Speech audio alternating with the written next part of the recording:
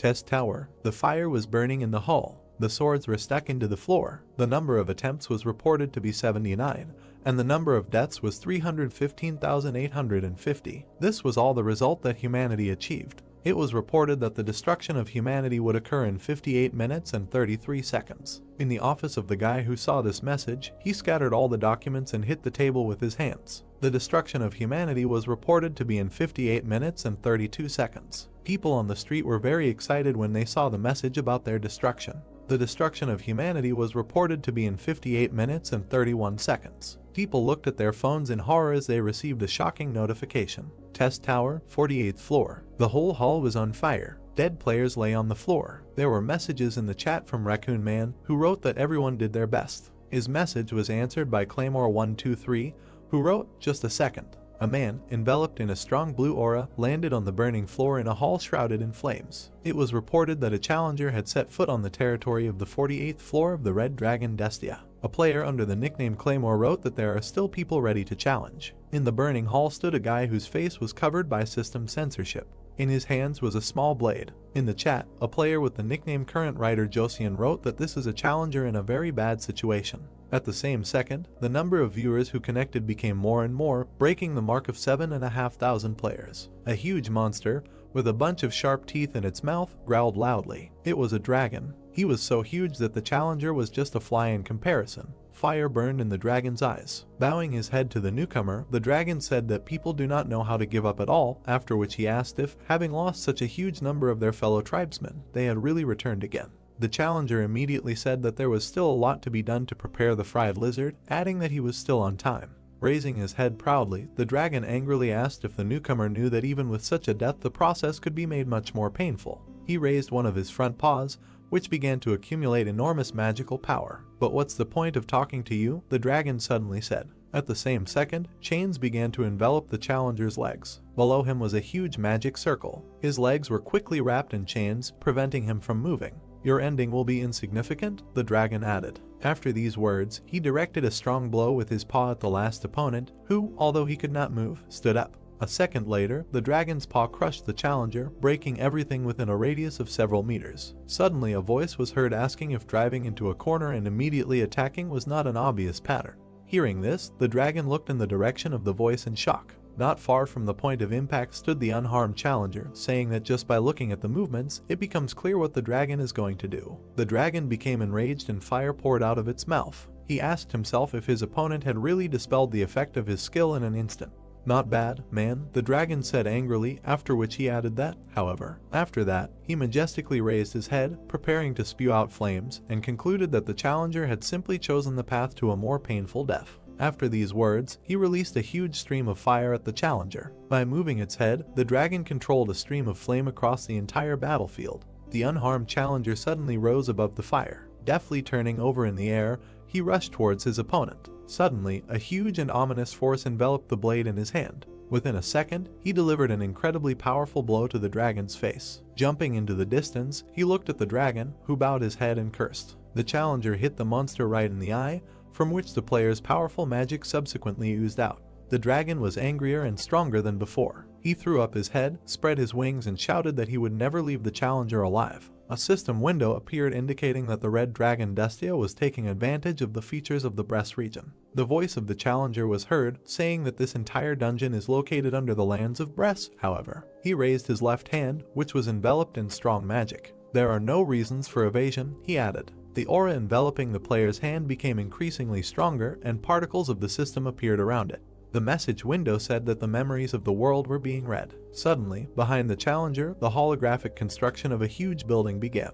The player extended his hand in front of him. An alert appeared indicating that a limitless stock of recorded skills was being formed. "Hellfire," said the challenger, after which a sphere of flame appeared in his outstretched hand. Raising the blade, he told it to burst into flames with black tears. After these words, the blade of his weapon burst into black flame. "Fool," the dragon said in a terrifying voice, looking at the player. Strong fire magic enveloped him. The dragon asked the player if he really believed in the power of some skills and was now shouting at the top of his lungs, after which he added that he would never kill his kind. Raising the burning blade to his face, the challenger calmly said that at this level it was truly impossible, after which he said that this is why he would create it himself. Hellfire and black tears, the player said, waving his blade, when suddenly he shouted, ordering the two skills to unite. At that same second, the hellish flames began to mix with the dark flames. A notification immediately appeared, informing him that the S-level Hellfire skill and the S-level Black Tears skill had been combined. Both flames mixed, forming something new. In his head, the challenger said that this would be a skill higher by a whole rank. Then he added that even a dragon is not able to resist him. The notification window said that the merger was successful. The main character raised his hand, which a few minutes ago contained hellish flames. Instead of his previous skill, there was a huge cloud of magic above him, shrouded in a terrifying aura. The notification that appeared said that the breath of Etherian, an SSS-rank void dragon, had been received. The dragon looked in horror at what the challenger had done. He asked in horror if this was really the strongest breath that Etherian himself, one of the ancients, used. In his mind he imagined a huge dragon whose eyes were closed. Etherian was shrouded in a strong, terrifying and overwhelming aura. Destia shouted, asking how any person could repeat this skill. Jinhyuk, the challenger, introduced himself, throwing off his mask. There was a malicious smile on his face. He said that through trial and error you eventually become smarter. There is fire in his eyes. Jinhyuk looked at his opponent and said that this is not the first time he has killed a dragon. Old man, he suddenly called his enemy. Flop, the voice of an unknown person was heard. On the monitor screen there was a game of the MMORPG genre. Again a voice was heard saying that it is often used to mean uninteresting or unbalanced, adding that these are games with terrible controls. The guy was sitting at the table, and his face and body were illuminated by the light from the game. He heavily criticized the game, calling it very bad. Or if the game has an absurd level of difficulty, he continued his thoughts. A huge tower was in front of one of the heroes. The guy kept thinking that this virtual reality game Tower of Challenges exactly matched this description. After adding that after the launch of the game, Korean old men, each of whom considered it their hobby to outplay its creators, rushed to conquer this game. He introduced players of different classes who rushed to attack. The guy added that old people will refuse to eat and sleep throughout the year. However, after 3 years, people realized, he added, after some thought, presenting various bosses and mobs, deadly traps and slugs that destroyed players with ease. He said that Tower of Challenges is a game that impossible to pass. He remembered the huge and great Gate Guardian, who deserves to be called invincible. Afterwards, he remembered the many heroes frozen to death who arrived in the polar region with a temperature of -60 degrees, where it is possible to freeze to death in just an hour. The next thing he remembered was a huge labyrinth, more than 10,000 kilometers long. This was not entertainment, but real torture, he said suddenly. After that, he forcefully threw the virtual reality glasses to the floor. After that, the game went bankrupt, the guy said. Or rather, it almost went bankrupt, he added, remembering the destroyed wall. Everything in the hall he remembered was destroyed. There was blood and shrapnel everywhere. He continued to say that there were still a small number of old people who defied this damn difficulty. Jinhyuk was breathing heavily, huge drops of sweat running down his face. He stood at the very top of the tower. He received notifications that the 50th floor had been captured. After that, another notification appeared congratulating him that Jinhyuk was the first to clear the challenge tower. Is this really true? The main character asked himself exhaustedly, holding his hand, from which blood was flowing. He kept saying that he was just curious. He explained that, unlike others, he cleared the tower in a different way. Jinhyuk said that he repeated the same thing over and over again until he learned everything by heart and became confident that he could reach the goal. He recalled many moments of his passage through the various floors. Suddenly he added that he spent all 11 years on this. As Jinhyuk left the tower, he looked back and said that he didn't expect to clear everything down to the last floor, and then said that he should have at least turned on the live broadcast. Opening the system screen in front of him, he asked himself whether it was worth posting it on NewDub, after which he said that even though it was a flop, the video would still get a certain number of views. Suddenly, a notice in the form of an envelope appeared next to his head. Opening it, it contained a message thanking Jinhyuk for still playing their game. The next notification that appeared stated that there would be a reboot update in 12 hours. Reading this, Jinhyuk smiled contentedly, asking himself how much money the company uses to make updates. He sat down on the floor, leaning back against the broken wall behind him. Suddenly he laughed, saying that he couldn't understand because the game didn't bring much profit, after which he said that the guys were apparently up to something.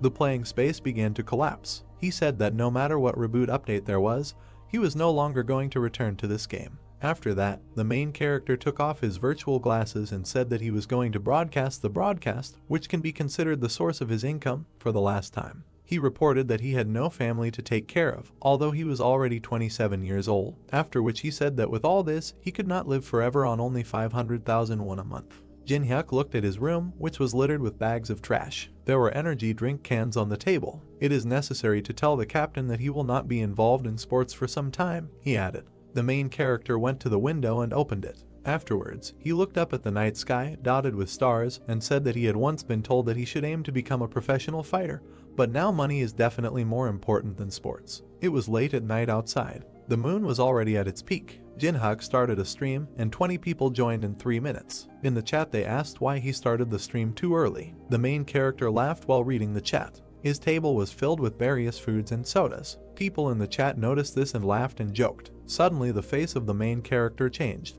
He became very tense. He immediately turned to his chat, saying that he wanted to tell them something. People in the chat began to be outraged. The main character gathered his strength before speaking about the end of his career. Suddenly, taking a mug of alcohol, he laughed and said that he was just catching up on the atmosphere. Having emptied his glass of drink, he said to himself that tomorrow he needed to officially announce that he was winding down this business. After some time, he drank 3 bottles of alcohol and began to fall asleep. Opening his eyes, the first thing he saw were those same empty bottles, which were illuminated by the rays of the sun. Jin-hyuk lay on the bed in a depressed state. Standing up, he grabbed his aching head and stomach, saying that he needed to quickly post a video about passing the test tower. By pressing the power button on the power supply, the main character turned on the computer. Suddenly, a certain shock appeared in his eyes. He saw a stream called Tower of Challenges actually appear. There were 331,417 people attending the broadcast. He looked at it confused. "I don't know what to say. Has the Tower of Tests really appeared?" he asked himself. After that, he clicked on the login button. Once on the broadcast, he saw that all the people on the street were looking at a huge tower that had appeared in the middle of the city. The camera suddenly turned to the guy who started this broadcast. He shouted that this tower was from the game Tower of Challenges, launched 11 years ago. Immediately the camera focused on the sky, which took on a blood red color. "It can't be," the main character said to himself, who watched the broadcast in surprise, after which he said that this happens when you first start the Tower of Tests. At that very second, a notification appeared in front of him, which greatly frightened Jin-hyuk. It said that the first stage of updating the new version of the challenge tower had been completed. The city was engulfed in darkness and the sky was red. The new message stated that all players must move to the next floor of the tower within 90 days. Exactly the same message appeared in front of all people, no matter where they were. In case of failure, it was written on the next system window. Mothers and their children read in amazement what was written before them. Humanity appeared in the following notice. The chair in the main character's room fell with a crash. Shocked, Jin-hyuk looked at the system screen in front of him. A drop of cold sweat ran down his face. He was confused. "Will be destroyed," the last notice stated. It was again reported that the first phase of the update had been completed. The main character was no longer in the room, only an overturned chair remained. A notice appeared indicating that people's level of adaptability and acceptance of reality was increasing amazingly. "You need to remain calm," Jin-hyuk said, but he himself didn't really live up to his words. Drops of sweat were running down his face, and there was hidden fear in his eyes. As he left, he quickly put on his jacket.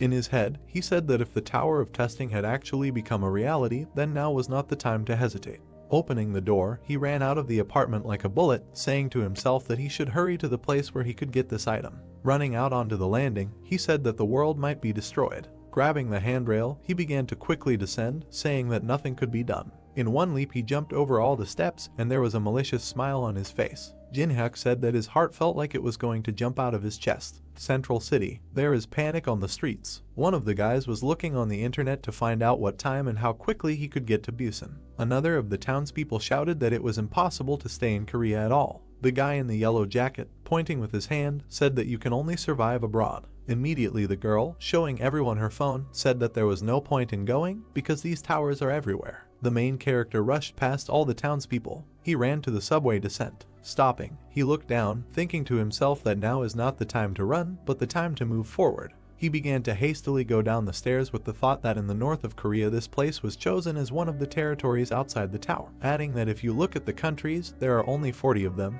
and this place is the closest of all. At the top of the sign it said Central Underground. Below there was a beautiful fountain with statues of angels. Once below, a notification appeared in front of the main character, informing him that he had entered the event area. Jin-hyuk was serious. Looking at all the people below, he said that they were all people who played the first part of the Tower of Trials. He walked calmly between all the people who cast quick glances at him. In his head he said that everyone was just watching each other and there was nothing else left to do. Then he realized that the number of items that would soon appear here was limited, and, if he was lucky, there would be about 5 of them. Suddenly the guy behind called out to the main character. Jin-hyuk turned around in surprise. The guy had a wide smile on his face. Recognizing Jin-hyuk, he said that it was a miracle that he really came, because the main character spent all day playing with toys, hiding in the corner of the room. It was Jongsu, BJ partner of Paprika TV and owner of 500,000 subscribers on YouTube, a so-called successful celebrity, and at the same time, a representative of the company of which the main character was a part. Looking at him, Jin-hyuk displeasedly asked if now is not the time for a live broadcast. Pointing to everyone gathered behind him, Jongsu asked if he could see what was happening there. What other broadcast?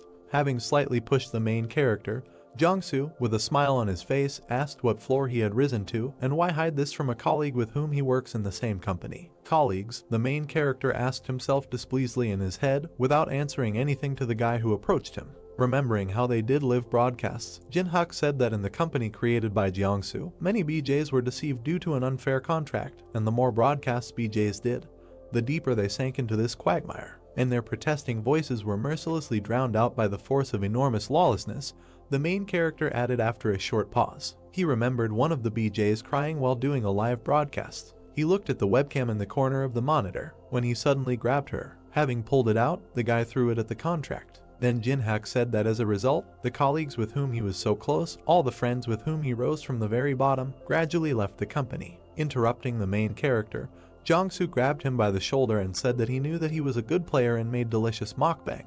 Jongsu had a kind smile on his face. He said that especially for Jin-hyuk, he was ready to change the terms of the contract to more favorable ones. Jongsu, the main character, coldly addressed his interlocutor. The world has changed. After that, he hit the guy hard in the nose, from which blood immediately sprayed out. Jin-hyuk shouted at him not to throw around words. At that same second, 2 of Jongsu's teeth fell to the floor. He covered his face with his hand, from which blood flowed non-stop. Jongsu fell to the floor, and the main character, looking down at him, said to himself that he even felt better in his soul. Turning away and walking away, he said that gradually he should begin to appear. Particles of magic were flying around the fountain. Suddenly something began to bubble in the water of the fountain. Elsewhere in the fountain, the water also became agitated. At that same second, a huge stream of power burst out of the water. It was a huge tree. Its foliage was lush and green. A strong warm aura emanated from him. As soon as the players saw this, they looked at the mangrove tree in shock. Jin-hyuk smiled contentedly and said that everything was the same as in the Tower of Tests, after which he said that his memory was all right. The message that appeared was that the mangrove of greed continued to grow. Suddenly people saw red fruits appearing on the tree. Seeing them, the main character said, "These deliciously ripening fruits." The fruits were in drops of water, and under the warm aura that barely illuminated them, they seemed magical. Jin-hyuk added that they have an effect that increases the stats of agility, strength, and mana. Suddenly it dawned on him. His view changed. In his head he said that this was all without a doubt very good, but there were only 4 fruits. People around looked at each other. Quite harshly, said the main character. All those present at that very second climbed the tree for 4 fruits. They pushed, fought, kicked, just to get to the fruit. Suddenly a bloody handkerchief fell to the floor. It was Jongsu's handkerchief, who was covered in blood, and said, turning to Jin-hyuk, that if they unite, they will divide the fruit in half and it will be a victory for both. Suddenly he shouted that otherwise the main character would miss the fruit, adding that he was already late. Jin-hyuk looked at Jongsu coldly and did not answer. Turning away, he told him to sit quietly if he didn't know anything. "It's not time yet," he said firmly and with confidence. After these words, the main character smiled widely. People were maliciously eager to get the fruits. Suddenly one of them grabbed the fruit. He tore it off and bit it off greedily. A system window appeared next to him, informing him that his agility had increased by 3. Overjoyed, he waved his arms, shouting that everything worked out. Then Jin-hyuk said to himself that ordinary people don't even know about the existence of a tree with fruits. He saw people climbing up the tree non-stop. The main character added that people who have played only a few times will completely concentrate their attention on eating the fruits. He saw how people, one by one, began to fall from the tree. There was no emotion on his face. He was cool and calm. "And the old people," said the main character, creating intrigue. After that, a malicious smile appeared on his face. Suddenly he continued, enjoying a more perverted and cruel spectacle. A few minutes later, the tree root rushed to attack like a whip.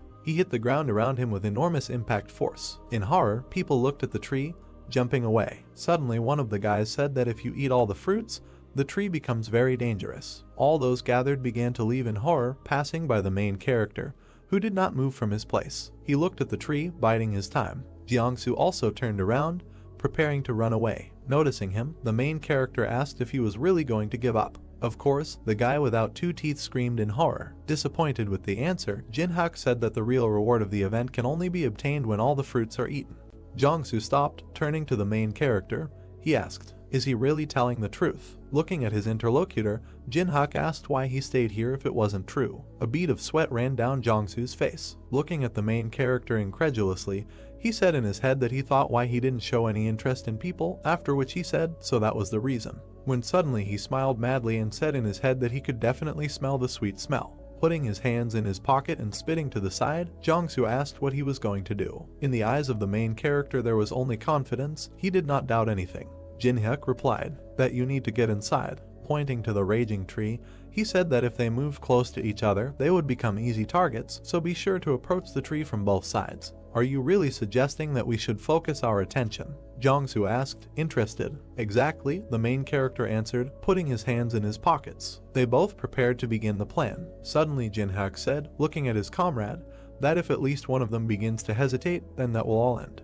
Jiangsu immediately replied that the main character should not worry, because this was not his first day in this game either. After a few seconds they moved. "Now," Jinhyuk said, after which he immediately ran in one direction. Jiangsu did not stand aside and also began to run, but only in the other direction. They surrounded the tree from different sides. Suddenly it stretched out huge and long roots. Jinhyuk deftly dodged the first root. Looking towards his comrade, he wanted to know how Jiangsu was doing. Jiangsu stood still with a crazy smile on his face, asking the main character who would listen to him.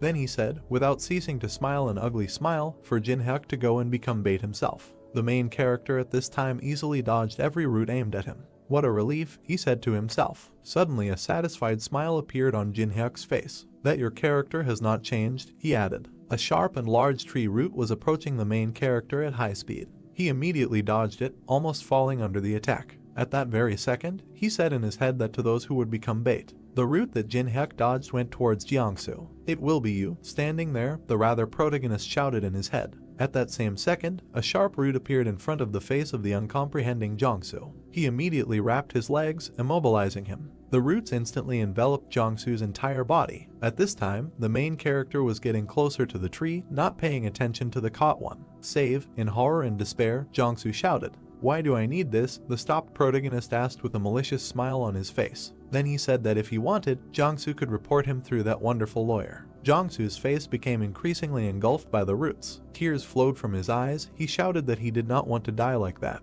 But before he could finish speaking, the roots of the tree squeezed him, turning him into a bloody mess. "Have a nice trip, trash," the main character said to himself as he approached the tree. He has very little left to reach his goal. The roots of the tree again headed towards the main character. "To the left, 22 degrees, Jinhyuk said. His eyes quickly ran around the entire battlefield.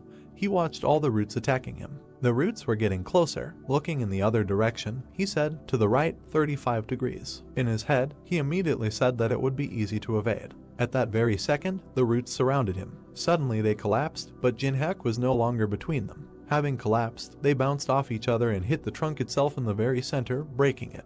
The roots began to break apart the tree bark even more, and finally, the main character said, "The roots have made a passage to the heart of the tree." It was small, but it beat quickly and was filled with powerful energy. In his head, the main character said that a mangrove tree core appeared. After that, he smiled sarcastically and added that there really wasn't a single bit of error here from what he went through in the game, because he knows the exact trajectory. It's difficult to attack himself. Next to him, he saw a fragment of one of the roots. Immediately, Jinhyuk grabbed him. His eyes glowed bright scarlet. Rising, he looked at the tree and asked how about not boring each other and calmly parting with the tree heart. The tree was raging. The main character, looking at him, said that since this is an event mob, there is no experience from him. At most he can raise the honor level for a day. The tree once again raised its tentacles and roots to attack and defend itself. At that very second it directed them towards the main character. Immediately, a message appeared informing that the mangrove tree of greed was using the blood-sucking vine skill. "Even though I'm an old man, it will be difficult for me to dodge this," Jinhyuk said after seeing the monster's attack.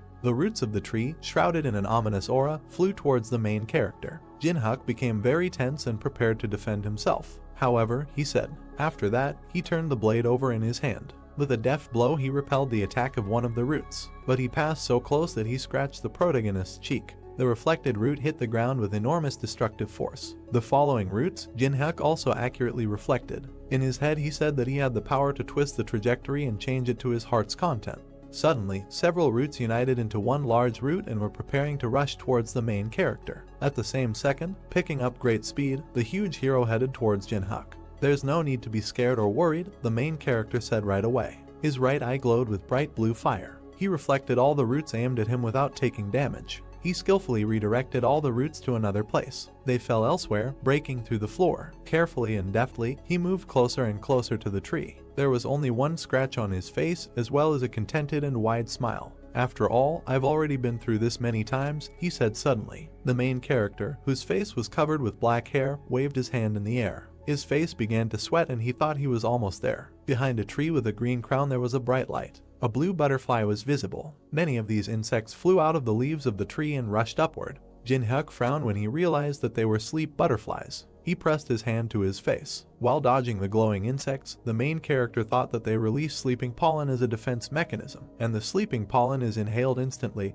and if you don't know how to protect yourself, you can instantly fall under this influence. Jinhyuk waved the butterfly away with his hand and thought that the method of defense was very simple. He rushed towards a tall tree and thought that the butterfly would not be dangerous if he simply held his breath. Bright winged insects flew around the tree, inside of which there were red veins. Jinhyuk extended his hand forward and attacked the hollow tree. Then the branches shook. The main character clenched his teeth tightly, raising one hand. He slammed his palm down on the trunk. A shock wave passed through, the space was illuminated. Jinhyuk's black hair flew away from the wind.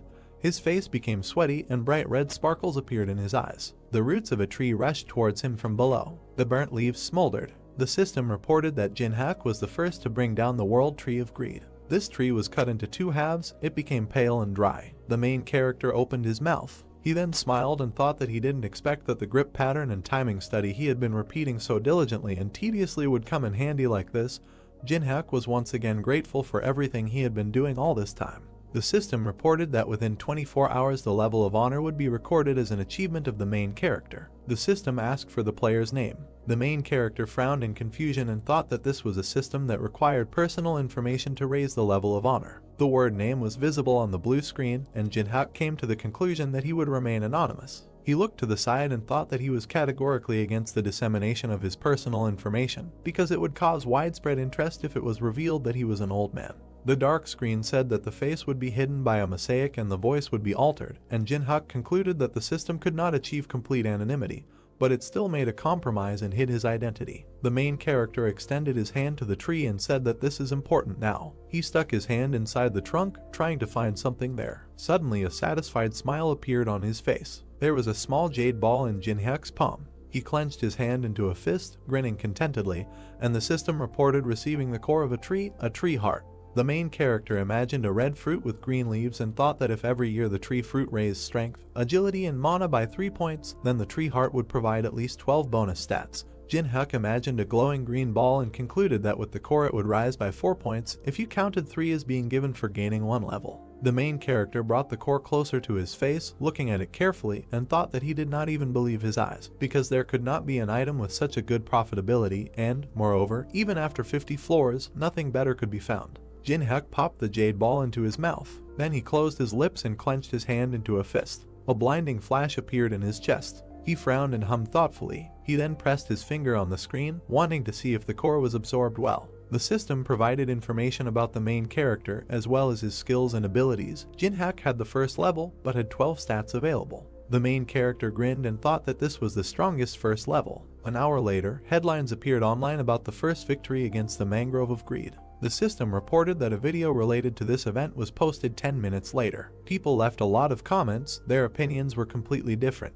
Jinhyuk imagined people typing on phones and computer keyboards and thought that, except for a few comments at the beginning, everyone was sure that this news was absurd. The system reported that the video was downloaded. On the screen was Jinhyuk, whose face was hidden by a mosaic. He thought that as soon as the video was uploaded online, all doubts disappeared instantly. Netizens left even more comments expressing their admiration. A shot of the main character attacking a tree appeared and Jinhyuk thought that some people were excited and some were not, but people who saw the video had the same reaction. The main character pursed his lips, his gaze looked serious. The user under the name Kingsman introduced himself as Director Park Hoshik. He offered the main character to enter into a contract. A user named Black Dragon commented that Jinhyuk would definitely contact him and that he would give him as much money as the main character asks for. Jinhyuk looked at the phone screen, asking if it was really that incredible, and then said that defeating the mangrove tree of greed while being at the first level is not easy. Sitting in his chair, he added that at the same time it was not so surprising. The main character looked to the side and thought that other people had never reached the second part of the tower.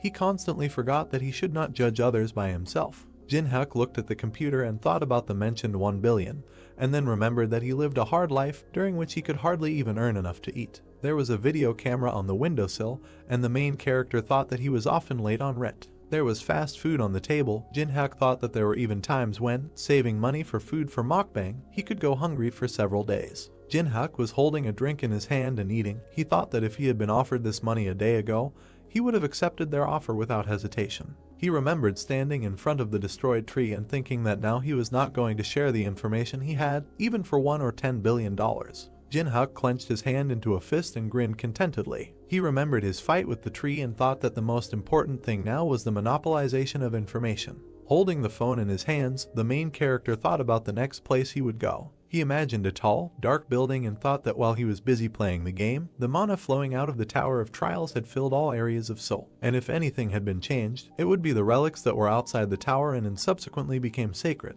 Behind the glass was a long sword, illuminated by 2 small spotlights. The weapons began to evaporate, and the main character thought that the sacred relics, which have abilities from legends, are in the tower, so now Jinhyuk is talking about a replica, or in other words, a duplicate. Looking at his phone, he thought about the place where he could get the most lions. The main character stood in front of the People's Central Museum. A jug, a shield, a sword, and a scroll with hieroglyphs were floating in the air, and Jinhyuk thought that the National People's Museum was a place where many relics were kept, and it was like a kind of treasure warehouse. The protagonist frowned and thought that the problem was that he was not the only one targeting them, and unlike the mangrove tree of greed, which only appeared in 7 places in Seoul, the People's Central Museum was only one, and many would definitely gather from all areas those wishing to obtain relics. He imagined 4 people whose faces were difficult to see, and came to the conclusion that among them there would be old people. Jinhyuk grabbed the doorknob. The system reported that he had entered the event area. The main character opened the door and thought that it was quieter than he expected. He assumed that no one had come yet.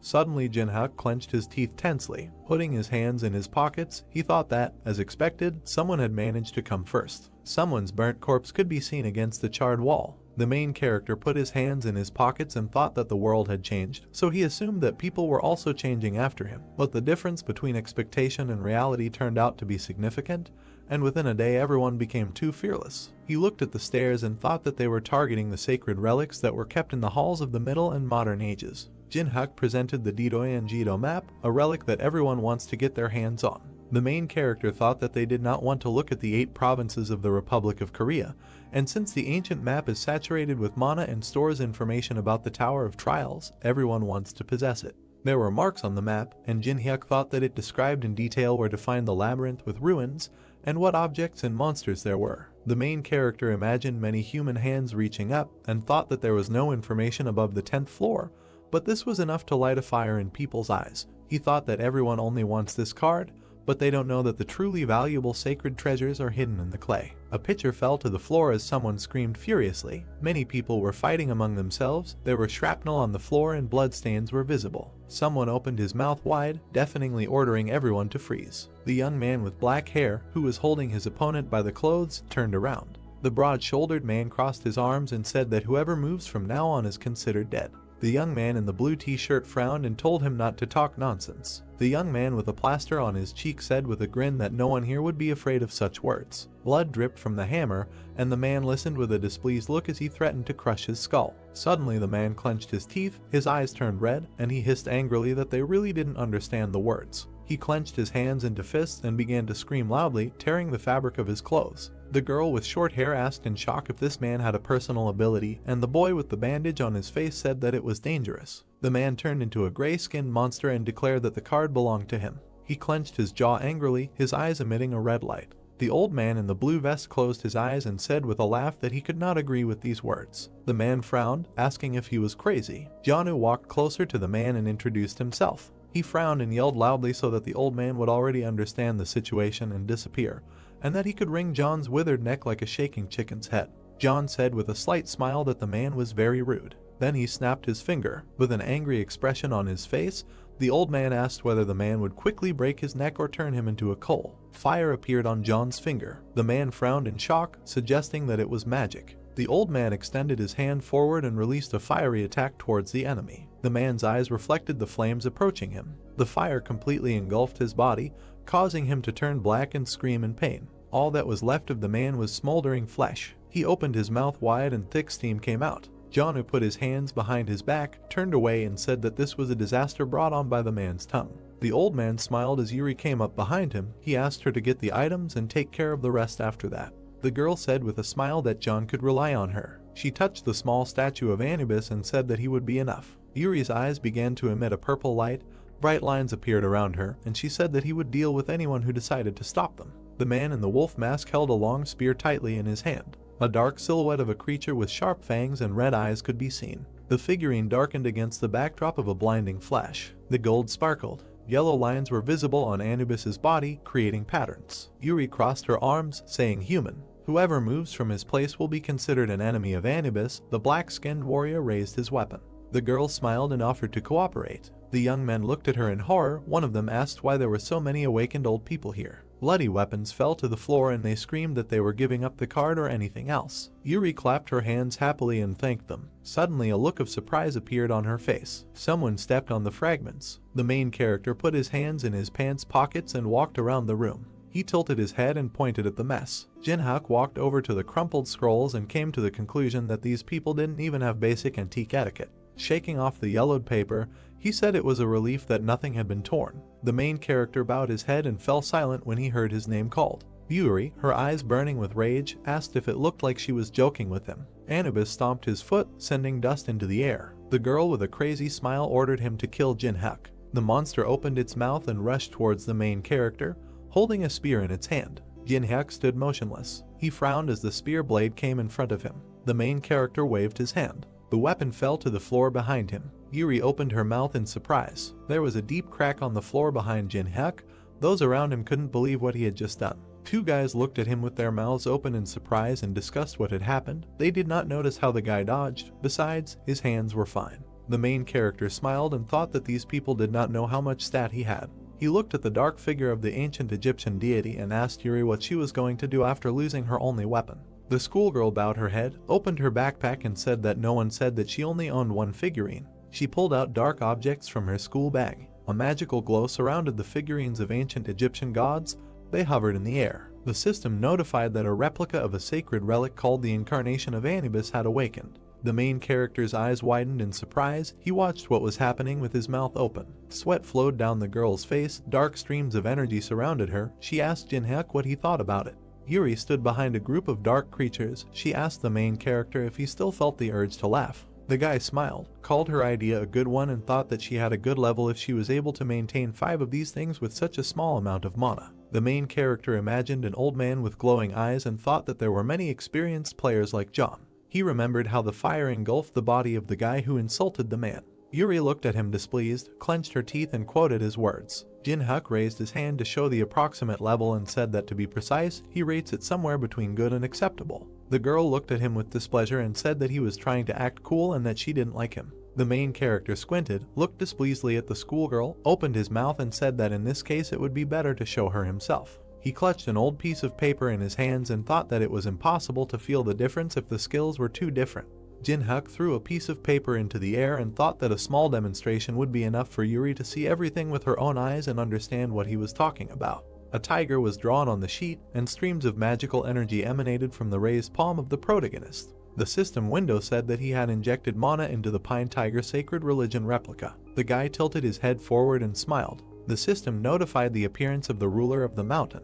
The main character extended his hand forward, guiding the tiger that appeared at his side. Yuri's eyes widened in fear. She clenched her teeth and said that this was impossible. The ground shook from the paws of the animal. The tiger's eyes glowed yellow. The system window said that it was an unnamed creature from the Joseon era. The ancient Egyptian creature bared its teeth. Jinhyuk stroked the tiger and asked how dare some jackal show his teeth to the ruler of the mountains. He waved his hand. The main character pointed his finger at his opponents and said that food was served. The tiger opened its mouth and rushed forward. The opponent raised his shield and growled. The ruler of the mountains raised his clawed paw. A horizontal stripe appeared as the tiger cut off the enemy's head with a wave of its paw. The three other incarnations of Anubis bared their teeth and raised their spears. The tiger opened his mouth wide and roared. The animal knocked down another opponent. The muzzle of the ruler of the mountains was stained with blood due to the fact that he tore his enemies to pieces. His eyes continued to glow and he moved so fast that the image was blurry. Sweat was running down the girl's face. She couldn't believe what was happening.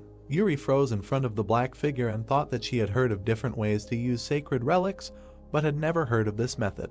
She raised her head and thought that the mana emanating from the creature felt like her skin was being torn off. A white flash appeared in front of the girl. She realized that she could not win. Yuri fell to her knees. Her eyes were shining with tears. She was upset because she thought that she had obtained the most powerful items, but she was wrong.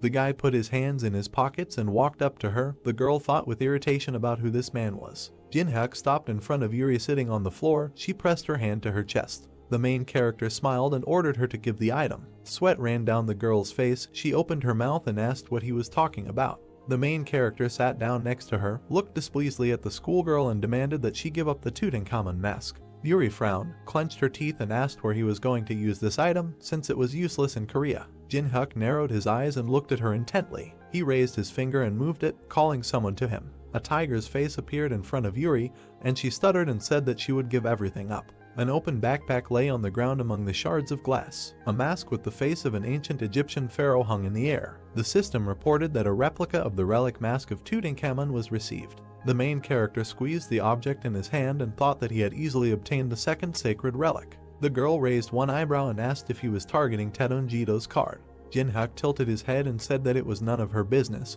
but in reality he just forgot about the card.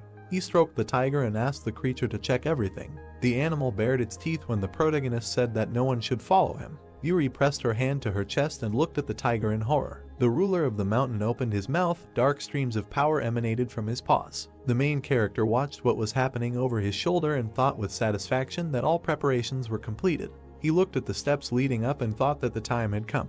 Jinhyuk raised his hand and thought that he should get the strongest skill of the trial tower. There were numbers and letters written on the wall indicating the floor. In a dark room, under protective glass, there was a luminous vase. Sweat was running down the old man's face.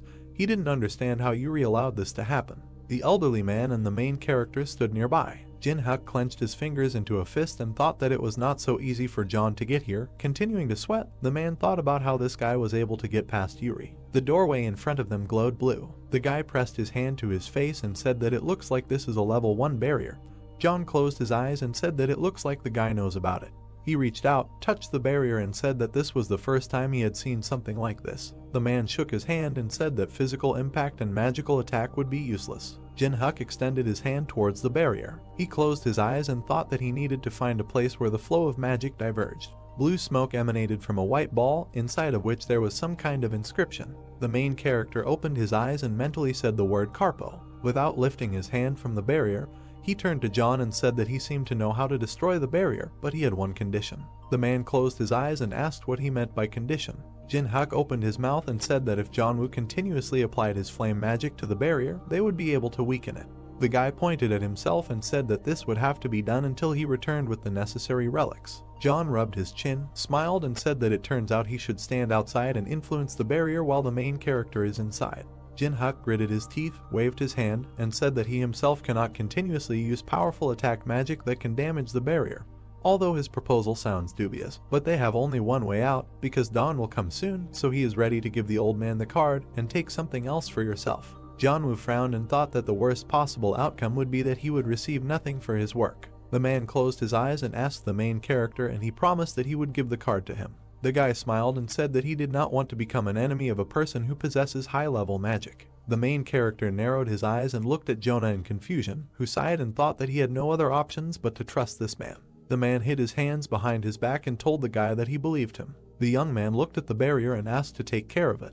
The fire enveloped John's hand. He bowed his head and said that he would do his best. He gritted his teeth with effort and summoned even more magic. He directed a stream of fire at the barrier, preventing them from passing. The shield cracked from contact with the fire. Jinhyuk frowned, shouted that he went and mentally said the word Carpo. He covered his face with his hands and jumped through the barrier. The guy landed on his feet. With sweat running down the man's face, John opened his mouth and told the guy to hurry up. The main character smiled, waved and thought that he planned to try his best. The guy turned away and mentally added that he would do everything his own way. Behind the glass lay a book with ancient hieroglyphs on the cover. Magic sparks came from the traditional Korean outfit. The rectangular object also released magical energy. Jin-hyuk hid his hands in his pockets, looked around and thought that, unlike the lower floor, everything here looks as if no one has been here. He looked at the broken display case.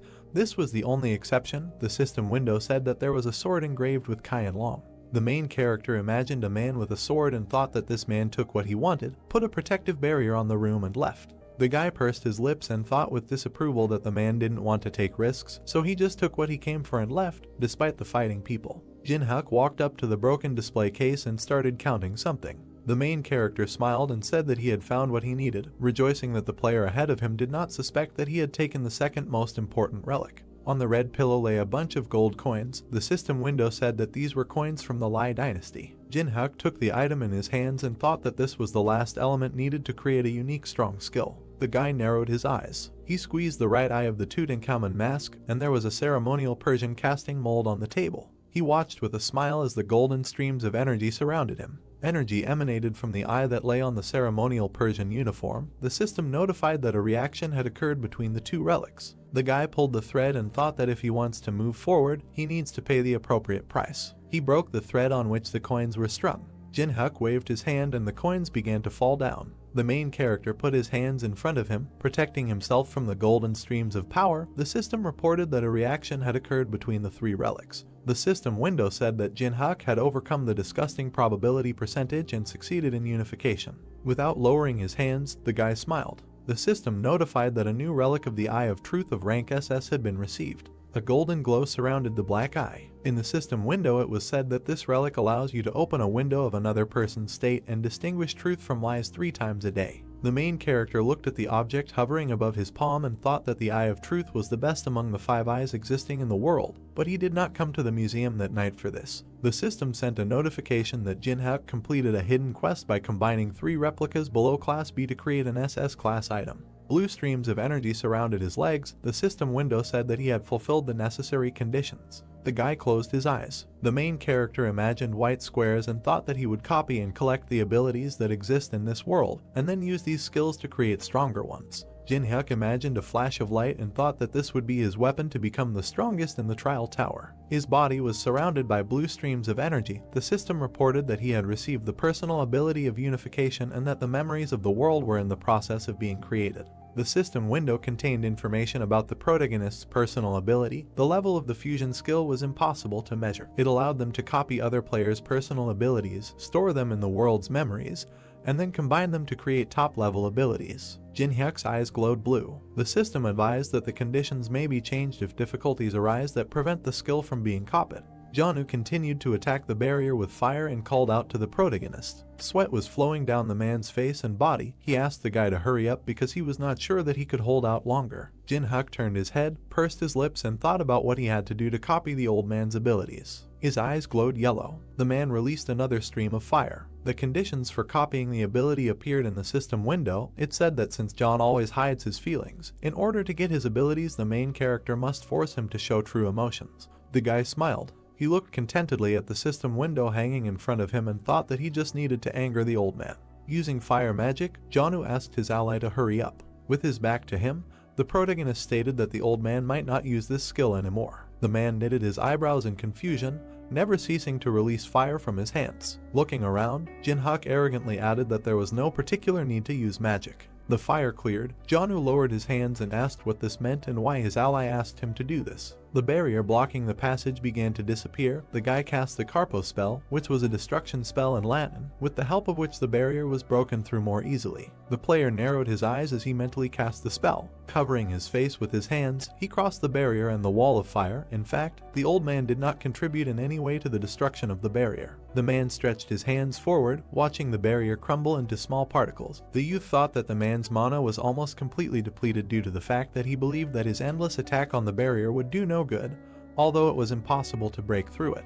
There was a huge map hanging on the wall. The guy was on the safe side, and now he needs to piss off the old man. Looking at the map, he thought that he already knew everything about the tower down to the smallest detail, so a map with information up to the 10th floor would be absolutely useless to him. Smiling slyly, the young man flicked his lighter, deciding that he was not going to give the card to anyone.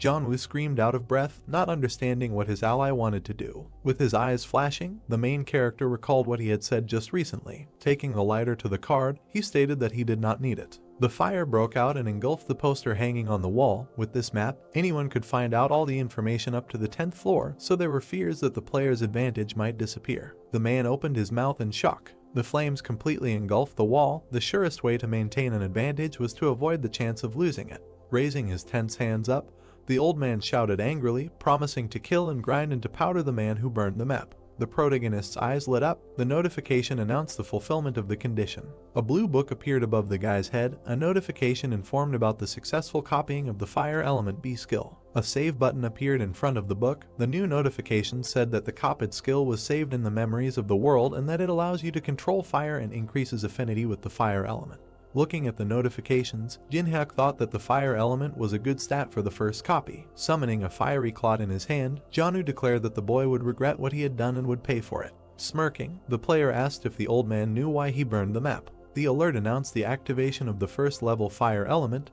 The guy's hands were engulfed in flames. The man widened his eyes in bewilderment. Looking at the guy's gloating grin and the rising flames, he realized that this was definitely the same skill as his own, but his strength was many times more powerful. John thought that this was no mere mortal in front of him if he had such a high level, and if he really didn't need some kind of card. Beads of sweat ran down his face. Squinting, the man wanted to ask something, but the player interrupted him, grinning and saying that if the old man was going to continue to calmly climb the tower, then he needed to obey him well. The young man went down the stairs. Imagining the faces of the people he met along the way, he thought that, counting himself, only 4 old people appeared in the National Central Museum, and that now that the test tower had become a reality, everyone's desire to reduce risks had become clear. The guy stretched his arms up to warm up. He was worried about the desire to be ahead of everyone by doing this. A status window appeared in the air, describing the player's characteristics and personal abilities. The main character crossed his arms contentedly, thinking that he should take possession of as many personal abilities and skills as possible, no matter what. Jinhyuk hovered over Jianwu, promising to contact him later. Looking down at the old man, he asked him to raise his level with the girl on the bottom floor. The man humbly knitted his eyebrows. The player received a toy with which he could do whatever he wanted for a long time. The girl pursed her lips in fear. The skill book was covered with a blue haze. The player had a long way to go, so the first thing he needed to do was collect the most necessary abilities for him. Walking down the street, he thought that he only had one body, so he did not have the opportunity to monopolize absolutely all ironic destinies. Smiling, the guy decided that he could only get a few. Putting his hands in his pockets, he realized that the coolest and most important destinies would be in his hands. Hearing the sounds of an unhappy stomach, the young man put his hand to his stomach and said that this was his limit. It was time for rice soup, and there was a cafe sign above the glass door. The people inside looked worriedly at something in front of them, not understanding what it was. Their eyes were fixed on the television. The news anchor announced that an incident had occurred at the National Central Museum in which at least 23 people were killed and more than 50 were injured. The man in formal attire added that some of the victims were seriously wounded, so the death toll would continue to rise, and he said that the instigators were allegedly targeting relics kept in the museum. The news showed a destroyed building. Attacks occurred not only in South Korea, but also in the United States, Europe, China, and Japan. The next shot showed the destroyed Louvre. The news anchor stated that similar incidents were happening all over the world. Sitting down at the table, the guy thought that, as expected, players in other countries were also not sitting idle, preparing to conquer the tower. Looking to the side, the journalist suggested watching a CCTV video filmed inside the building. One of the frames showed Yuri standing next to Anubis. In another shot, a man with a blurred face waved his hand. In the third frame, a huge tiger sank its fangs into the body of the enemy. The presenter said that it was hard to believe, but all this happened in reality. One of the cafe visitors, watching what was happening on the screen, asked if an ordinary person could do this, and suggested that this was the guy who had recently appeared in the Trial Tower community. Remembering the video of the destruction of the mangrove tree, he remembered the familiar movements, scratching his temple. The main character thought that there were too many people who began to recognize him, and that he needed to think about how to hide his identity. Looking at the camera, the news anchor announced that the government was investigating the origins of a building of unknown origin called the Test Tower, and that a special department, the Association of the Awoken, had been founded for employees who could now use special abilities. Curling his fingers thoughtfully, Jinhyuk decided that the government had reacted faster than one might have thought. Pouring water into a glass, he thought that, Judging by the fact that they had formed a department of people who had already awakened personal abilities, they had decided to accept what happened in the museum as something inevitable, although, in his opinion, it would take at least a few weeks before such a decision is made. The news anchor offered to meet with the participants and listen to the details. Holding a glass of water in his hands, the guy looked at the TV. A man with a scar on his face appeared on the screen, introducing himself as Sanjin, the head of the Awoken Association.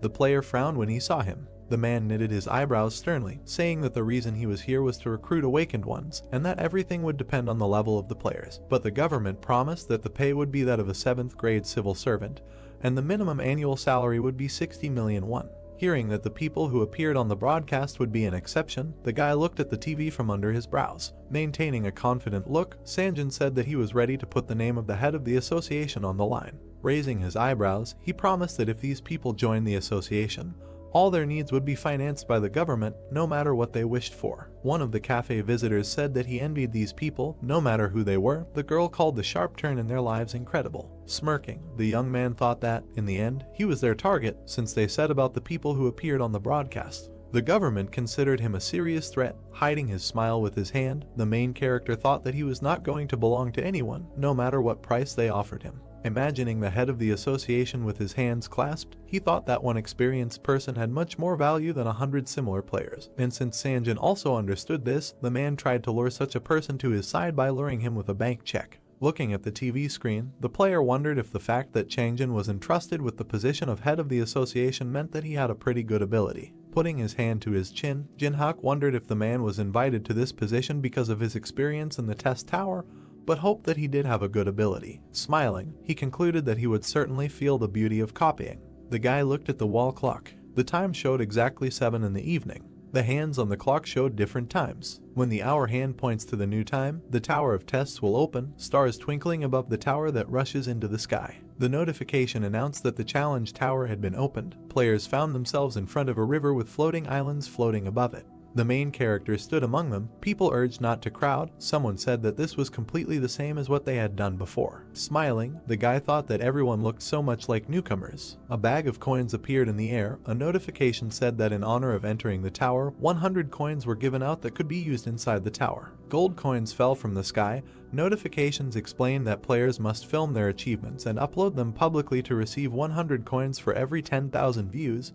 The commission will vary depending on the level. A blue eye with a plus sign appeared in the air. The notification said that viewing videos by those living outside the tower only counts on the first view, so players need to be careful when choosing videos to watch. The man in the robe spread his arms in front of the army of monsters. The notification said that the live broadcast function can only be used when clearing boss monsters to get to the next floor. The old man in armor looked at his hand. The minotaur let out a loud roar. A skull with the inscription warning appeared in the air. The alert said that if falsification of views and other illegal actions are detected, appropriate measures will be taken. The guy thoughtfully put his hand to his chin, realizing something. Residents of the city fixed their gaze on their phone screens. The live broadcast system was a bridge connecting the people rising in the tower and those who lived outside. Viewers watched the video, wanting to see the end of the tower, and thereby increase views. One of the videos depicted pagodas. 900 people watched it. In another video, the warrior stood with his back to the camera. In the third video, the player was about to defeat the dragon with his bare hands, while 1,200 people watched. In front of a huge number of videos, gold coins fell. This system through which famous people could earn money was the most interesting installation of the challenge tower. The people ran forward, planning to first conquer the goblin cave in order to hunt, get their share and have fun. Someone hit the guy with their shoulder. The man pushed him away. The main character thought that everyone was in too much of a hurry. Standing in the middle of people running forward, he assumed that the newcomers wanted to clear this place as quickly as possible and be ahead of everyone. But for him, getting coins was not difficult, because he already knew everything. But the guy was not going to upload the video so as not to share important information, even despite the reward. Looking back, he decided that this could cause him great damage. Satisfied with his hands in his pockets, Jinhak had already decided what he needed to do first. Smiling, the guy thought that this was a slightly different road, different from the others. At that time, after clearing the beginning of the 30th floor of the tower, there was a period when there was no way to advance further. So the player collected hidden parts, searching the lower floors to climb to the next ones. The young man pulled back the lid of the stone box. Using a torch, he searched it. Moving further through the dark dungeon, the guy constantly analyzed every step of the path traveled. The light of the torch illuminated the carved walls of the dungeon. The player managed to find solutions in the ruins alone.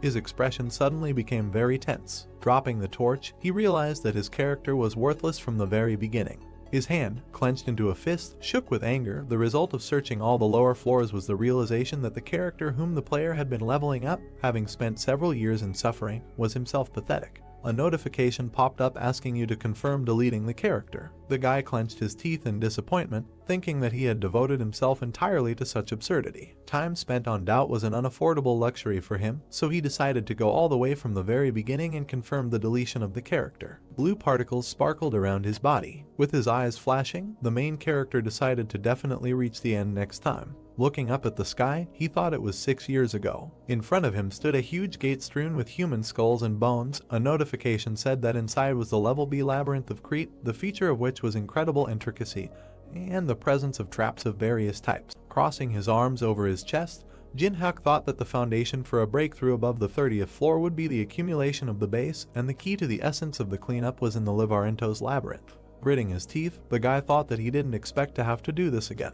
By touching the gate, blue runes appeared in front of them. Having opened the gate, the player decided to start walking through the labyrinth. The entrance to the labyrinth appeared in front of him. Ancient Greeks were depicted on the walls. On the floor in front of the entrance to the labyrinth stood a bust of a bull. Seeing a familiar picture and smelling a familiar smell, the guy smiled. White butterflies were flying under the ceiling. One of them flapped its wings and descended. The insect landed on the finger of the player, who was glad to see them. Suddenly he looked back. Seeing a crowd of people in front of him, the young man asked who they were. The girl smiled, stating that they were looking for a place to hunt and, seeing an open labyrinth, decided to go in before it closed. 10 minutes ago, before the invasion of the labyrinth, the squad noticed how someone opened the gate. A guy with red hair said that they followed a man who showed by his appearance that he knew something. Another member of the squad asked why this person immediately went into the labyrinth. They were surprised that the player managed to open the door of the labyrinth without a key. Looking down, the girl offered to follow him. The blonde crossed his arms and protested, saying that they didn't know what type of labyrinth it was or how big it was. Leaning on a tree, the girl said that they need to think with their heads, because they know very well what is most important at the beginning of the Tower of Tests. Looking up, she explained that the player had entered the labyrinth without a key and that the dungeon was on the first level,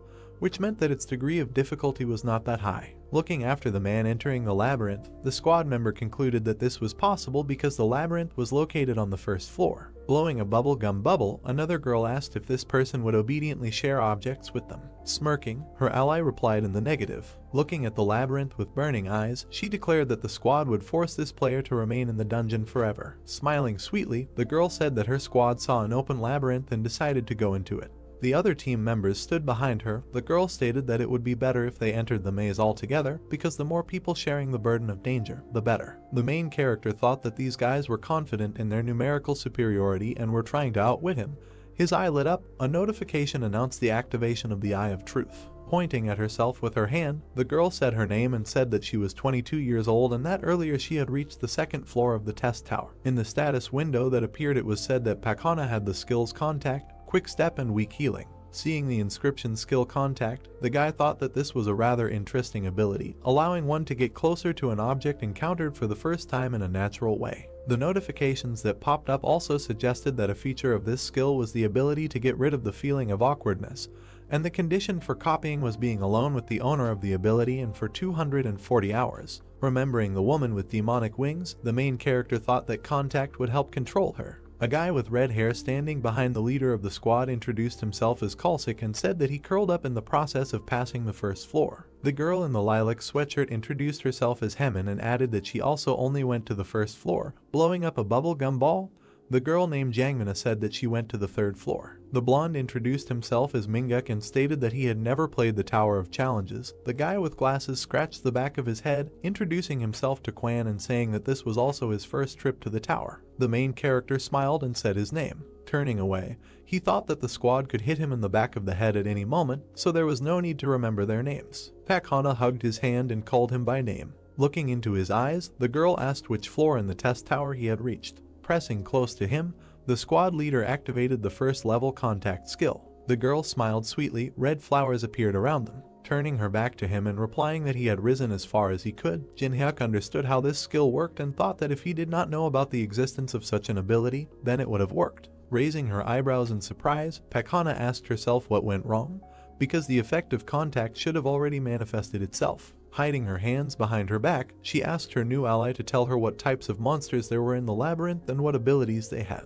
The guy agreed, squinting his eyes in displeasure. Butterflies were flying above him. Looking at the squad, the player stated that this labyrinth changes every time at a certain hour. The team members opened their mouths in surprise. The floor began to shake under their feet. Manga looked around and asked what was going on. Raising her eyebrows in fear, Pakana said that it was just a first-level labyrinth and asked what it was. Stone blocks began to emerge from the walls. One of them appeared right in front of the girl. Someone shouted to her to be careful. A second before the collision, the leader of the squad jumped to the side. Pointing his finger at his friend, Kalsik said that if he stood in one place, he would die and asked him to look up. A huge stone block fell from the ceiling, destroying the dungeon floor. The guys, trying to catch their breath, fell to the ground. The movement of the plate stopped. Dripping with sweat, Pakana looked back. With her hands on her knees, Hyaman said that she didn't see Jangmina. Chalsik gritted his teeth and said that the appearance of such a labyrinth on the first floor is absurd, because everything on the first floor should be the same, except for the ruins. Shaking off the dust, the main character asked if the members of the squad had been to the changing labyrinth at least once. Someone asked how anyone could have visited such a place. Knitting her eyebrows together in frustration,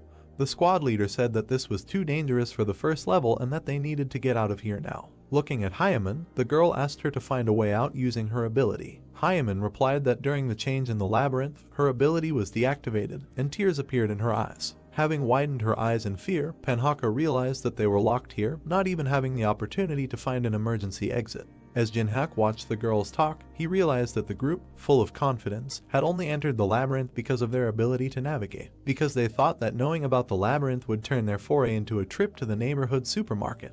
Looking down, the guy thought that these people were stupid and realized that it was almost time for something to appear. The leader of the squad clenched her teeth in displeasure. Looking at the player facing her, she called out to him. Rushing towards him, Pakana asked why the guy didn't warn them in advance about such an important thing as changing the labyrinth. Pointing her finger at him, the girl said that because of him they almost died and many suffered. Kalsik also pointed his finger at the player and agreed with his friend, saying that only the young man knew about everything. Putting his hands on his belt, Quanwu added that because of him, Jangmina ended up on the other side of the walls. The guy sighed. Frowning, the main character asked if he asked the squad to follow him. Pakana opened her mouth in amazement. The player with burning eyes stated that they came here on their own and no one dragged them by force. Manga gritted his teeth angrily, saying that in addition to being locked in the maze, he was in a very bad mood. A weapon materialized in his hand. Holding a sword in his hands, the blonde shouted that he didn't like the player from the moment he first saw him. Furiously knitting his eyebrows, the boy wanted to say something, but a strange sound was heard. The axe hit the wall with a crash. Minguk fell to the ground, dropping his weapon as blood gushed from his body. Holding her hands to her chest, Hyaman fearfully called out to her friend, her mouth open. Quanwu asked how this happened. A huge hoof hit the ground. The Minotaur opened its mouth wide and let out a loud roar. The squad watched in fear as the enemy appeared. Weapons appeared in the hands of the guys. A bloody axe was sticking out of the wall. Suddenly he disappeared, leaving a crack on the wall. Taking the axe in his hands, the Minotaur swung it to strike. Raising her eyebrows in shock, Pakana thought that now they would definitely die. The main character jumped out of his seat, ordering the squad to move aside. Putting his hands behind his back, he rushed towards the enemy, leaving the guys behind. The leader of the squad watched him in fear, not understanding what he was doing. Just as the monster was about to strike with his axe, Jinhyuk ran up close to him. The monster hit the ground in front of him with force, throwing shards of tile into the air. The player ended up in the air directly above the enemy's head, a notification announcing that the dodge was successful. Smiling, he thought this was a great opportunity. The wound on his shoulder didn't bother him at all. The notification said that the hidden breach stat had been obtained. In the new notification it was written that this stat reduces the excessive difference in levels in a battle with a strong opponent and, conversely, increases it in a battle with a weak opponent. By grabbing the horn of a monster, the player thought that the difference in levels decreases for every 3 points. The Minotaur clenched his teeth in anger when he noticed him. The guy landed on the floor. This skill allowed him to grow even while remaining at the first level. The monster's eyes lit up. The young man thought that this was the only way that he had learned about through countless trials and errors. A satisfied smile appeared on his face. Opening its fanged mouth, the monster again raised the axe above its head. Having dodged the attack, the main character thought that he had already been hit by these attacks tens of thousands of times. The notification reported that the breach stat had been increased by 500s. After another evasion, another similar message appeared. The player's body remembered all the patterns of this monster. Thanks to numerous evasions, identical notifications appeared in the air one after another. The Minotaur once again swung his axe. Jumping at the right moment to dodge, Jinhyuk thought that he was an old man. The breach stat was increased again. Jumping back, away from the enemy, the guy thought that no matter how strong his attacks were, they were of no use if they did not reach their target. The squad members opened their mouths in surprise. Mingak asked if they really wanted to deceive such a person. With her eyes widening in fear, Pakhana thought that it was crazy to plan to kill such a monster and take away the rewards. The Minotaur clenched his teeth furiously. The player smirked, stating that his enemy was swinging the axe very slowly over and over again, but still hoped to hit at least once. The monster bared its fangs and growled. The axe headed towards the enemy. The blade ended up right at the guy's neck, but the way to become stronger in a short time was simple. This method was to take a chance by placing a bet and putting your life on the line. The blade flew past. A small cut appeared on the neck. The reward was given based on the life-threatening danger. The notification said that the player managed to evade a fatal attack at the last second, so the breach stat was increased by 1. Looking at the notifications, the young man thought that getting 1 stat point for a scratch was a good exchange. His fingers were stained with blood. Having dodged the next blow, he thought that the situation would become much more dangerous if he made a slight mistake, so he needed to finish it. Looking at the squad standing by the wall, the main character thought that the secondary characters had decided to leave of their own free will. Grabbing her friend's hand, Hyaman said that she wanted to leave here as quickly as possible.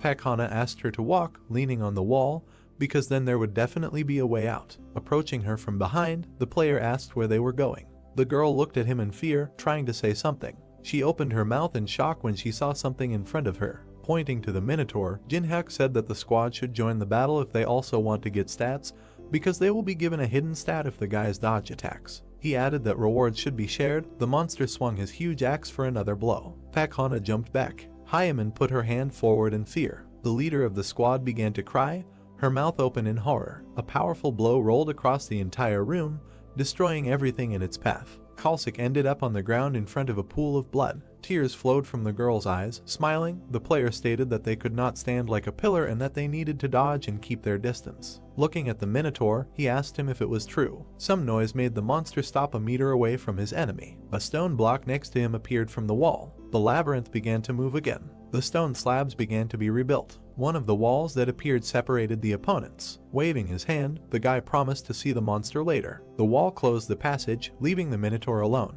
The monster clenched his teeth in displeasure, steam coming from his mouth. Opening his mouth, he raised the axe above his head. The sound of the impact shook the entire dungeon. Butterflies were still flying around the ceiling. Pakhana leaned over to catch her breath. Kalsik, sitting next to him, said that they, too, could have died, like Minguk and Hyaman. The girl replied that now the enemy would not be able to pursue them. After introducing a white butterfly, the protagonist said that the pollen from the glowing moths he recently touched was attracting the Minotaur, so it was possible that the monster would continue to search for them. Raising her eyebrows in fear, the squad leader asked why their ally would do something so reckless. Looking at her incomprehensibly, the young man replied that he had to raise his stats. Reaching for the knife lying on the ground, he added that every time the maze changes, there is time to rest and replenish stamina. Waving the knife, Jinhyuk stated that it was fun for him when the monster found him. Looking up at him, Pakhana asked how long her ally would do this. Sticking his index finger at the shocked squad members, the player replied that he was going to leave the maze in a month. Kalsik helped his friend get up.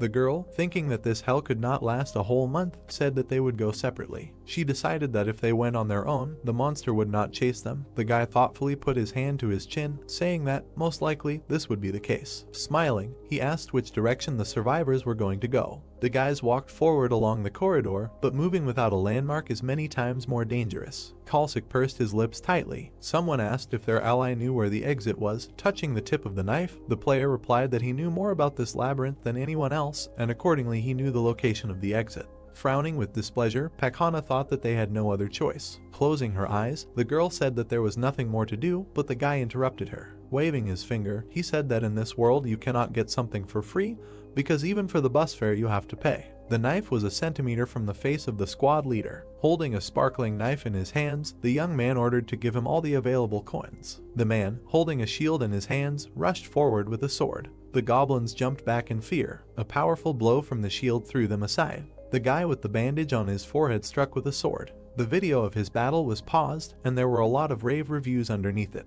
The video became popular, gaining more than 1 million views, and someone laughed. Smiling, the hero of the video said that this would be enough. The squad members smiled happily. The guy sitting in front of the laptop adjusted his glasses and said that all the headlines on the message board were only about him and that his fierce battle with the goblins brought in 1,000 coins just from views. Putting his finger to his upper lip, the guy with the headband said that it was all thanks to our common efforts and thanked his team.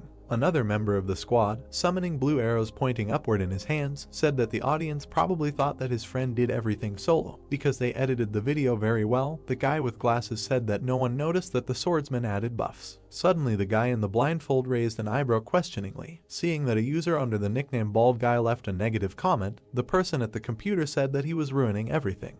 Putting his hand to his forehead, the guy in the bandage said not to be upset, because life in this world initially assumed its monopolization by outstanding discoverers. The boy with glasses worriedly called his friend.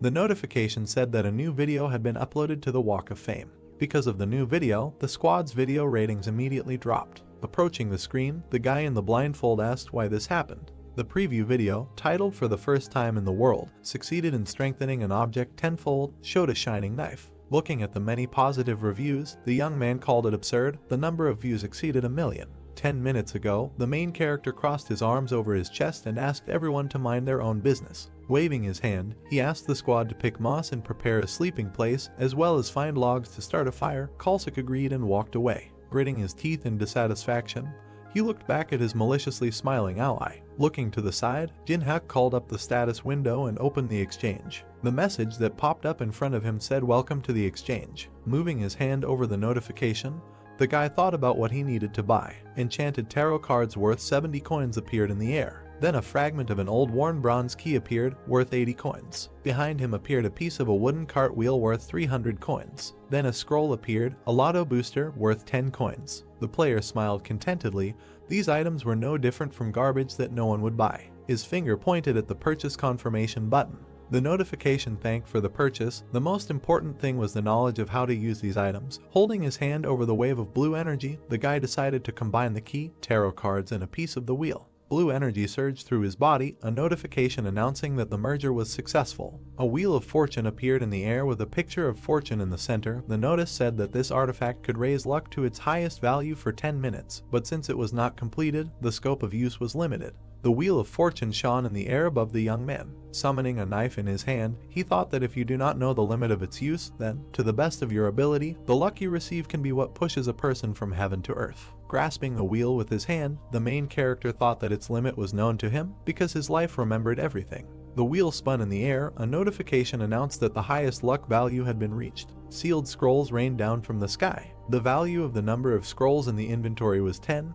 The enhancement lotto was famous for its worst chance of successful enhancement, but now luck was at its maximum level. The probability of success was 100%. The guy raised his sword to the spinning wheel of fortune. Smiling, he decided to use all the scrolls on the dagger, and a flurry of notifications about the successful enhancement began to pour in.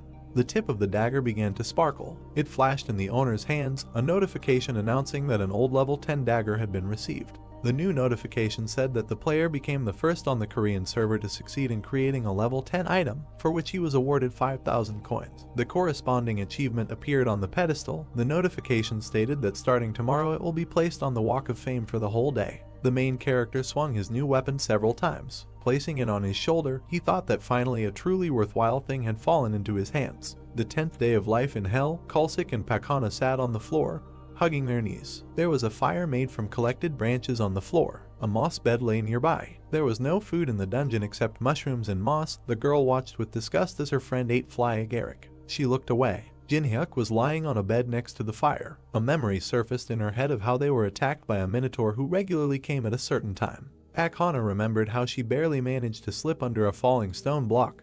Because of the changing labyrinth, their life turned into a constant struggle on the brink of death. Imagining her forced ally swinging his sword, the girl was amazed at how easily he took it all. Holding her knees tightly, she said that they would die if this continued. Kalsik agreed, saying that this demon would use them and abandon them at the first opportunity. Anonymous comments began to appear before the eyes of the squad leader, giving advice or simply discussing the situation in the labyrinth. Knitting her eyebrows, the girl asked in a whisper if anyone had found information about this man. Users said that no information could be found because YouTube, personal blog, and all information were blocked, and he did not have a broadcast channel. Seeing this, Pakana lowered her head, thinking that they had chosen terrible people for the support group outside the tower. Frowning, she asked if they had passed on the information to the Elder and what the Raven Guild was saying. The anonymous man replied that nothing was known about this labyrinth and that it would take the guild 3 weeks to find them. Putting her hand to her face in disappointment, the girl thought that 3 weeks was too long. Throwing the last piece of mushroom into his mouth, Kalsik asked what they were saying in the guild. His friend replied that there was no information.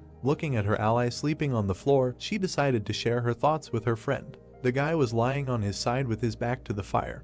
Pakahana said that if you kill him and hold out a little longer until the Elder arrives, you can survive and get out of this hell. Knitting her eyebrows decisively, the girl said that the main question was how exactly to get rid of the guy. Kalsik picked up a stone lying on the ground, saying that killing it while he was sleeping was the best solution. Raising his hand, the young man said that few people could live with a broken skull. His girlfriend suddenly stopped him, grabbing his arm. Kalsik looked at her incomprehensibly. The girl said that this man has a reaction speed like a real monster. The main character did not move, lying on a moss bed. The leader of the squad said that they were powerless, because there was a high probability of a counterattack, even if they attacked on the sly. Throwing an incredulous look at her, the guy asked what they should do then, because they could not just tolerate this and continue to suffer. Starting to look for something in her purse, Pakana recalled that her friend was a member of the Black Raven Guild and said that he had given her something in case of danger. The leader of the troop took out from her bag the poisonous sting of a giant immature pumpkin wasp, 1 drop of which could kill 100 trolls. Smiling evilly, she proposed to act in a way that could not be resisted.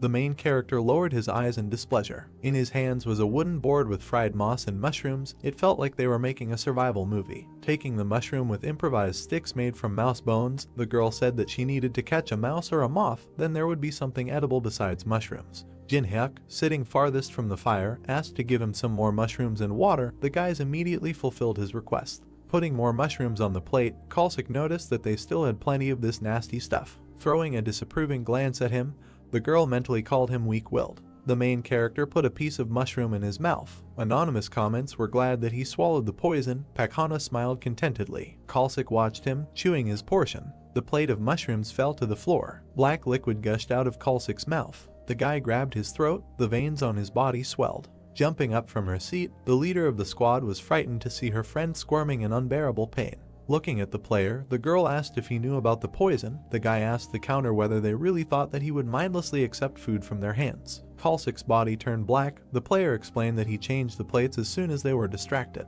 Summoning the report button in front of him, the young man said that secretly broadcasting live is definitely illegal. Furrowing her brows, Pakna asked what evidence he had. The anonymous users were surprised that anyone had managed to notice this. Looking at the status window, the main character read that the live broadcast can only be turned on during a boss battle, and if cheating and illegal actions are detected, the perpetrators will be punished. The notification clarifies whether the player wants to file a statement about the discovery of illegal actions. Tears appeared in the girl's eyes. Jinhyuk said that during the broadcast you need to watch your facial expression. Smiling maliciously, he added that the disappointment on her face was too noticeable. The guy pressed the confirmation button. A notification with the inscription warning sparkled around the frightened Pakna. The notification said that the application had been successfully submitted and all anonymous names had been deleted.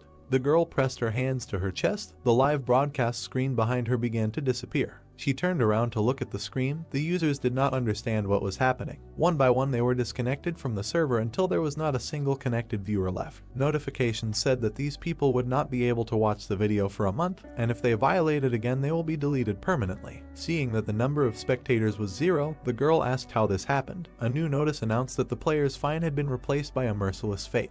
Kalsik's body melted. Pakana turned around, noticing something behind her. The Minotaur walked along the corridor, holding an axe in his hands. The next moment he came around the bend. Seeing the enemies, the monster opened its mouth and let out a battle cry. The monster rushed forward at full speed. Hiding behind the player, the girl asked if he would fight this time. Slapping him on the back, she asked him to tell him where she should hide. The young man turned around, calling her impudent because the girl had recently tried to poison him, and now she was asking for help. Holding her hands to her chest in fear, Pakana stated that he always told them what to do. A plea for help was written on her face, and a notification popped up stating that the conditions for copying the contact skill had been met. The main character gave her an arrogant look and said that he no longer needed her. A skill book materialized above his head. Knitting her eyebrows, the girl said that the guy would regret it. Putting her hand to her chest, she said that her older brother served in the Raven Guild. The thrown axe hit the ground, causing Pakna to jump back. Jinhyuk jumped into the air, ending up above the monster's head. Having fallen to the ground, the girl watched what was happening. The player asked her to carefully look at what the difference was between him and the guild.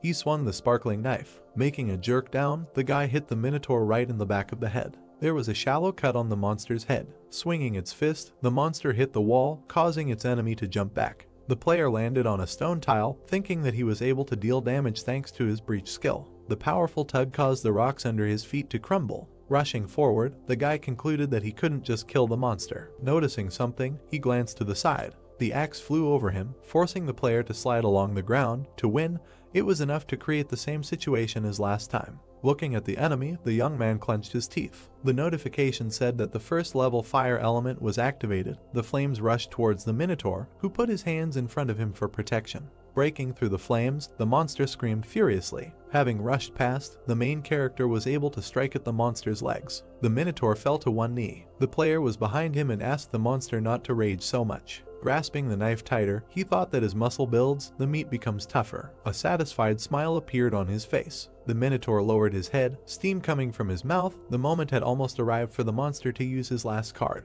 The monster's eyes lit up. The notification announced that the guardian of the labyrinth had activated the 10th level frenzy. The minotaur straightened his arms and opened his mouth. The muscles in his arms became larger. The hoof pressed through the floor, breaking it into small fragments. Its horns and axe became covered with green energy. The monster bared its fangs and growled furiously. Jinhyuk confidently held the knife in front of him. Pakana clenched her teeth in fear, wondering if it was possible to somehow defeat such an enemy. The monster's eyes lit up with red fire. His mane stood on end. The 10th level frenzy icon appeared. This skill increased strength, attack speed, and movement speed by 30%. An additional ability was an increase in intelligence, allowing you to speak human language. Opening his mouth, the minotaur declared that he would tear the man into small pieces. Holding an axe in front of him, he added that he would trample him into dust so that he could never encroach on this place again. The knife was enveloped in a purple haze. The guy said that his mana efficiency had improved a lot compared to before. Holding his weapon out in front of him, the player smiled and called on the enemy to attack. The monster swung his axe, wanting to get even with his opponent. The young man was able to block the attack by raising his knife in time. His blade was able to deflect the blow of even such a powerful weapon. The axe slipped, crashing into the ground. The next blow was blocked by a precise swing of the knife. The minotaur continued to attack, but all his blows were reflected. Watching the battle from the side, Pakana could not believe her eyes. Opening her mouth in surprise, she realized that her ally had stopped dodging and began to take the full power of the blows. The monster swung its axe with renewed vigor. Even if all the guild members were here, they would not be able to defeat a boss-level monster that had activated a level 10 skill. The girl called the guy crazy, a drop of sweat running down her tense face. The blades of the two weapons crossed again. The young man parried the blow. Pakana did not understand how he could smile in such a situation. Frowning, the main character thought that he was stuck. Imagining how he was drowning in a bottomless abyss, Jinhyuk thought that with all his soul he hated the reality in which he felt helpless. The notification said that the player had died. That in reality, that in the game the difficulty was like hell. The notification said that the number the breach stats received were 57. Memories of the battle flashed through his mind. The guy clenched his fist victoriously. A huge tiger burst out from behind him. This world reacted to him. Smiling, the player parried another blow, and a notification about increasing the breach stat popped up. Thanks to the knife, he managed to avoid being hit. The axe made a hole in the stone slab. The minotaur raised one eyebrow in confusion. Stone fragments rose into the air. The young man put a knife in front of him and rushed to attack. Thanks to his lightning-fast strikes, the monster's body was covered with wounds from the knife. The main character rushed forward decisively, his knife covered in purple energy. Raising his fist, the monster declared that his opponent was only capable of tricks. Declaring that there was not even a scratch left on him, the monster aimed his fist at the enemy. A bright flash appeared in front of him. A shockwave swept across the room. The player landed on the stone floor. The monster's fist stopped right in front of his face. The notification said that the Labyrinth Guard's level 10 frenzy time had expired. Looking at the immobilized enemy, Jinhyuk stated that 5 minutes had passed. The minotaur clenched his teeth in irritation. The demon with horns was shrouded in flames. Frenzy was capable of exerting its maximum strength in 5 minutes, but after that there would be a penalty where the user would fall into a state of suspended animation for 24 hours. A corresponding notification popped up warning of a penalty. The Minotaur fell to the ground, causing a status window. The guy said that he had 50 breach stat points, which could reduce the difference of 19 levels. Smiling, he thought that over the next few days he would reach 100 points. Pakana looked out from behind the stone, asking if the battle was over. The player replied that the rage was over, but they managed to get rid of the monster only for a while. Hearing that the monster would appear again if the labyrinth changed and a day passed, the girl opened her mouth in horror. Sticking 2 fingers forward, the young man declared that there were still 20 days left. 20 days later, the stone floor of the dungeon was destroyed. The Minotaur raised his axe over his head. The young man easily dodged a sharp cutting blow from the right. The notification reported an increase in the breach stat. Jumping up, he avoided the lower blow. A notification appeared saying that the number of breach stats received was equal to 100. Furiously opening its fanged mouth, the monster rushed to attack. The enemy's fist slammed into his chin, the Minotaur becoming weaker with each point he gained. Throwing the enemy back, the young man said that it was all because of his mood. His foot pinned the bull's horn to the floor. Towering over the defeated monster, the main character declared that the time had come for them to part. Smiling, he looked back. Looking at Pakana, Jinhuk said that he needed to decide how to deal with her. The girl, pressing her hand to her chest, asked what it meant to deal with her. Hearing that from now on the player was gathering interns into the company of old men, Pakana opened her mouth in surprise. Squinting, the guy asked if she really wasn't interested. Knitting her eyebrows, the girl shouted that she was very interested in such an offer because she had long wanted to join something like this. The player praised her for her determination. Approaching her, he asked to tell her how the girl could be useful for the company in the future. Putting her hand to her chest, Pakana replied that her personal contact ability would definitely be useful in managing the company. Thinking that he had already mastered this ability, the guy raised his eyebrows questioningly. The girl replied that she would never betray him. Taking a step forward, the young man asked what other proposals there would be. Hovering over his ally, he called her a complete disappointment. Hearing that the main character was ready to make a verdict, Pakana began to cry, begging him to give her more time. Smiling evilly, the player stated that there were no interns who had joined the company of old men. Raising her eyebrows in fear, the girl shouted that she would give him Braham's ring. Clutching his leg, she asked for her life and stated that her older brother had made a deal with China and provided ginseng to Koryo as payment. Looking at her from under his brows, Jinhyuk wondered how Braham's ring could have fallen into the hands of the Black Crow Guild. In the center of the golden ring, a red gem sparkled. It was one of the best items that can be obtained on the first floor. The ring increased movement speed, resistance to magic, and allowed it to restrain the mana of monsters. The guy's eye sparkled. Thanks to the Eye of Truth, it became clear that the girl's words were true. The corresponding notifications reported this. Putting his hand on her shoulder, the player congratulated her on gaining the status of an intern in the company of old men. Holding out 3 fingers in front of him, he said that the interns were not paid and that the interns should arrive whenever and wherever they were called. Hearing that the contract remained to be signed, Pakana widened her eyes in surprise, not understanding what she was talking about. The notification announced the reading of the memories of the world, and the powers of the contact and fire element skills appeared in the guy's hands. A plus sign appeared between the skill icons. A notification indicated that the merging of 2 skills had begun. A ball of blue energy appeared in the player's hand.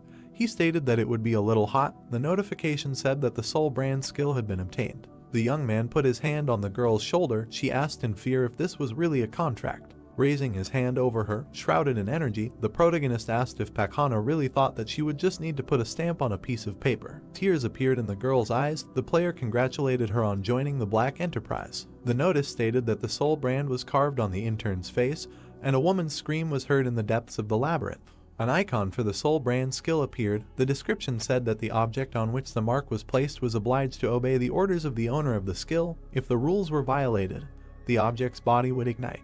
The gates of the labyrinth opened. The notice said that the first floor maze had been completed for the first time. The girl fell on the grass, rejoicing that she managed to survive. The notification said that players would be on the honor list for 1 day and would receive 5,000 coins. Looking at the notification, Pakana was surprised by such a reward for all the torment. Hearing the young man calling her, she looked back. Putting his hand in front of her, the main character ordered to give all the money. The coins flew into his status window. Now he had more than 10,000 coins, and there was most likely no player with more money yet.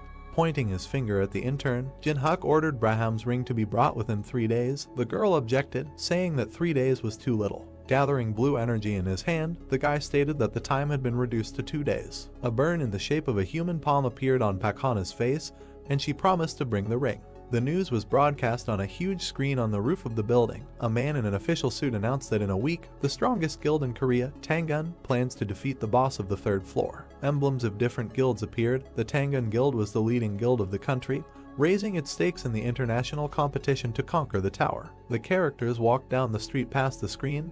The news anchor asked if there were any statements from the Chinese. Knitting his eyebrows in confusion, the man said that it was better to try to capture the tower on his own rather than wait for help from another country because the Tangun Guild was able to cope without outside support. Watching what was happening on the screen, the player wondered if these people would regret their decision to go after the boss of the third floor. Imagining the tower, he realized that they were in such a hurry because they wanted to get as many resources as possible. Presenting the map of the tower, the young man decided that there was no need to go to the third or even the second floor because only 90 days were given to each floor. A message appeared about moving to the next level. Many monsters appeared in front of the player. In his opinion, the guild would not be able to cope with completing the floor due to the constantly increasing level of difficulty, and humanity would not have a second chance. The light was on in the window of the apartment building.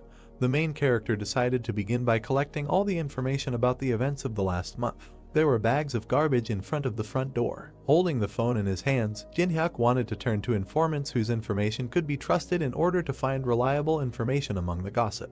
A tab called Community Challenge Towers appeared on the phone screen. The site had a user search function. The main character was sitting at a table in a cafe. A guy with blonde hair introduced himself as Teeman and said his nickname was Bald Head. His strangely dressed avatar was holding a Molotov cocktail in his hand. The girl with black hair hit her chest and introduced herself as Manhwa. Her nickname was Firefist, and her avatar was a children's inflatable ring and boxing gloves. Jin-hyuk opened his mouth in surprise, thinking that these guys with whom he played together 2 years ago were not at all similar to their characters. Imagining himself surrounded by avatars of his old friends, the guy thought that this was not how the first group should have been created. The notification announced the use of the Eye of Truth skill. Teeman smiled. All the information was displayed in his status window, including personal skills. The Machine King's ability icon appeared. This magic was quite powerful and had no serious drawbacks, so it was useful in large-scale battles. Yeonwha took a sip from her plastic cup, her status window describing her stats and abilities. A sign of the Taekwondo Master skill appeared, which helped fight in close combat. The main character realized that the guys were hunting together because they had the same level. He smiled, thinking that they got along well before. The notification that popped up said that the player would only be able to copy abilities if they reached the 20th floor together. Pointing his hand at his ally, Teeman said that it was his turn. Distracted from his thoughts, the young man introduced himself, saying his name. Putting his hand to his mouth in embarrassment, he added that his nickname was Captain Boar, and thought to himself that he created this nickname 11 years ago. Sitting down at the table, Jin-hyuk said that he was 27 years old and that he streamed Paprika TV. Teeman's mouth opened in surprise. He was surprised that his friend was a streamer and said that he also sometimes watched Paprika. Smiling, the player replied that he had already stopped streaming. With a wave of his hand, the interlocutor said that they could relax, because they had been playing together for many years. Manhwa, sitting next to him, agreed with him. The thought flashed through the guy's head that his friends were too sociable. He remembered the smiling Jongsu who wanted to use him. An image of Pak Hana with burning eyes, who was about to betray him, appeared in his head. Sitting at the table with his old comrades, the young man thought that for the first time he felt comfortable after communicating with many hypocrites. In front of the hologram of the earth there was a chessboard. From his friends the player managed to learn what happened while he was in the labyrinth, for example, how the main guilds of the world developed. He also learned about streaming trends. The man opened a window in front of him to record videos. People in robes hid their faces behind black masks. The main character learned about the appearance of a group of miners who created a certain factory and were engaged in kidnapping people. Teeman raised his eyebrows in surprise and asked if his friend had really been missing for the last month. Hearing an affirmative answer, the young man clarified whether his friend had taken the test. After scooping ice cream into a spoon, the main character asked what kind of dough we were talking about. There was a taxi and a traffic jam on the highway. Looking back from the front seat, Teeman explained that a stream of players poured into the tower when it first appeared, but from the second floor the number of deaths increased. The tower rushed high into the sky. The association set a restriction due to which only those who passed the test could climb to the second floor. Pointing to the barcode on her wrist, Manhwa added that the association issues a verification code to everyone. Remembering the face of the head of the association, Jin-hyuk thought that Sanjin was gathering people with powerful abilities under the guise of reducing the number of casualties. Smirking slyly, he decided to use the system created by the association for his own benefit. There was a screen with the earth depicted on it hanging on the skyscraper, and the taxi stopped at the entrance to the building. The symbol of the association appeared. After its creation, players who received a grade below F lost the opportunity to go to the second floor, and the dossier was stamped failed. People cheered as they stood in front of the man with the sword. Players with high scores immediately began to receive offers from the top guilds in the country, so 3 types of people gathered at the testing site. The first were those who desperately wanted to get the right to enter the tower. The guy clasped his hands, hoping to get a good rank. The girl bit her thumb, expecting to get at least E rank. The second were those who met players with high ranks, reporters prepared to do the interview, wondering which guild would take the A-rank player this time and wanting to do a special report. The man with the camera noticed something in front of him. The journalists opened their mouths in surprise. The third were those who wanted to show their right to enter to the whole world. Pakana from the Black Crow Guild and her brother Hajin, a rising star of the guild, passed along the road. A man walked behind them, camera flashes shining right in his face. Geit from the guild father of wrestling sternly knitted his eyebrows. The journalist asked the cameraman not to miss a single frame. Taking off his sunglasses, the man asked where the crowd came from. Hajin looked at him and explained that many people want to get rich quickly or gain fame. Frowning with displeasure, the man said that he did not have time and asked the guy to clear the way because reporters were waiting for him. His eyes lit up. Geit said that he came here for the sake of the young guys from Black Crow, so they need to try. Raising her eyebrows tensely, Pakana asked him not to worry and promised to do everything necessary. Hajin agreed with his sister. Security guards began to push the crowd aside to make way for the celebrities. Among the crowd stood the main character along with his friends. The guard pointed his finger at him and ordered him to get out of the way. Pointing to himself, Jinhyuk asked why he needed to move if he had his number and was waiting in line. Hajin pushed the guard away, accusing him of not doing his job well. Pointing a finger at the guy, the Black Crow Guild member said that he was making a big mistake by not moving. Hearing a voice from the crowd that said that he was opposing Hajin himself, the player realized that it was his trainee's brother, but did not even move, putting his hands in his pockets. Due to the use of the Eye of Truth skill, his eyes lit up. Hajin looked at him blankly and asked why the young man was staring at him. All the characteristics were displayed in his status window. The notification said that in order to copy his personal ability, the player needed to raise the target's interest to the maximum, and to copy one of the skills it was necessary to raise hostility to the maximum. With his eyes widened, the guy realized that he could provoke the copy target to gain his skill. While Hajin was trying to prove his point, Pakana approached them. Seeing her boss, the girl opened her mouth in fear. Her brother turned around, explaining that the man didn't want to leave. The main character grabbed him by the index finger. The next moment the finger was broken. Hajin immediately grabbed his swollen red finger, whining in pain. Jinhyuk calmly drank the water, not worrying about anything.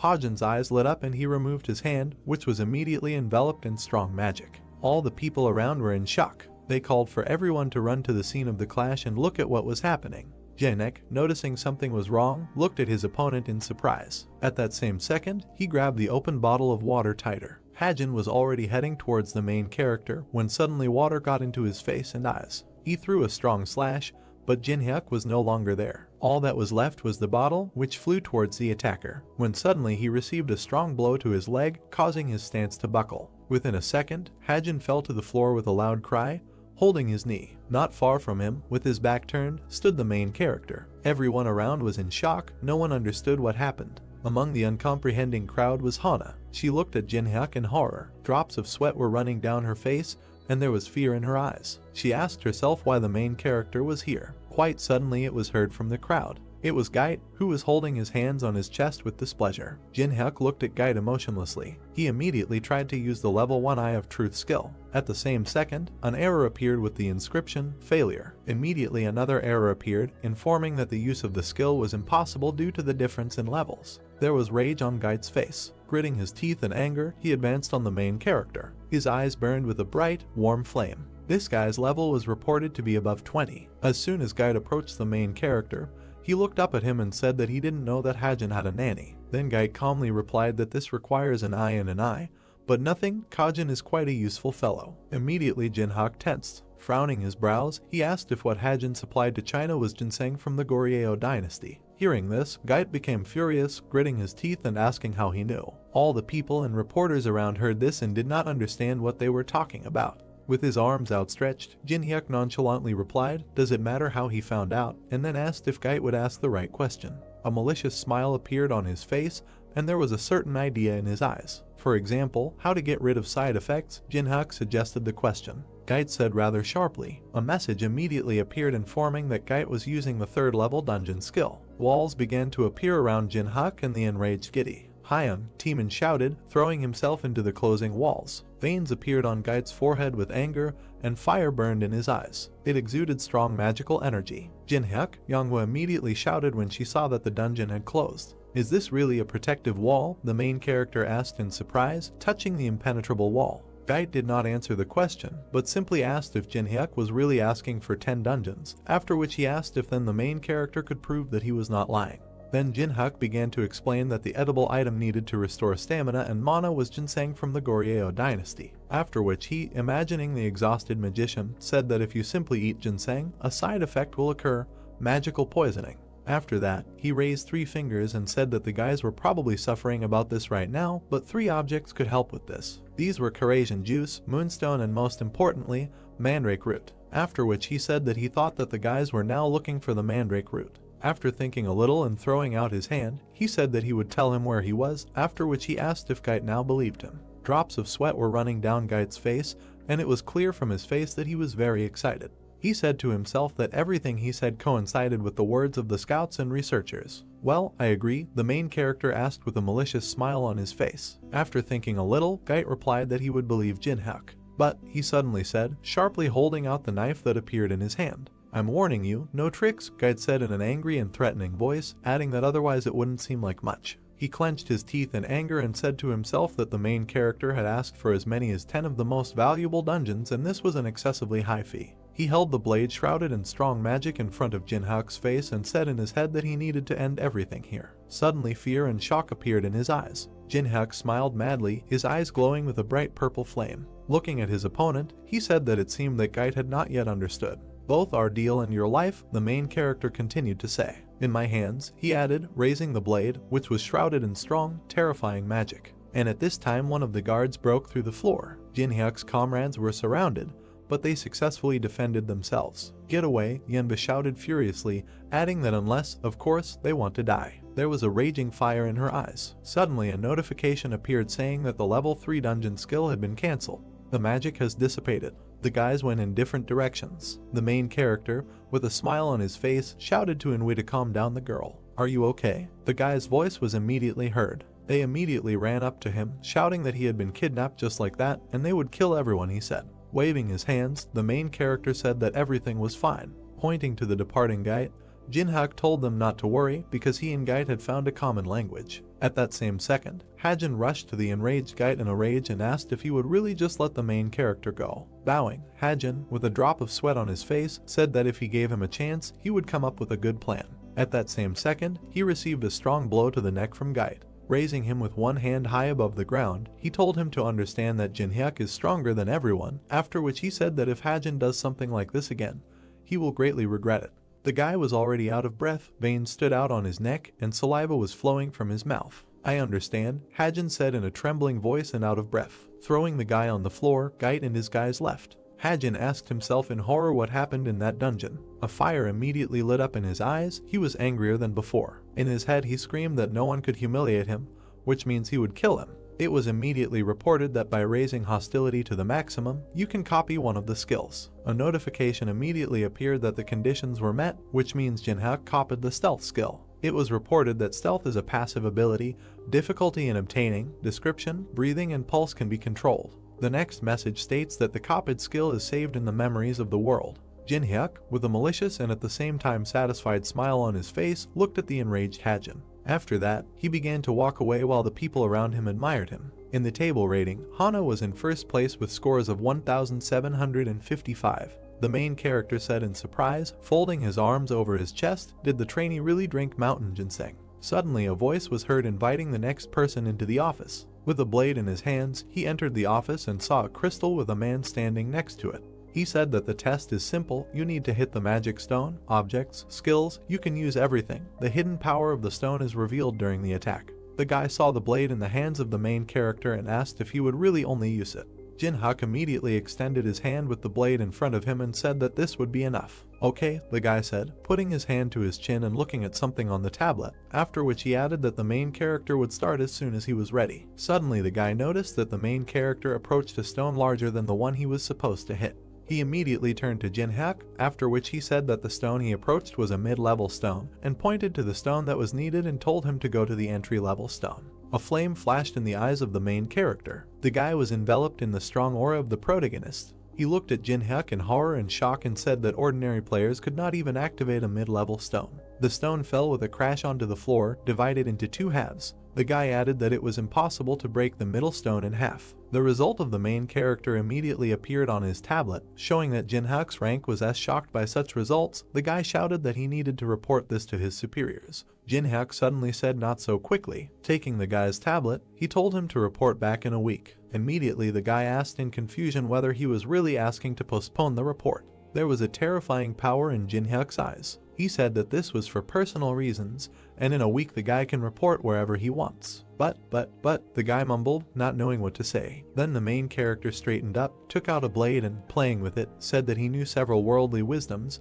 One of them, the law is far away, but the fist is nearby. In horror, the guy screamed that it was true. The door from the office opened. The main character, standing against the wall with his hands folded on his chest, asked Hana passing by, but they quickly overtook her. Suddenly the girl extended her hand to the main character, which contained a ring. It was Braham's ring. Difficulty of obtaining a magic resistance +10, movement speed +5%, ability suppression +20, description suppresses the monster's magical abilities. Taking the ring in his hand, he turned around with a satisfied face and was about to leave. Hana immediately screamed, pointing to her face to remove the brand from her because she kept her promise. As he left, Jinhyuk waved his hand and said that he would look at her behavior. Why suddenly surprised voices were heard. These were his comrades. Teeman, with a drop of sweat on his face, asked in confusion whether the main character really had an F rank. Then Manhwa, in an equally confused voice, said that she thought that the main character would have a higher rank than them. It was day outside. The sun was shining. The voices of the protagonist's company were heard from the huge building.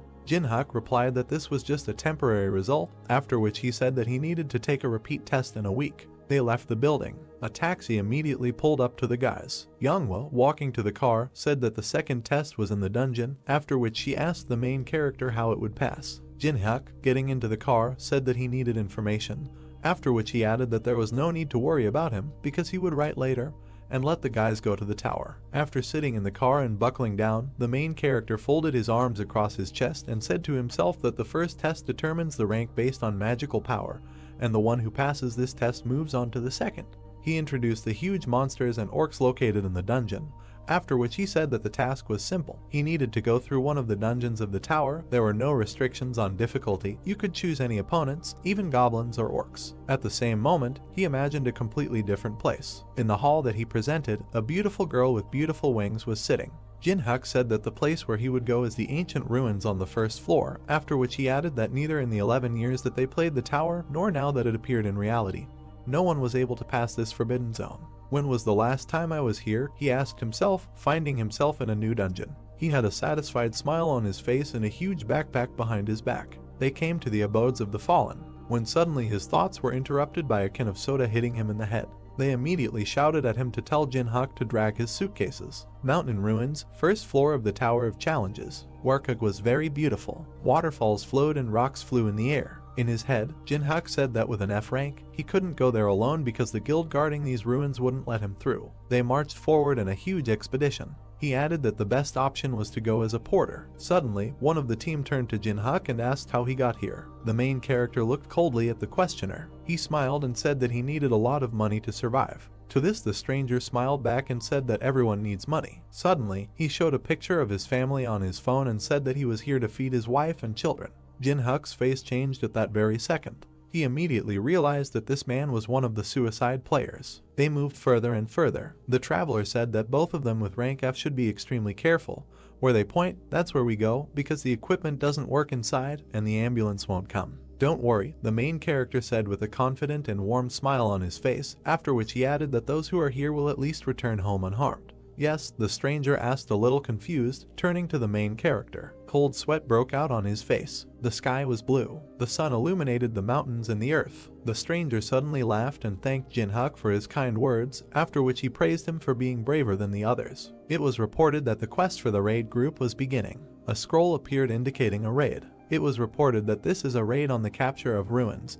Difficulty S, conditions, kill the boss of the location, free the prince who is deep in the ruins, reward, relic of your choice. We are there, it was heard from up front. Then everyone threw their huge backpacks onto the ground. The leader's voice said that everyone was doing well, so now they can rest while they wait for the raid group. Jinhyuk put down his backpack and looked at the huge temple in front of them. The golden chest was a special reward. The notification that appeared announced a special reward for the first conqueror of the tower. Special, the main character asked himself in surprise, looking at the notification that appeared in front of his face. Is it really only me who can see this? He asked himself. The next notice was about receiving the award. The hero now has stats for plus 10 points of luck and plus 10 points of adaptability. The next message said that the luck and adaptability stats had been increased by 10. Frozen was also obtained. The lock under the frozen emblem was opened. It has been reported that Cold Heart is the ability to remain calm even in a critical situation, but may have trouble showing emotions. It was also reported that the passive skill Monopolization was obtained.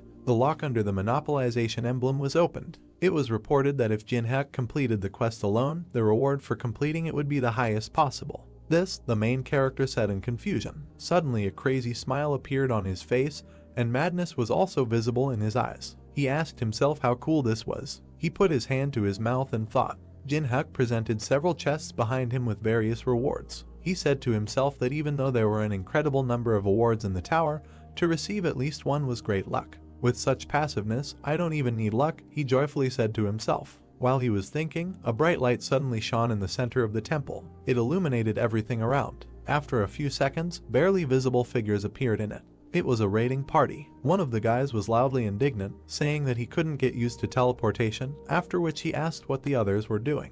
More soldiers appeared behind him. One of them reported that all 50 people were alive. Ordinary workers looked with some horror and distrust at the arriving raid group. It was immediately reported that the Eye of Truth of the first level was being used. We are moving forward, the leader shouted, adding that they will form the formation on the move. The raid group is in the vanguard. It was reported that this guy's name was Jeonghwan, age 29, level 14. Ability, Relief. Jinhyuk was informed that the condition for copying the ability was to gain Jeonghwan's trust during the raid. The main character's eyes exuded strong magical power. Damn, he said, biting his lip in worry. He looked at Jeonghwan, who was gathering a squad, and then said that gaining trust would be difficult. Wait a minute, he suddenly said. His eyes showed that he had something in mind. Jeonghwan didn't even realize that the main character was watching him so closely. In his head, Jinhyuk was asking himself if the guild leader of the top 10 was only at such a low level. He stood with his arms crossed and watched, saying in his head that he would not be noticed. Destroyed temple. There was devastation everywhere, nothing was whole. The roots of the trees have already sprouted everywhere. A mage from the squad, stopping in front of pitch darkness, turned to everyone and told everyone to follow her, because if someone gets lost, no one will save him.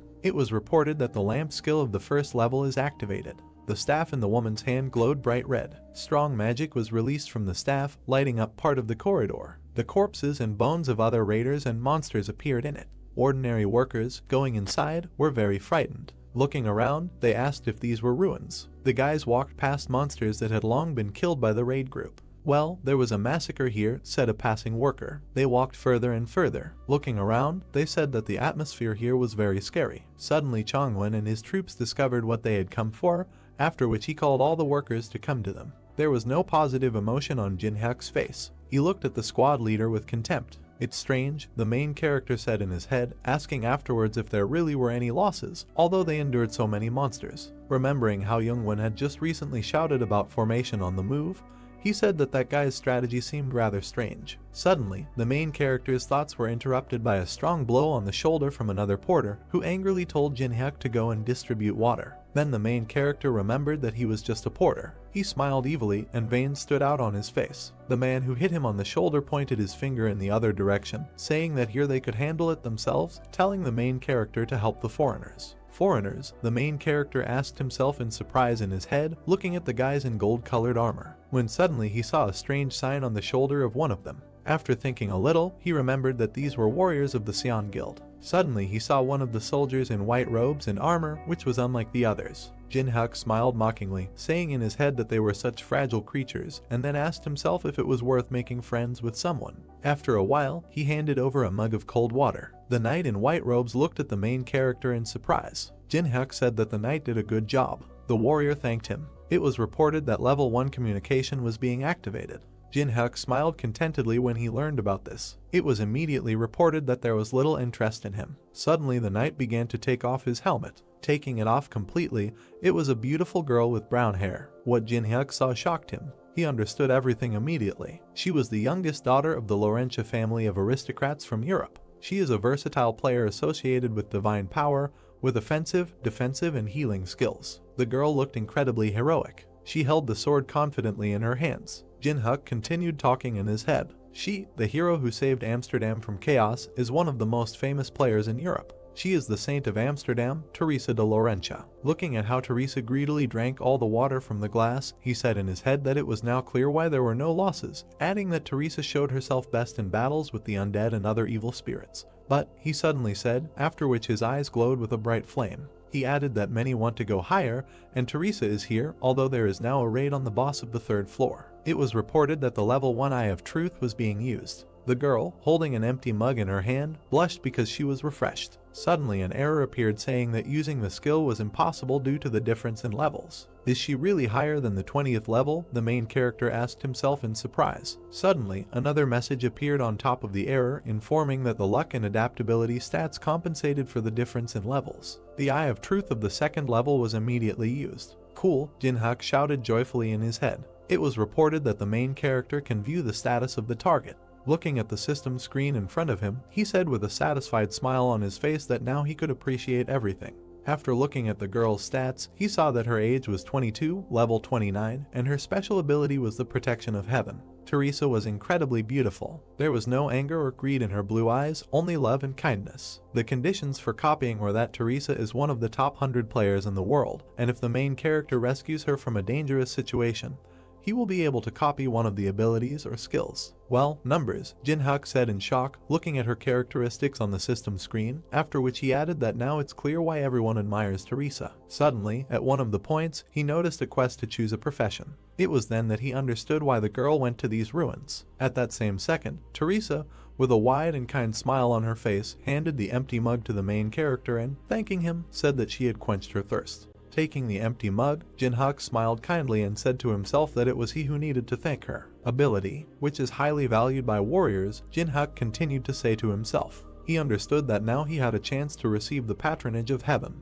Jin-hyuk only had to find out what situation could be dangerous for this paladin and how he could save it. Suddenly the temple began to shake violently and collapse. The warriors called for their leader. He ran as fast as he could towards the soldiers. He was terrified, there was fear and bewilderment in his eyes. What he saw left him speechless. Trouble, said one of the soldiers. Sentinels, he said slowly. Already dead? The girl continued, sitting next to the corpse of one of the guys on their team. Further down the corridor there were more corpses. Ruin guardians were reported to be keeping an eye out for trespassers. A huge mechanism flying in the air looked at the entire raid squad. Remaining time is 10 minutes. Unknown cubes, shrouded in strong magic, began to appear around the guard. It has been reported that the ruin's security system sleeping bomb activates when intruders appear and summons guards when activated. In his head, the main character said that if you don't touch her, nothing will happen. At this moment, Chongwon grabbed his head in horror and panic, shouting to the entire audience who turned on this monster. It's late, only 10 minutes left, Jin-hyuk said to himself. Veins appeared on Youngwon's face. The leader's face was illuminated by the light from the guard. There was fear and the reflection of a monster in his eyes. In his head, Jeongwon said that fighting the guards with their strength would be suicide, adding that at least half, even more, would die. After that, he began to wonder what if they evacuated the civilians in 10 minutes. It's impossible, Jeongwon suddenly thought. This word seemed to be endowed with magic that forbade him to make the right decision. There was madness in the leader's head. He screamed to himself that he couldn't stop even before he started, adding that he worked so hard to become the head of the guild, so he couldn't stop now. We continue the raid, Chongwon said firmly. The terrified soldiers ran up to the commander, saying that they had not even gone halfway, so the guards would attack from all sides. Drops of cold sweat ran down Youngwon's face. Gritting his teeth, he ordered the soldiers to shut up and follow him, adding that he would take responsibility for everything. Even without a second team there is a chance for success, he said. Pointing to Teresa, he said that they had her. At this time, one of the soldiers ran up to a gathering of guys resting nearby and told them that the guards had woken up. One of the vacationers indifferently said that the one who reported about everything was worried, explaining that such a huge guild as Parhi would not act without countermeasures. True, the informer asked in surprise. Of course, the archer said, jumping up from his seat, adding that loners like them just need to obey the head, after which he said that most likely, the guild had probably already destroyed all the guards. Suddenly, a huge hand appeared behind him. A second later, the archer was turned into a bloody mess. The remaining frightened guys stood in a circle, preparing to defend themselves. We are in a very bad situation, the informer realized. Huge magical armor appeared around the guys, the main forces of the raid group. We are preparing for battle, Chongwon shouted, after which he added that the tanks are forward and the bearers are back. Quickly, he shouted, ordering the porters to distribute buffs to the tanks and the healers to get ready. People immediately began to rush from side to side, following the commander's orders. Taking a stance and raising his shield in front of him, he suddenly began to glow. It was reported that Youngwon would activate level 3 steel defense. It was also reported that Jiangwon had activated level 2 combat concentration. Tanks began to gather next to him, on which buffs began to take effect. The mage behind them took off, a magic circle appeared below her, and the staff she raised above her began to glow. It was reported that this girl had activated the second level angel song. The stats of all warriors have increased. They're getting closer, Youngwon shouted, ordering everyone to stay in formation. At that same second, huge armor jumped onto the line. A blow from a huge axe struck the commander's shield. He was able to contain it. Then the guard stood up. Leader, it was suddenly heard from far away. It was those three guys resting to the side. They were very exhausted defending themselves from the guards. The informer shouted, asking for reinforcements because they could no longer cope. The mage girl pointed at the guys, saying that they needed to help the solo players. At that same second, Youngwon ordered the girl to shut up and concentrate on the battle. The commander understood that in any case there would be casualties. Beads of sweat ran down his face. There was rage in his eyes, and his teeth were clenched from tension. In his head he was screaming that there was no time to think about solo players. The solo players were very scared. They held on with all their strength. Jiangwon explained that, unlike guild players who act coherently, solo players are immediately lost in such battles. They heard it, but, said one of the solo players, lowering his head in disappointment. He realized that they had been abandoned. Tears flowed from his eyes. He screamed, begging for help. Suddenly, quick steps were heard. Teresa soared above the guards, swinging a sword shrouded in powerful magic. It was reported that the 4th level cross skill was activated. There was a warm flash from the ceiling. At that same second, all the guards were struck by Teresa's strong, well-aimed and quick blows. The girl's eyes burned with a bright blue fire. The desperate guy suddenly saw the light. Teresa, he shouted joyfully, looking at his savior. A bead of sweat ran down Teresa's face. There was composure and calm in her eyes. In her head, she analyzed that 2 guards had passed through the raid team's positions. The non-combat units were in danger. She immediately rushed to the defense of the soldiers. Teresa understood that she needed to hurry up and cover the rear. In the rear guard, there was devastation in the hall. Many of the porters were dead. One of the workers was sitting on the floor, saying that they were in trouble. Blood was pouring from his mouth. One of the guards swung a huge axe at him. Suddenly, cuts ran down the guard's arms and legs. "What are you talking about, uncle?" The voice of the main character was heard. At that same second, the guard fell apart into many pieces, out of action. In front of the man, who was already ready to die, stood Jin-hyuk, who, with a smile on his face and a blade in his hand, said that he had already said that he would return home alive. Jin-hyuk, from behind, a man suddenly shouted. A huge hand of a guard was flying towards the main character from behind. Jin-hyuk avoided her without an iota of fear. It was reported that the level 1 fire element was being activated. At that same second, the protagonist's hand caught fire. He smiled madly and shouted, "What else?" Throwing his hand forward, a strong stream of fire was released from it, which was directed towards the hand. All that was left of her was fragments, although the fingers on her hand were twitching. Jin-hyuk, shaking off his hand, turned away and said that he would not finish off, let others do it, after which he said that he needed to remain at the 1st level so he could not kill. "Where did you get such strength?" asked the surviving man, holding his wounds. Scratching his head, Jin-hyuk smiled and said that he was just lucky. In his head, he wondered who woke up the high-level guards of the ruins, because there was no point. The old man looked at his savior in shock, in no hurry to get up. Suddenly, Teresa grabbed the man. A second later, he was already standing 10 meters away from the main character. Teresa stood with her back to the main character and said that she thought Jin-hyuk was a good person, but he turned out to be threatening the man with a knife. Suddenly, she said that perhaps it was he who woke up the guards. There was anger and contempt in her eyes. Turning to the main character and raising her shield, she said that Jin-hyuk was arrested. The main character was very confused when he heard the accusations. At the same second, a strong blow from a girl's sword flashed next to him. The main character barely managed to dodge. She turned to face Jin-hyuk, telling him not to move because she didn't want to hurt anyone. After thinking a little, the guy said that there was a misunderstanding.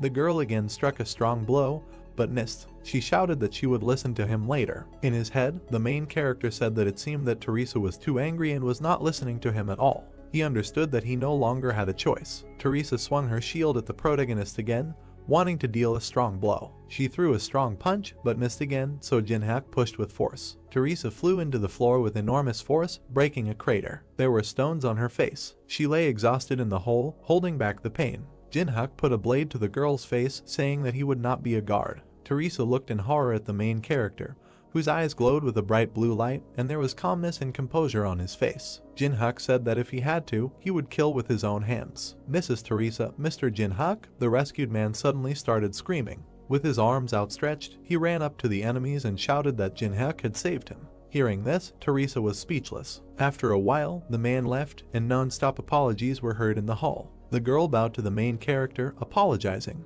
Jin-hyuk asked her to stop, saying that his actions really seemed suspicious. He began to leave, and Teresa followed him, asking why the main character was hiding his identity. For what reason, Jin-hyuk wondered, calmly walking forward. The same as you, he answered after thinking.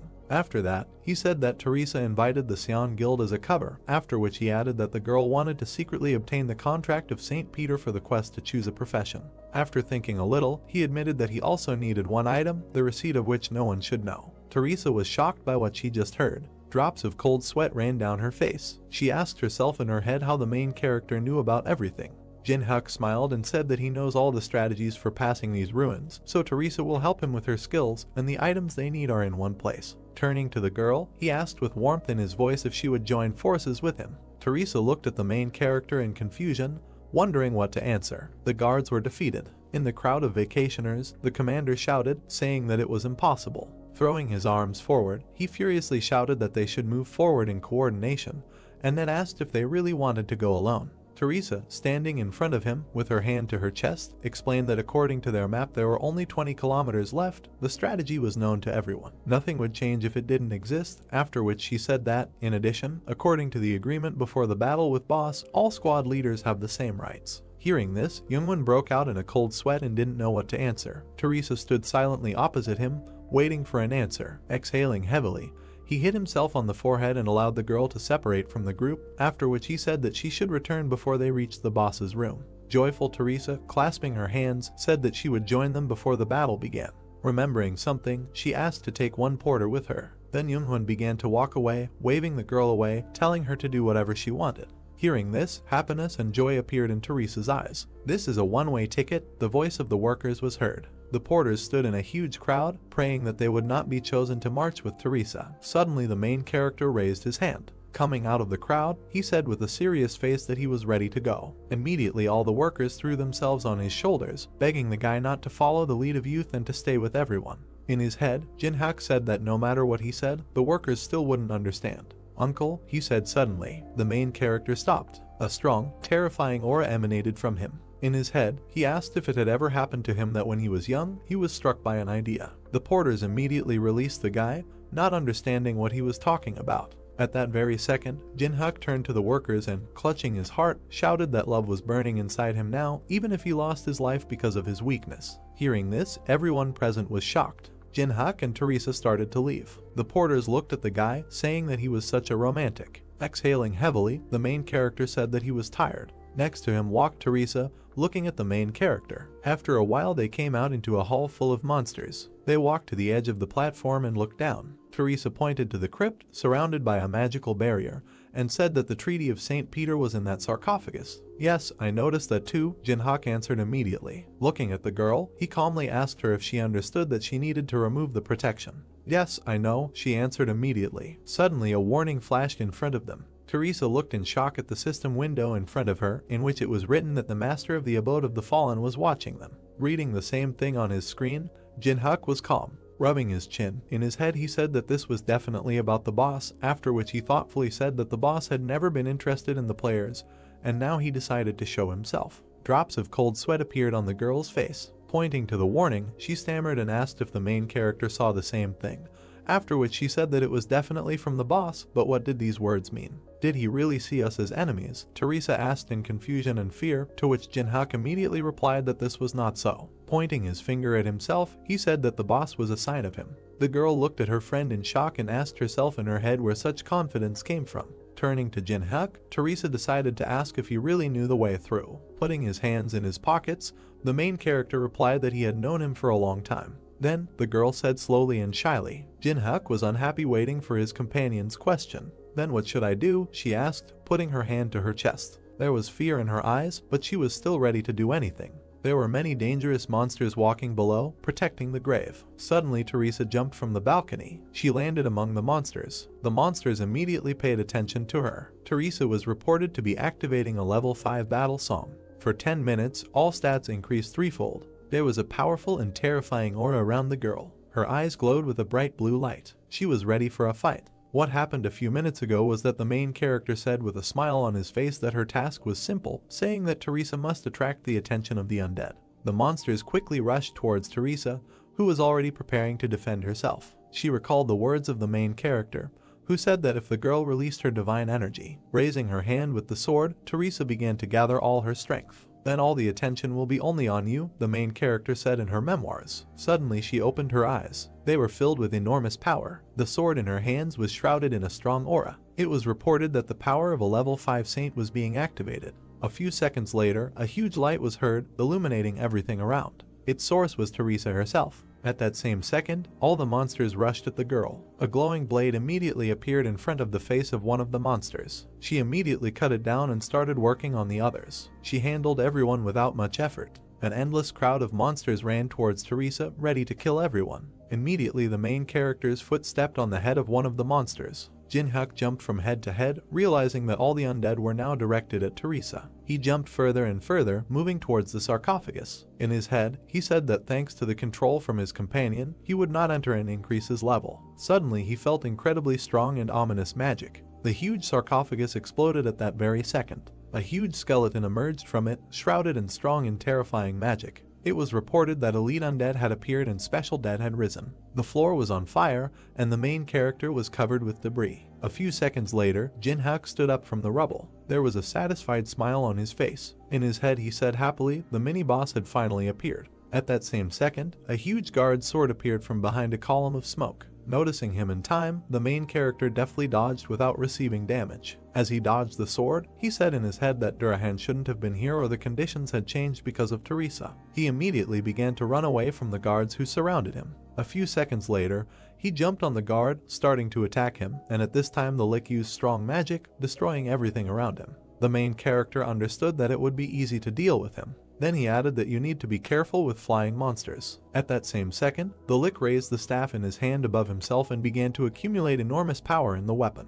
After a few seconds, he pointed his staff at Jinhyuk, about to release strong magic at him. Black lightning bolts of black magic were released from the staff. Noticing them, the main character smiled contentedly and began to dodge. The lightning passed right next to his face, but without hitting him, it rushed towards the protective barrier of the crypt. Upon reaching it, the barrier cracked. In his head, Jinhyuk said that in general, such a defense would not be difficult to deal with. A few seconds later, the barrier shattered into pieces. It was reported that the 5th level magical defense had been destroyed. The lick didn't know what to do because he was the one who destroyed the barrier. Without wasting any time, Jinhyuk ran towards the lick. A blade appeared in his hand, shrouded in powerful, terrifying magic. And there was a crazy smile on his face. He ran through all the guards blocking his path, cutting them down. He looked with contempt and hatred at the severed parts of the guards. Looking at Teresa, who was constantly slashing at the monsters around her, he said that it looked like she would be done soon too. "There is only you left, skeleton," said the main character, looking at the lick, who, apparently, was confused. At that same second, with one powerful and sharp blow,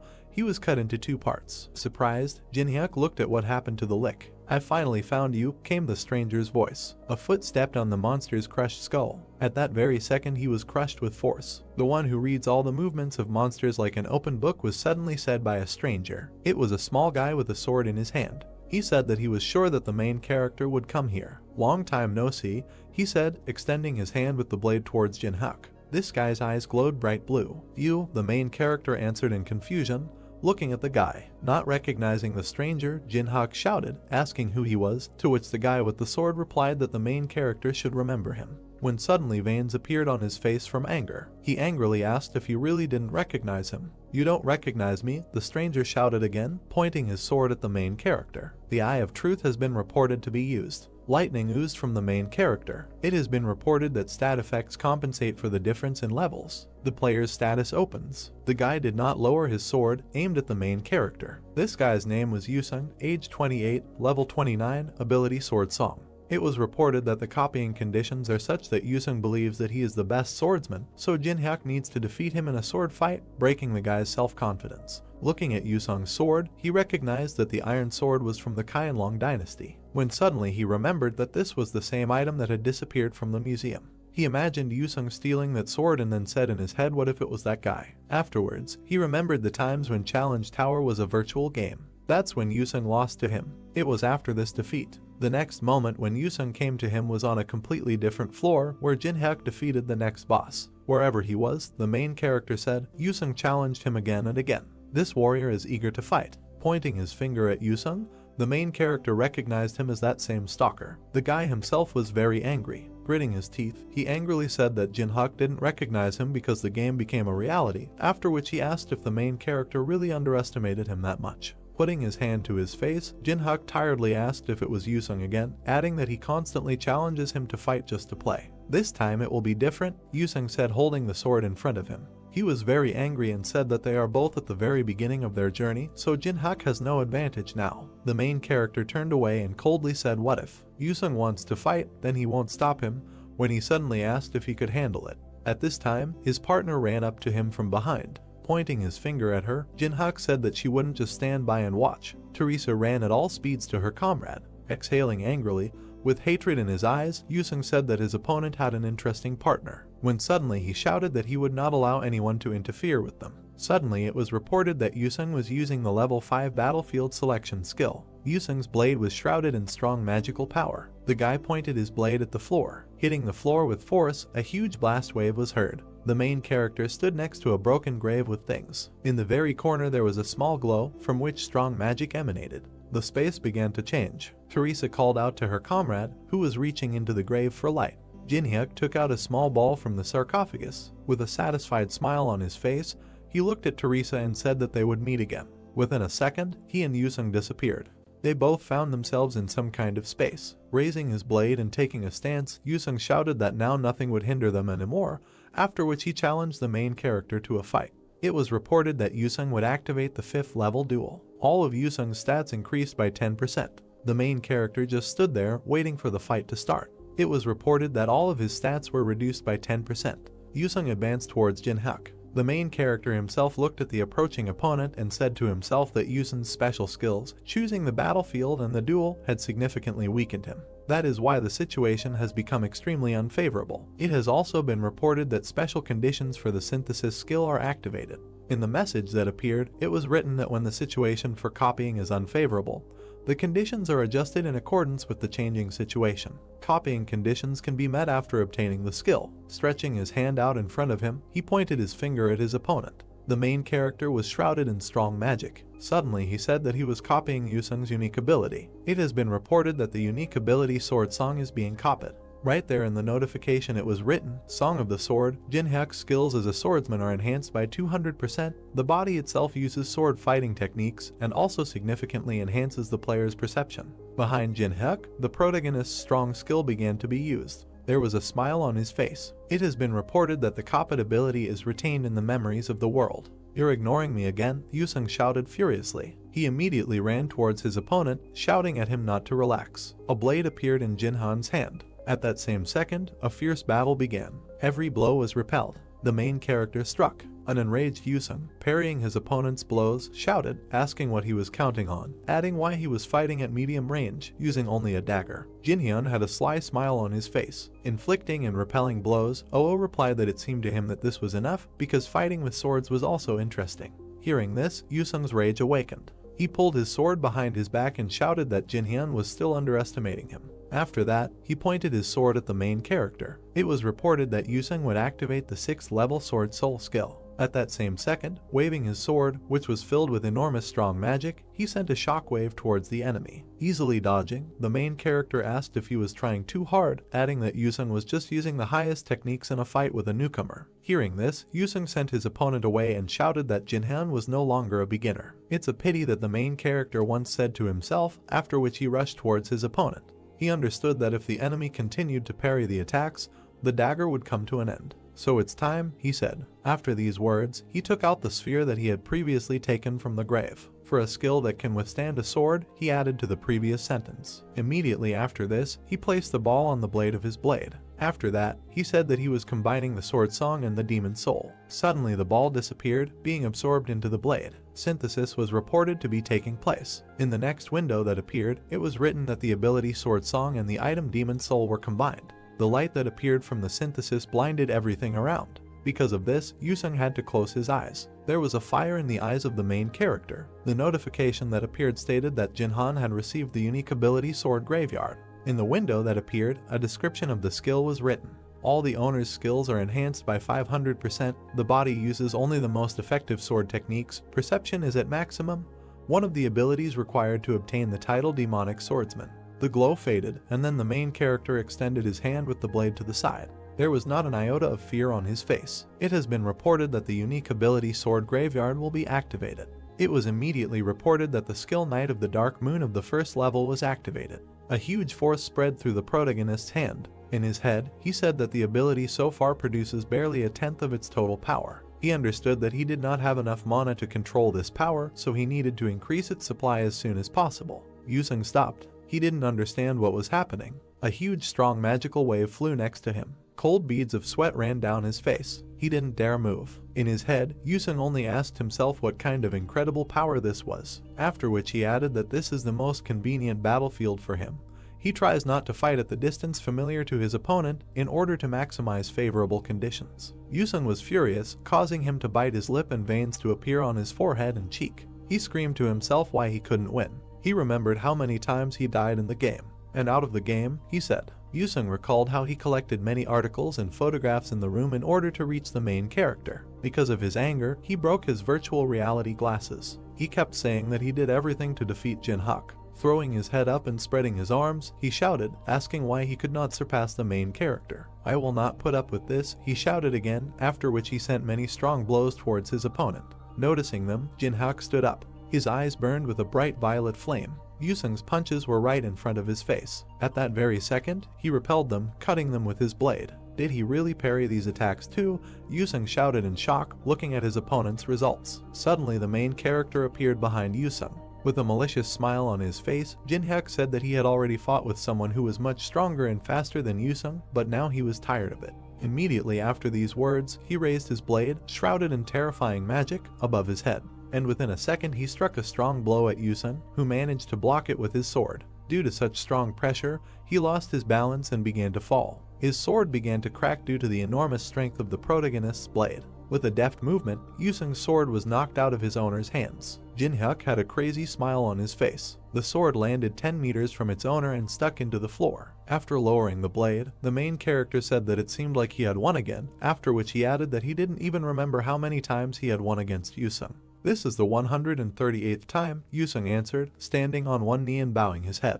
"Kill me?" he suddenly asked. Hearing this, Jinhyuk smiled contentedly. Suddenly he said that next time, it would be his 139th victory. Hearing this, Yusung was shocked. Waving his hand on his face, the main character told the defeated man that he himself knows that the Tower of Tests is no joke, because even the strongest players sometimes die here due to negligence. "But we need strong players," he added. After that, he extended his hand to Yusung and said that people as persistent as him are needed even more. Hearing this, the guy looked at the outstretched hand. A strong player, he asked himself. In his head, Jinhyuk said that he needed to wait 60 days to copy the player's abilities again.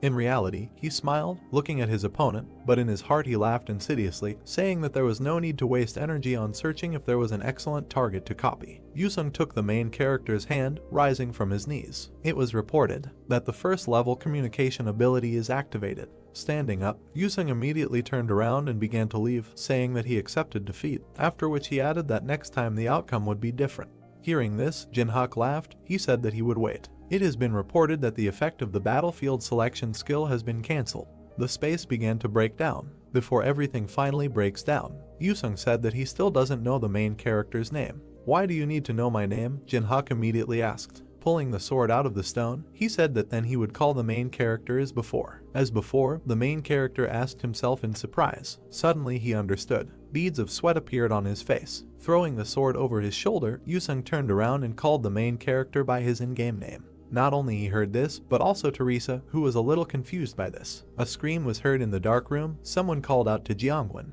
There was a system screen hanging in front of the hooded guy. He looked at the leader and asked if they hadn't killed all the monsters. Chongwen asked what he was talking about. The guy pointed his finger at the screen and said that the scanning artifact had lodged something, although there shouldn't have been anything left there. The red dot moved quickly. Youngwon realized that someone was moving in their direction. The squad members looked fearfully at something ahead. A monster in armor approached them. It was an iron golem. A man with long blonde hair sat on a golem. Youngwon frowned. From the stranger's appearance, he guessed that this was a high vampire. The man put his hands behind his back and went down to them. He bowed, greeted the guests, and said that his name was Baluz. The vampire smiled and said that he was accompanying the lord, the owner of these ruins, and also his blood relative. Chongwen pointed his sword at Baluz, opened his mouth and asked why he came, because it's unlikely that he just went out for a walk. The vampire looked with hostility at the swords pointed at him and said that he had a proposal to the leader of the group. He held out his finger to the blade and said that he was giving them a choice. The first option was to simply follow him without arguing. The vampire pressed the tip of the sword, blood flowing down his fingers. A scarlet stream fell to the floor. The system reported the activation of a bloody plague of an unknown level. Red streams of magical energy wrapped around people's bodies. Youngwon opened his mouth, sweat running down his face. Magical currents engulfed the bodies of his team members. They screamed, not understanding what was happening to their bodies. A dark human silhouette was inside a red cocoon. The guy opened his mouth and looked to the side in fear. Baluz raised his hand, smiled, and said that if the leader chooses the second option, then only half of the squad will go with him, and he will eat the rest. Magic sparks illuminated the stone object. Kneeling down, Teresa cast a spell. Jin-hyuk sat next to her. The system reported that the power of a level 5 saint was being used. The girl closed her eyes. The crystal hovered in front of her. The blue stone was decorated with silver patterns. The system window said that this is an icy tear, which, when absorbed, enhances magic, but if purification is not applied, it can seriously harm the player. The system reported this. That mana is increased by 12. The main character looked at his palms. He could not believe that he was able to get an icy tear, which is usually difficult to get, along with the demon soul stone, and thanks to the holy power, Teresa had already received 12 stats. He gave the girl a thumbs up when she asked if everything worked out and said he was happy with the result. Her eyes widened in surprise as the system window appeared in front of her. A system for notifying that an invitation has been received from the owner of the monastery. In the system window it was said that if Teresa wants to save the members of her group, then she needs to go to the farthest room. The reward for this will be a meeting with the owner of the monastery. The system also notified that upon accepting the invitation, all monsters and traps will be deactivated. Her eyes glowed blue. A drop of sweat rolled down her face. She opened her mouth and said that the entire squad had been taken hostage.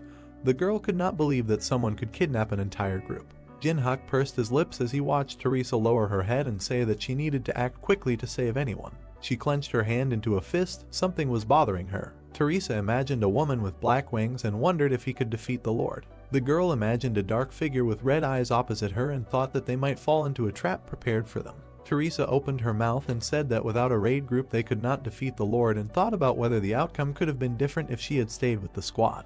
The girl imagined a multicolored symbol with a cross in the center and thought that she joined the party as a paladin simply because she wanted to protect other players.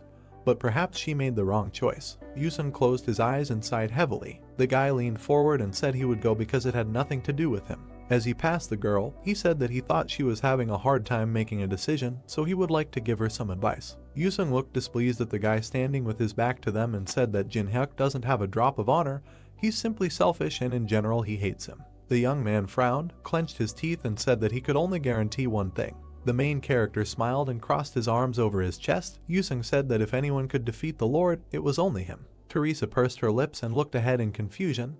The swordsman went further and said that he was leaving. The girl clenched her teeth. She smiled and thanked Yusun for the advice. Teresa clenched her hand into a fist and told Jin-hyuk that she was going to accept the invitation of the owner of the monastery. The main character put his hands on his hips, warned that his services were expensive, and asked if she was sure that she could do it. The girl continued to clench her fingers into a fist, opened her mouth and said with determination that she was ready to pay as much as necessary for his help. Jin-hyuk smiled and thought that she would go there anyway. He slammed his fist against hers and said he agreed. The system reported that 2 players accepted the quest. The system window said that the monsters were hibernating. They approached the steps that led to huge doors. A drop of sweat rolled down Teresa's face.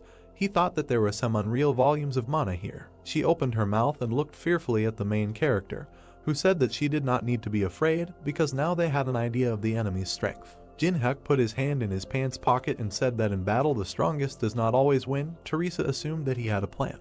The guy clenched his teeth, bowed his head and answered that he did. The doors began to open, revealing a red glow behind them. The girl pressed her hand to her chest. The shadow of the doors fell on her. Jin-hyuk said that no matter what happens, she must trust him and believe in him. They found themselves in a room with red flags, red carpeted steps leading to the throne. The main character and Teresa walked forward. Baluz narrowed his eyes slyly and pursed his lips. It was difficult for him to hide his glee. Jin-hyuk walked a little ahead of the girl. Someone said that they had finally arrived. On the throne sat a girl with silver hair. This was the Lord, also known as Alice von Ataraxia. She pressed her hand to her face, turned her head and said that she was tired of waiting for them. The main character calmly looked forward and asked if people were safe. The Lord snapped her fingers and invited him to see for himself. The system reported that a measurement gap was being applied. Tied up people appeared in front of Jin-hyuk. The guy's eyes turned yellow, and sweat rolled down Teresa's face. The dark-haired man's eyes and mouth were covered with black cloth. The main character recognized him as Hajin. The young man's eyes lit up when he suggested that Hajin had awakened the guards. 2 people froze in the middle of the red carpet. Lord said that she invited them here because of the smell that comes from Jin-hyuk. The woman crossed her legs and said it was the sweetest smell she had ever smelled. She smiled, put a finger to her lips and said that she liked the smell of his blood. The Lord stuck out her tongue and said that this sweet smell, which was incomparable to the smell of other people, excited her. The main character opened his mouth and looked at her with disgust. Nothing like this had ever happened before. The Lord smiled and said that she felt his anxiety. Jin-hyuk bowed his head, pressed his finger to his forehead and said that a person cannot be calm when a vampire talks about blood. The woman smiled and said that he had nothing to worry about. She eats delicious things very slowly, so he can live another 60 years. A drop of sweat rolled down the guy's face. He opened his mouth, thanked her for her concern, said that he did not want to live like an expensive dinner and thought that Lord's words meant that she wanted to insert a tube down his throat and keep him with her. A red beam appeared next to him. There was a hole in the carpet behind the main character. Blood was coming from a wound on his cheek. The vampire said that his opinion did not matter. She pointed her index finger at him and said he had no choice. Smoke was coming from a hole in the carpet. Jin-hyuk bowed his head and hid his hand behind his back. Teresa asked if he was okay with concern in her voice. The guy leaned forward, gritted his teeth and said he had something else to offer. The girl opened her mouth in surprise when the main character dropped to one knee and told Lord that he could give her something sweeter than blood. The vampire narrowed her eyes and left. She leaned forward, waved her hand, and said that for them there was nothing more important than blood, so that no matter what he offered her, her opinion would not change. The guy smiled and asked if she was sure of her words. He imagined lions with spikes and asked if she would refuse if he offered them freedom. The Scarlet Lord's eyes widened in surprise. The other vampires bared their teeth and growled, outraged by his words. Someone raised his hand to stop the angry crowd. The woman put her hand on her hip, opened her mouth and said that Jin-hyuk would regret it if he didn't back up his words with action. The guy lowered his head and said that he would not have come here if he was not ready to answer for his words. The Lord opened her mouth and allowed him to speak. The guy raised his hand, summoned some purple object and said his name.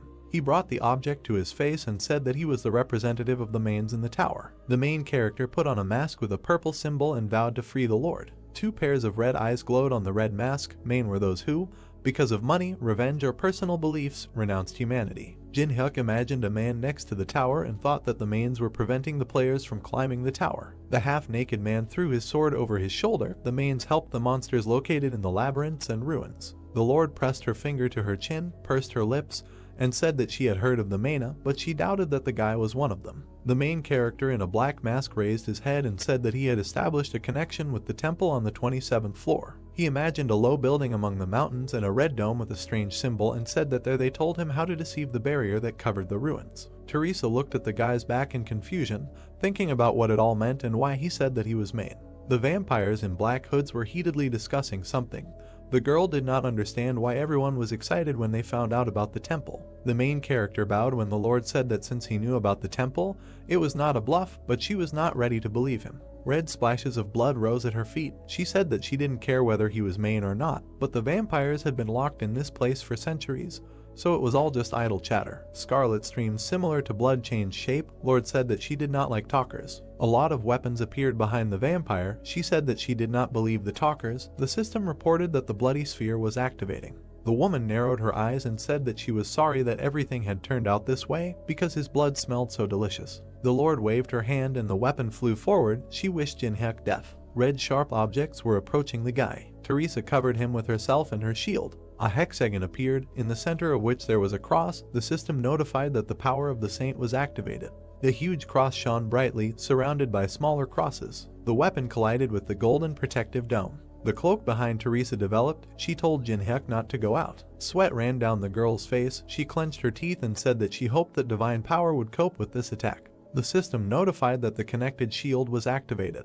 Many weapons hovered in front of the barrier. Teresa opened her mouth with effort, trying to hold the shield. The Lord closed her eyes, laughed and said that it was funny to see how hard a girl would work to counter a normal attack. Her smile became smaller. The vampire clenched her teeth and said that she greatly hated everything holy. The system notified that a bloody explosion had been activated. The Lord raised her hand. A red ball and a stream of energy appeared above her. She said that she would destroy them with one blow. Teresa raised her head. A drop of sweat rolled down her cheek. She realized that she could not hold out for long. The girl smiled, remembering that Jinhyuk asked her to trust him and have faith in him. A black and purple blade whistled through the air. Teresa had a dagger sticking out of her chest. Tears flowed from her eyes and blood came from her mouth. The main character stood behind her. The girl looked at him in confusion and whispered his name. The Lord froze, thoughtfully watching what was happening. Blood sprayed. Teresa fell to the floor. Jinhyuk stood next to her with a dagger in his hands. He asked if the vampire would believe him if he could prove that his words were not a bluff. The main character looked at the woman standing near the throne. She said that she liked how he betrayed the comrade who protected him, but she needed more evidence. Teresa grabbed the hem of his trousers. With the last of her strength, the bleeding paladin raised her head and said that they promised to save the squad members. The guy in the mask was watching her. She asked if this was his plan.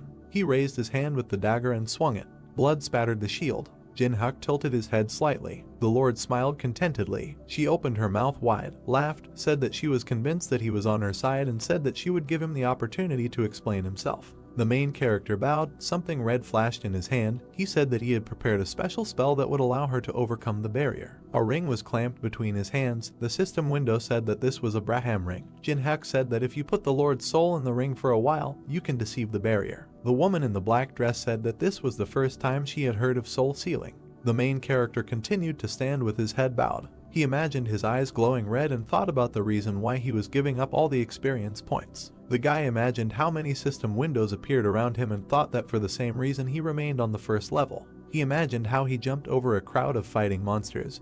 He was holding back because of the skill of moving souls. The main character knelt down on one knee and extended his hand. This special skill could only be activated by a level 1 player. The system notified that Jinhyuk met the criteria. A purple hexagon appeared, inside of which there was a white ghost. The system reported the activation of the magic circle for moving souls. Glowing circles and symbols appeared around the guy. The system window stated that recharging would only occur after 365 days and that only one soul could be sealed at a time. The system sent a warning that the skill will only work after receiving the subject's consent.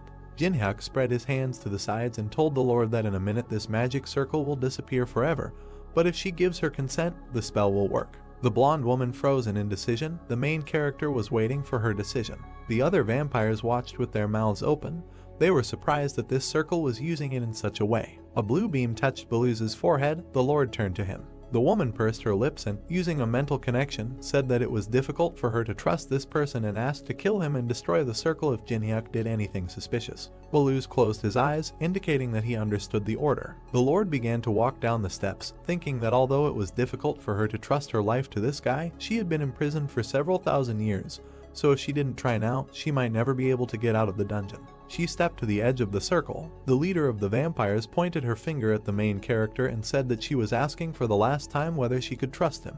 The main character bowed, extended his palm to her and said that if she trusted him, she would not regret it. Their fingers touched. The system notified that Jinhyuk had activated the first level communication skill and that the subject was slightly interested in the main character. The woman opened her mouth, said her full name and said that she allowed her soul to be moved. The ring with the red stone began to glow. The system reported that the soul of the Lord, known as Alice, is moving into the ring of Braham.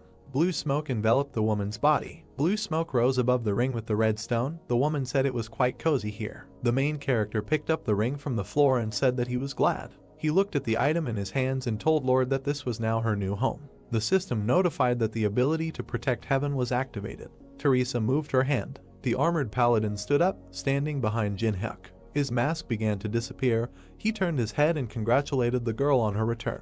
There was a golden cross in the dark blue hexagon. In the system window it was said that the patronage of heaven allows one to return the deceased to life, but instant death did not allow this to be done, and it took 240 hours to recharge. The girl stood bent over and pressed her hand to her shoulder. She raised her head and smiled widely. Teresa lowered her head, keeping her hand on her shoulder. She smiled when the main character congratulated her on her return. Jin-hyuk, whose face was hidden by a purple glow, looked at the ring, from which indignant cries were heard, and thought that he no longer needed it. He put the artifact in his pants pocket. Jin-hyuk then took the purple sword, and Teresa said that she had a lot of questions, but it was better to ask them later. There were enemies in front of them, and Jin-hyuk said that now was not the right time or place. Baluz gritted his teeth, raised his hand and called Teresa and the main character stupid people. He raised his hands above his head and shouted loudly, asking if they thought they would live after betraying his master. The system reported that the 13th level blood wave was being activated. Streams of dark red energy appeared around Teresa and Jin-hyuk. The main character raised his burning hand, and the system notified that the 5th level fire element was being activated. The next second there was an explosion, causing wind. Jin-hyuk waved his weapon, looking at the fire that filled the space. Without looking at the girl, he told her about the team members. Teresa approached the tied-up warriors who were sitting on the floor. The system reported that the girl was using the 4th level cross. With a quick movement of her hand, she cut the ropes on the body of the black-haired youth. He looked at Teresa with a smile and asked her what was wrong with the vampires. While Jin-hyuk stood surrounded by enemies, the girl said that he was facing the vampires alone. Baluz tilted his head and asked with an angry expression how the man was able to reflect his magic. Jin-hyuk, holding the bright sword tightly in his hand, replied that the vampire's magic and his fire extinguished each other. His eyes began to emit a purple glow as he added that the vampires lost even when their mistress was imprisoned. An inscription appeared on the dark screen that Jin-hyuk was activating a unique ability called Sword Graveyard. The system then reported that Baluz was activating a level 9 dark martial art. The white-haired vampire gritted his teeth tightly and extended his hand in front of him, shouting that he would kill Jin-hyuk with his sword if he could not do it with magic. The vampires rushed forward as Baluz ordered them to break the ring and free their lord. Youngwon opened his mouth wide, saying Teresa's name. Then he furrowed his thin black eyebrows. The vampires fell to the floor. Jin-hyuk and Baluz stood opposite each other, and the black-haired youth asked who the main character was. The girl thought with a smile that Jin-hyuk didn't want to reveal his identity if he was still wearing a mask, and replied that they met completely by chance, so she doesn't know much about him. Bellis also fell to the floor and Jin-hyuk turned away from him. He approached Teresa, who said that she had died for the first time, and at the hands of an ally, the main character replied that they still managed. The girl lowered her head and agreed with these words with a smile. A tear rolled down her cheek. The mask on Jin-hyuk's face began to disappear and his eyes were now visible. Teresa closed her eyes and with a warm smile thanked the main character for keeping them all alive. The system reported that Jin-hyuk saved the life of the owner of a unique ability called Protection of Heaven. Then messages appeared on blue screens stating that the conditions had been met and that the main character had successfully copied this ability. The system reported saving. Then a notification appeared that the ability was being stored in the world's memories. A golden cross could be seen inside the pentagon. The system provided information about the Heaven's Favor ability. When Jin-hyuk asked why Teresa was crying, the girl punched him in the chest, saying that she didn't know. The girl remembered how the main character pressed the dark screen and asked if he knew that she would be resurrected, and Jin-hyuk silently turned away. There were red tapestries hanging in the room, and the main character said that he was glad that Teresa survived. He pulled back the red curtain and invited the girl to finally take the relics and leave. Youngwon put his hand on his chest and introduced himself with a smile, and then said that the rights to the relics obtained during this raid belonged to the guild. The main character, whose face was hidden behind a black mask, asked if the young man was asking for relics after he saved his life. Youngwon explained with a smile that they would pay for the relics with money or something else, so Jin-hyuk would not be left out. The protagonist frowned, thinking that after defeat, this leader was still acting overconfident. He then pointed his finger to the side, saying that the guild could take the relics. As Youngwon walked past him, Jin-hyuk warned them not to complain if the result didn't satisfy them. The young man stopped smiling and turned around in bewilderment. On the floor lay a fragment of Merlin's staff. The black-haired youth's eyes turned red and he reached for the relic with a smile, thinking that although most of the raid group was hostage, they would be able to restore their authority by bringing back good loot. Youngwon's fingers almost touched the staff. Suddenly, he pulled his hand back and closed his eyes, screaming in pain. A bright red mark appeared on his palm. Jin-hyuk, who stood with his back to the young man, thought that this was a curse that lay on Merlin's staff. He looked to the side and thought that if Alice completely disappeared, then this relic would become safe, but Alice was now trapped in the ring. Youngwon raised his hands, asking what was happening to him. Teresa put her hand to her mouth, looking at the young man in shock. Jin-hyuk put his hand on her shoulder and turned her around while the black-haired boy screamed loudly. It was night. A tall dark tower was visible. Someone asked the head of the department whether they were standing at the entrance to the tower in vain. Yi-hyun, with a tired look, said that she was not sure that the guy's words could be trusted. The man opened a pack of cigarettes and replied that he just needed to wait a little. Ti-chun raised the cigarette to his mouth and added that they received the message, so they should at least get something. The blue-haired girl frowned and said that the experts had reported that the raid would last at least 3 weeks. The man looked down, remembering Jin-hyuk and his words and the imminent completion of the capture of the ruins. He was worried that the main character was not a member of the party. Ti-chun flicked his lighter. The system reported that the ruins called the Abode of the Fallen had been cleared. The man opened his mouth in shock and dropped his cigarette. A crowd of people emerged from a bright blue portal. The black-haired boy and girl next to him looked tired. People raised microphones and cameras, congratulating them for clearing the ruins and asking what strategy they used. Opposite the bald man stood a crowd in which many flashes were visible. The guild members covered the face of Jeonghyun, who had lost not only his hair, but also his eyelashes and eyebrows. The man in the suit opened his mouth in shock. Ti-chun and Yi-hyun stood in front of the crowd, asking what happened inside there. Teresa said with a wide smile that the ruins were not cleared by the Chongwon raid. People took pictures of the girl on their phones. Someone in blue pants and black sneakers took a step forward. Teresa looked at the main character and said that he managed it almost alone. Jin-hyuk's face was hidden behind a black mask, and the girl added that the others were just watching from the sidelines. Yi-hyun, with a bead of sweat appearing on her face, asked if she should call the association leader, and Ti-chun smiled, saying that was a good idea. The young man with bandages on his head clenched his teeth tightly. Then he turned around and walked away. People were moving away. White clouds swirled in the blue sky. A commentator with the nickname Truth asked who the man in the mask was. Water was pouring from the kettle into the plastic packaging. There were various news articles about how a strong player single-handedly cleared the ruins. Holding the chopsticks in his mouth, Jin-hyuk thought that people had written a lot of things. As he picked up the instant noodles, he thought that he knew this would get dark for discussion, but it was still too much. He was glad that his face was hidden behind the mask.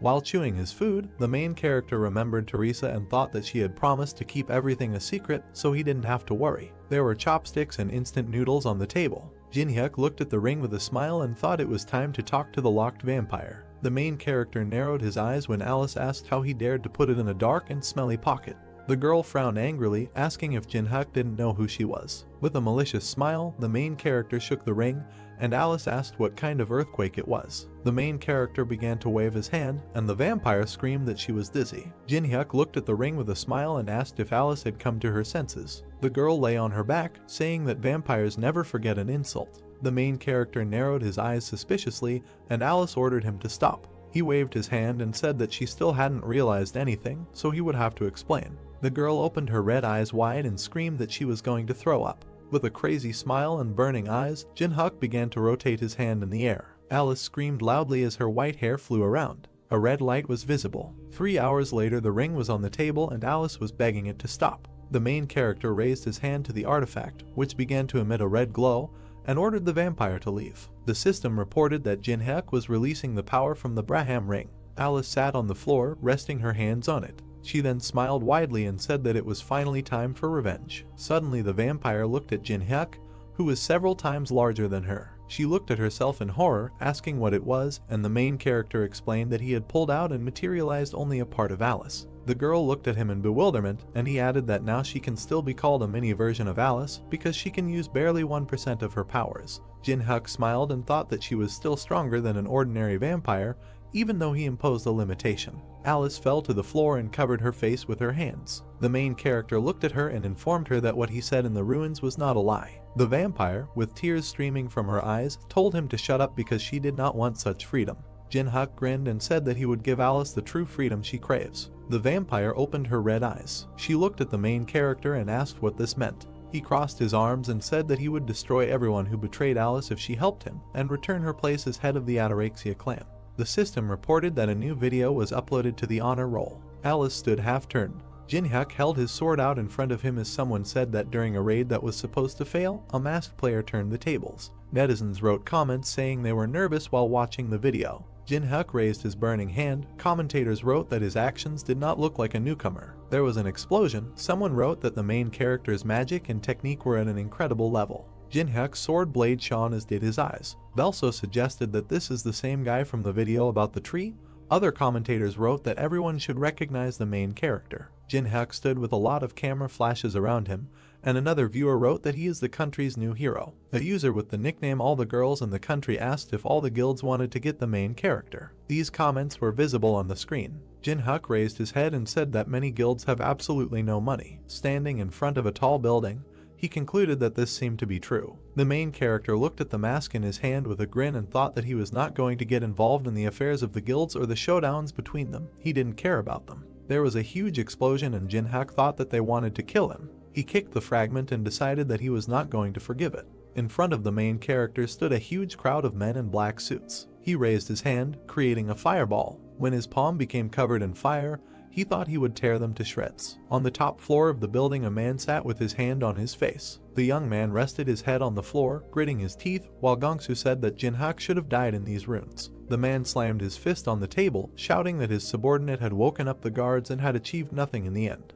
Gongsu frowned and shouted loudly that because of some fool they couldn't handle, their guild would lose its reputation and might cease to exist altogether. The head of the Black Crow Guild kicked Hajin, who let out a painful sigh. Two guards in black glasses and suits stood at the white door. From the fiery explosion, Hajin flew into the air. A man in black sneakers entered the room. The main character clenched his hand into a fist, asking Gongsu if he was the master of this guild. Gongsu grabbed the arm of the chair and ordered his subordinate to grab Jinhyuk. Hajin sat down on the floor, thinking that this was his only opportunity to restore honor in the face of the head. Then he jumped up, thinking that he would be called Super Hands again. Suddenly, the main character removed the mask from his face and greeted the man with a smile. He then punched Hajin in the face. He flew into the wall. Gongsu put his hand forward and shouted that because of Jinhyuk they lost positions in the association.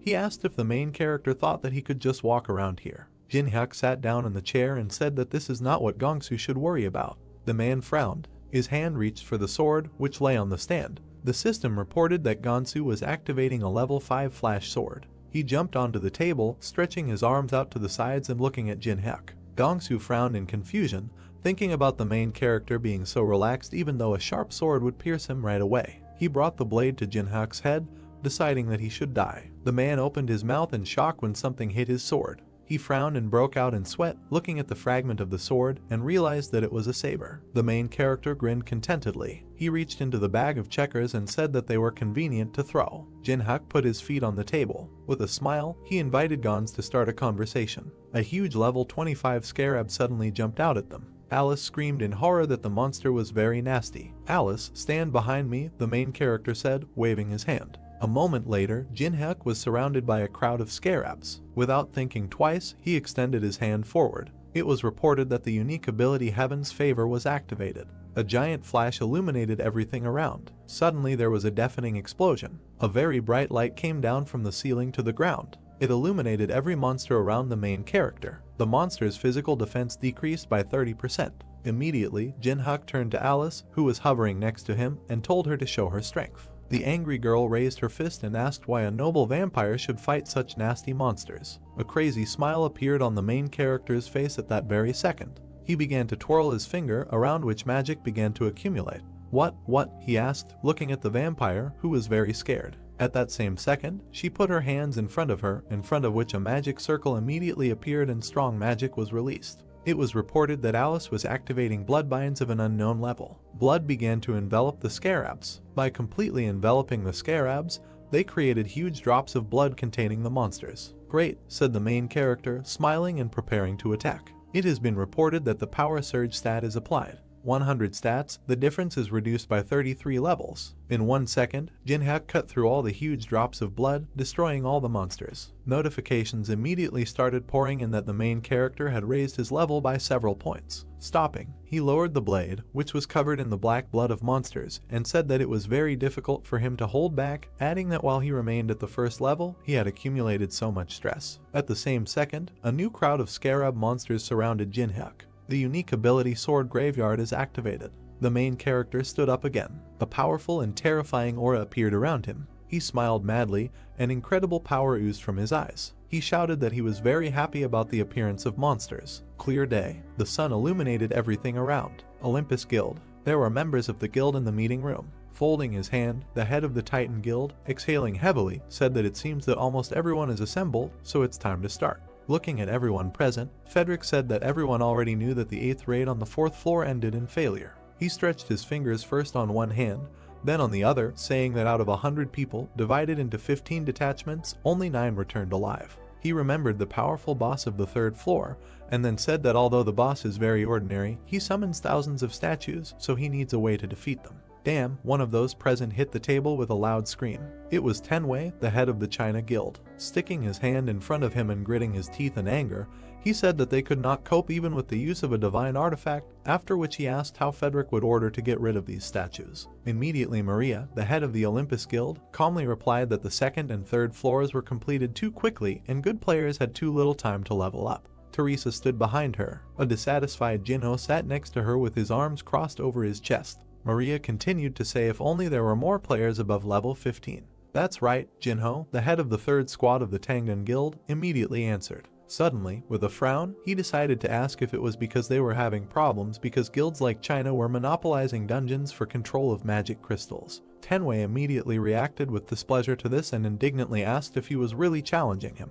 What did I say wrong? Jinho asked in response. At that very second they started shouting at each other. Their faces were several centimeters away. Tenwei shouted that they were just passing through the tower for the sake of humanity, adding that he would not tolerate insults. Do you think this excuse will help? Jinho shouted furiously. Frederick watched all this. When he got tired of this, he asked the guys to stop, adding that the only thing they were missing was civil strife. We have gathered to solve another problem, he said calmly, while those who had quarreled looked at him angrily. Jinho sank back into his chair, folding his arms across his chest. Maria, also holding her hands on her chest, asked if Frederick had any thoughts. Yesterday, he said, clutching his head, a message arrived from Maine. Having gathered his strength, he continued that if they fulfill one condition, then they will help them. Maria, Tenwei, and Jinho were shocked when they heard this. Drops of cold sweat appeared on their faces. There was silence in the meeting room for several seconds. Suddenly everyone started screaming, furiously asking whether to cooperate with them. After all, they are all on the international wanted list. They cannot work with such non-entities as Maine.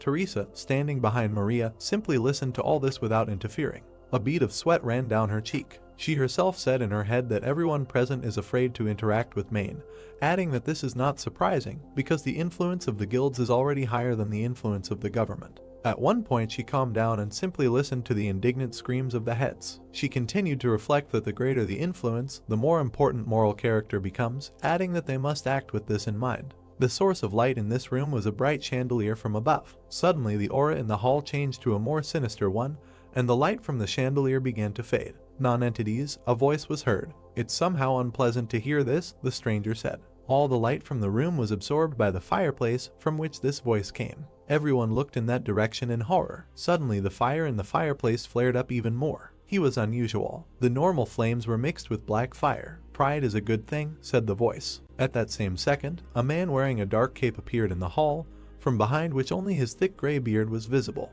In his hands he had a staff, at the end of which there was a skull. He looked at those present, asking if they understood that they would not be able to cope only on their own. The terrifying aura emanating from the old man filled the entire room. All the heads immediately jumped up from their seats, backing away. Jinho was furious. He shouted how the damn Maine dared to come here. He was incredibly angry and pierced the table with his fingers. Grabbing it, Jinho swung it and ran at the old man, shouting that if he himself had come here, he would kill him. Jinho threw the table at Maine, but Tenwei suddenly appeared in front of him. He cut the table into two with his sword, after which he pointed the weapon at the old man and said that for the first time he agreed with Jinho. The old man did not move. He laughed and said, "These heads are just hotheads," adding that after hearing the proposal, they will change their minds. "Help us," he said in an intimidatingly harsh voice, after which he smiled madly, adding that they could cope with the boss of the third floor. Jinho was furious at this. He was ready to tear the old man apart. He could barely restrain himself, shouting that this was all nonsense, because if they united, they wouldn't even have 100 people. After which he asked how he could cope with a huge army. The old man, holding his hands on the staff, calmly answered that such a quantity could be created. At that same second, the old man was enveloped in incredible magical power. It has been reported that the skill Black Cemetery Guardian is used. Suddenly Frederick looked out the window and saw that something had started to happen on the street. At that same second, a skeleton hand appeared from the ground. A huge horde of the dead began to emerge from the ground. The old man said that this is all thanks to the wars that have died down long ago, because of this there are a lot of useful corpses here, adding that among the main there are many strong ones, for example, necromancers. Cold sweat ran down the face of Frederick, who saw all this. Necromancer, he spoke quietly and slowly, but summoned such a quantity. Hordes of the dead stood on the walls of the building. Frederick immediately turned his head and looked at the staff in the old man's hands and asked in shock if it was all because of this artifact. The old man was surprised and asked if the head really knew about him. Picking up the staff, the old man began to examine it, proudly announcing that it can only be created by collecting 99 items. "This is the Staff of Greed." Tenwei looked at the old man intensely, when suddenly, exhaling, he said quietly, "A combination of the Necromancer and the Staff of Greed. There is a chance to deal with the boss of the third floor," he humbly admitted, lowering his sword. At that same second, Maria shouted that Tenwei was even talking, because this was Mana. "We know," Jinho answered, standing 5 meters from the old man, adding that now the right decision would be to kill him right now. There was no more rage and anger on his face. He humbly said that if the public does not know about the agreement, then the game is worth the candle. "Even you, Jinho?" Maria shouted furiously, to which he furiously asked if they had any other choice now. Teresa watched all this from the side. In her hand was a sword and shield. How did it all turn out this way, she asked herself. Everyone went crazy, she added in her head. She silently watched everything that was happening, not understanding anything. She imagined the image of the main character in her head, and then said to herself that if Jinhyuk had been here, then nothing like this would have happened. "What should I do?" she asked herself, abandoning her imagination. She continued to hear how the heads argued among themselves and could not come to a common decision. Suddenly a notification appeared informing that there was a request for a video call from the outside. Seeing the notification in front of her, Teresa was very surprised. The system window asked whether to accept the request from Jinhyuk. Teresa answered the call immediately. "Jinhyuk?" the girl shouted joyfully when she saw the main character appear on the screen, asking the girl how she was doing. When suddenly he heard screams in the hall. "What is this strange situation?" he asked, seeing nothing. Suddenly the old man heard the voice of the main character. Turning his head sharply towards the girl, he asked her who he was, adding that since he had given his voice, then let him show his face. Switch to conference mode. "As you wish," said the main character. He disappeared in Teresa's face. A huge screen appeared in the middle of the hall, with Jinhyuk's face hidden on it. Maria recognized him. Looking at the closed face of the main character, she screamed, was this really the unknown person who had cleared the first floor dungeon? Remembering his image, the image of a guy who possessed enormous power, Maria explained that this was an incredible player who cleared the dungeon alone, unknown to anyone, and large guilds from all over the world wanted to get this player. And now this super rookie is right in front of them. The heads of the guilds crowded around the screen. It was reported that they made such efforts to contact the main character. All the heads smiled madly and confusedly, and drops of sweat ran down their faces. That is why everyone concerned's mouth went dry with joy due to the unexpected appearance. "Interesting," the old man said, smiling madly, after which he added that he also heard about Jinhyuk, about the player who cleared the first floor dungeon. He stroked his beard with interest and asked if the main character knew that this time there would be a capture of the boss of an absoluteness of another level. Hearing this, Jinhyuk asked if it was possible for a necromancer to defeat the boss. Of course, the old man answered immediately. Outside the window was a terrifyingly huge army of the dead. The old man said that so many summoned people thought that it would be enough, after which he added that even the heads of the guilds agreed. "True," the main character asked sarcastically. "Are you sure you can handle this fake staff?" Jinhyuk suddenly asked with a mockery. Hearing this, Teresa was surprised, and the old man shouted in rage, "How dare he?" Then the main character said, "The heart of a saint and the prison uniform anointed with oil."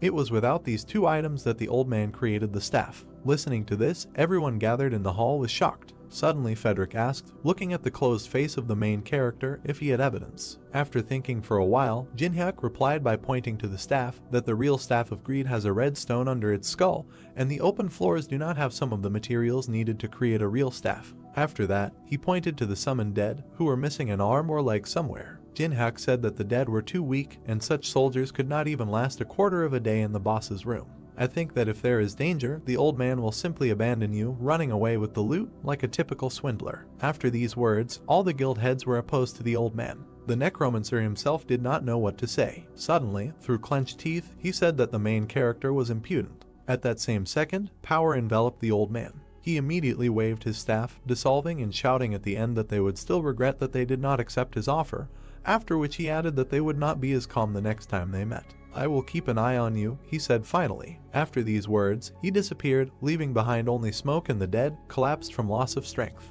The sun shone again, illuminating everything around. Seeing the scattered dead, Frederick was very scared. What to do now? He asked, without leaving the window. Leave it to me, the main character immediately replied. All the heads glanced at the screen in which Jin-hyuk said that no one would have to cooperate with Manami because he was taking responsibility for the operation. Frederick approached the screen and asked in surprise if the main character really wanted to say that he could cope alone. Yes, that's true, Jin-hyuk answered without a drop of doubt in his voice. Doubt and fear were visible in Frederick's face. In his head he said that even if the main character does not succeed, he will at least be closer to them. There was some excitement on Maria's face. Unlike the deal with Manami, this one has no serious disadvantages. Frederick continued talking to himself. Tenwei smiled contentedly, realizing that they had a good opportunity. Jinho had a crazy smile on his face. They all understood that such a good moment should not be missed. At that same second, putting his hand to his chest, Tenwei asked Jin-hyuk what kind of payment would suit him. He was immediately interrupted by Maria,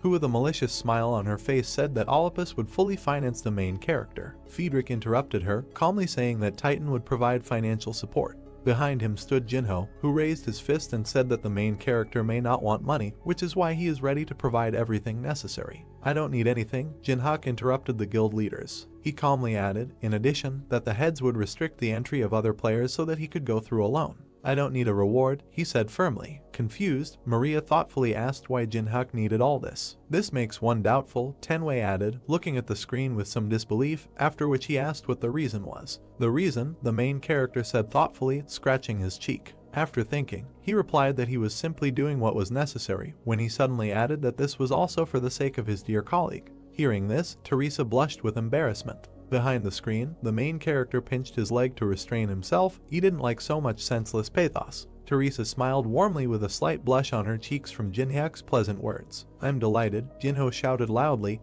causing smoke to come out of his mouth. The main character looked at Jinho's face, who said contentedly that as a representative of the guild, he had nothing to add because Jin-hyuk's words deeply touched him. Good atmosphere, the main character said to himself. There was a camera next to him, which notified that a video was being recorded. All the heads moved away from the screen and began to discuss something. At this time, Teresa was left alone with the main character. In his head, Jin-hyuk said that ordinary players would ask for good payment, but here it is worth thinking about the prospects. Behind the mask, the main character had a crazy smile on his face. He said to himself that a player who sacrifices rewards for the sake of his comrades, after which he added that thanks to these words he could get much more than he would have been paid. He also understood that he could not conflict with the guilds, so he would upload a video, editing the moment with Main. Immediately after these thoughts, he ended the video call. Having opened his characteristics, the main character saw that his level was already 12th. He was pleased with the results, so he had a satisfied smile on his face. Jin-hyuk said to himself that he had only been in the spawning ground for a day,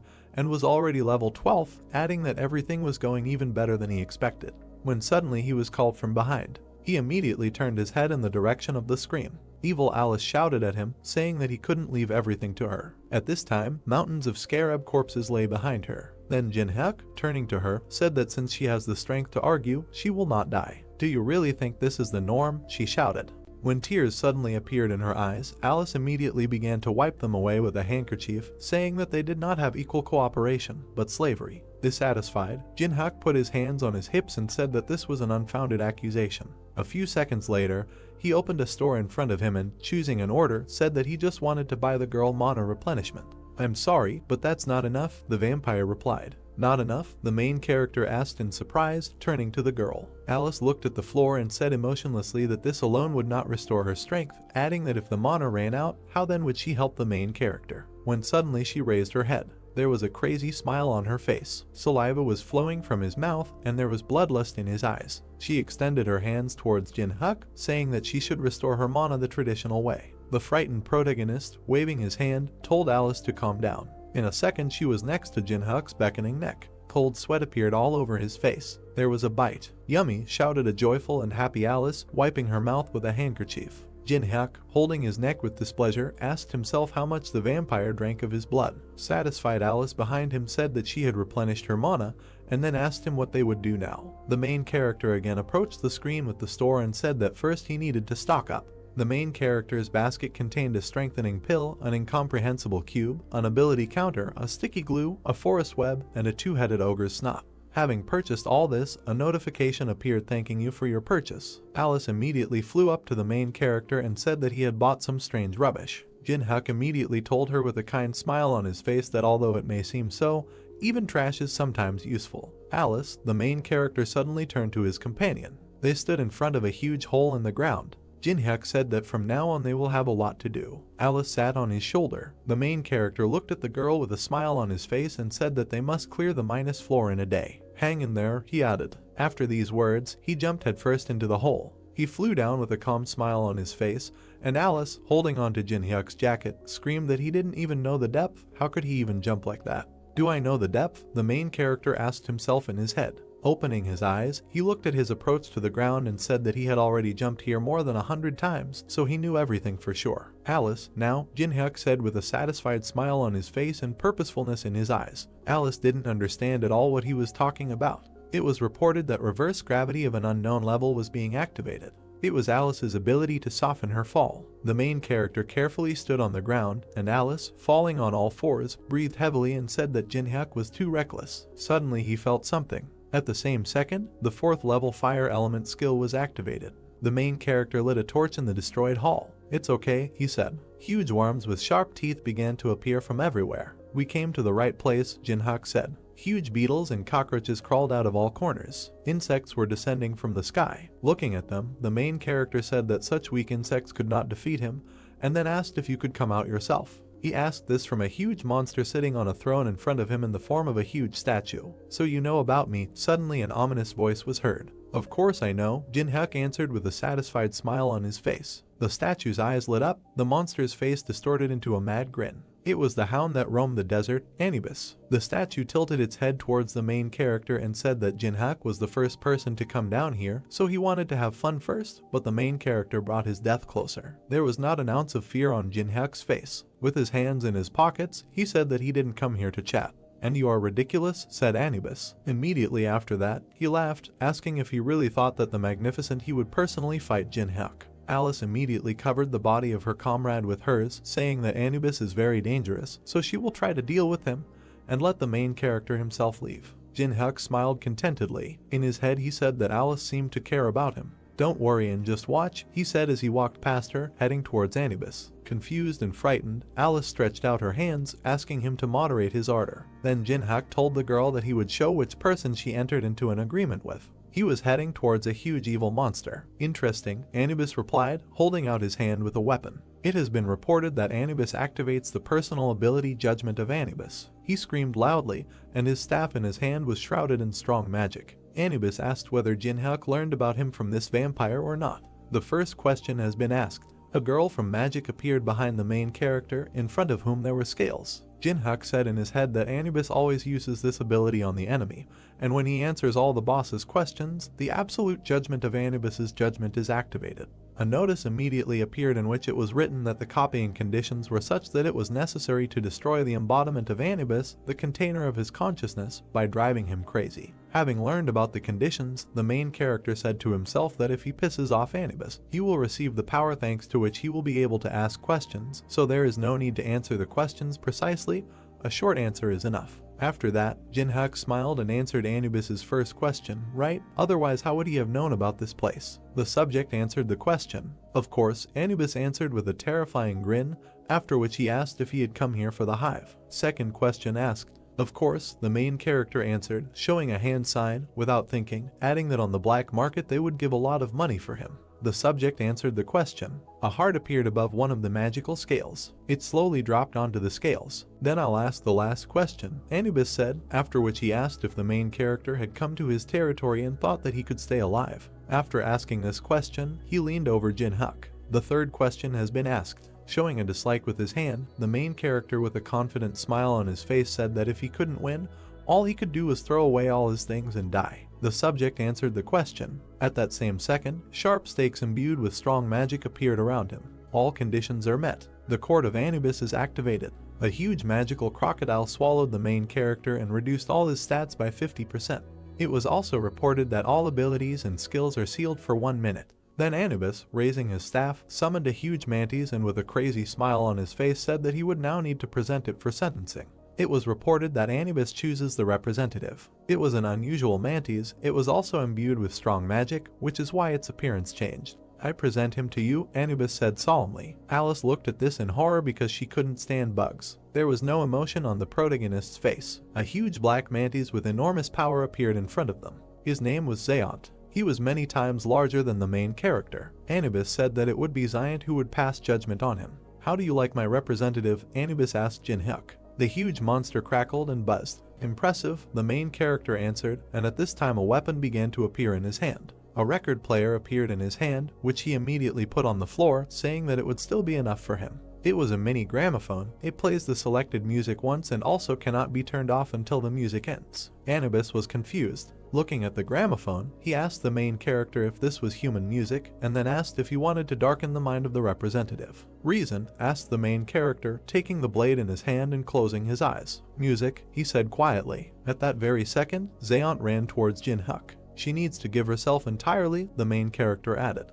After these words, he grabbed his head with one hand and raised the other with a wedge, preparing to dance. Immediately the sounds of cello playing were heard. Jinhyuk said that he found the perfect music through trial and error. The mantis struck sharply, but the main character easily dodged it, moving to the beat. He continued to say that it was a rhythm that fit perfectly with Zayant's attack patterns. Immediately the sounds of trumpet playing were heard. As always, following the rhythm, he spoke. He dodged every unpredictable attack from Zayant perfectly. He controlled this battle. In his head he said that escaping from an attack using music is not luck, it is an exact calculation. Seeing what the main character was doing, he was shocked that he even opened his mouth. Drops of sweat were already running down Jinhyuk's face. He was tired. When suddenly he said in his head, then about now. It was reported that 1 minute had passed, which meant that the main character could now use his skills. The time limit is up, Jinhyuk said. Immediately after this, he landed many hard and fast strikes on Zayant. The sword cemetery skill is activated. Blood sprayed from the mantis's head.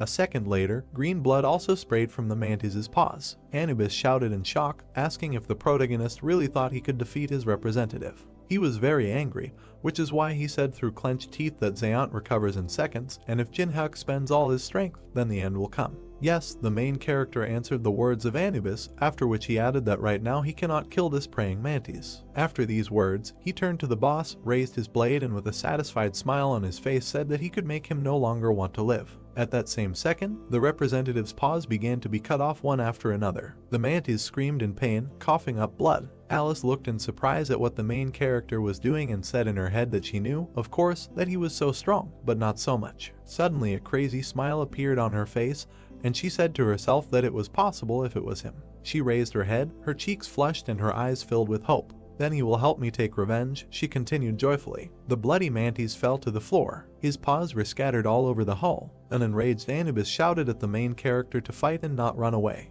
The representative trembled exhaustedly. Proud warrior, chosen by God, representative. Jinhyuk walked towards the mantis, passing through the remains of it. He dispelled the blade in his hand. In his head, he said that the last stage is that it destroys his, the great warrior, faith in his own invincibility, humiliation and provocation. After that, he sat on the head of the dead mantis. At that same second, the mantis rose from the ground, completely restored. After that, he put his battle claw to his neck, and he cut off his own head. The representative of Anubis was defeated. Horror and fear enveloped Anubis. Did he commit suicide? The boss asked himself. The main character was informed that his level had increased. The mantis's head fell not far from Jinhyuk. A notification appeared stating that after studying the magical tome of the Duchy of Paltaris, you can learn ice magic. He put his finger on the ice card and said that this could only be seen on the middle floors of the tower. Madness took possession of him. He gained enormous strength and power. It was reported that he had obtained the level 1 ice creation skill. The first level ice creation skill was immediately used.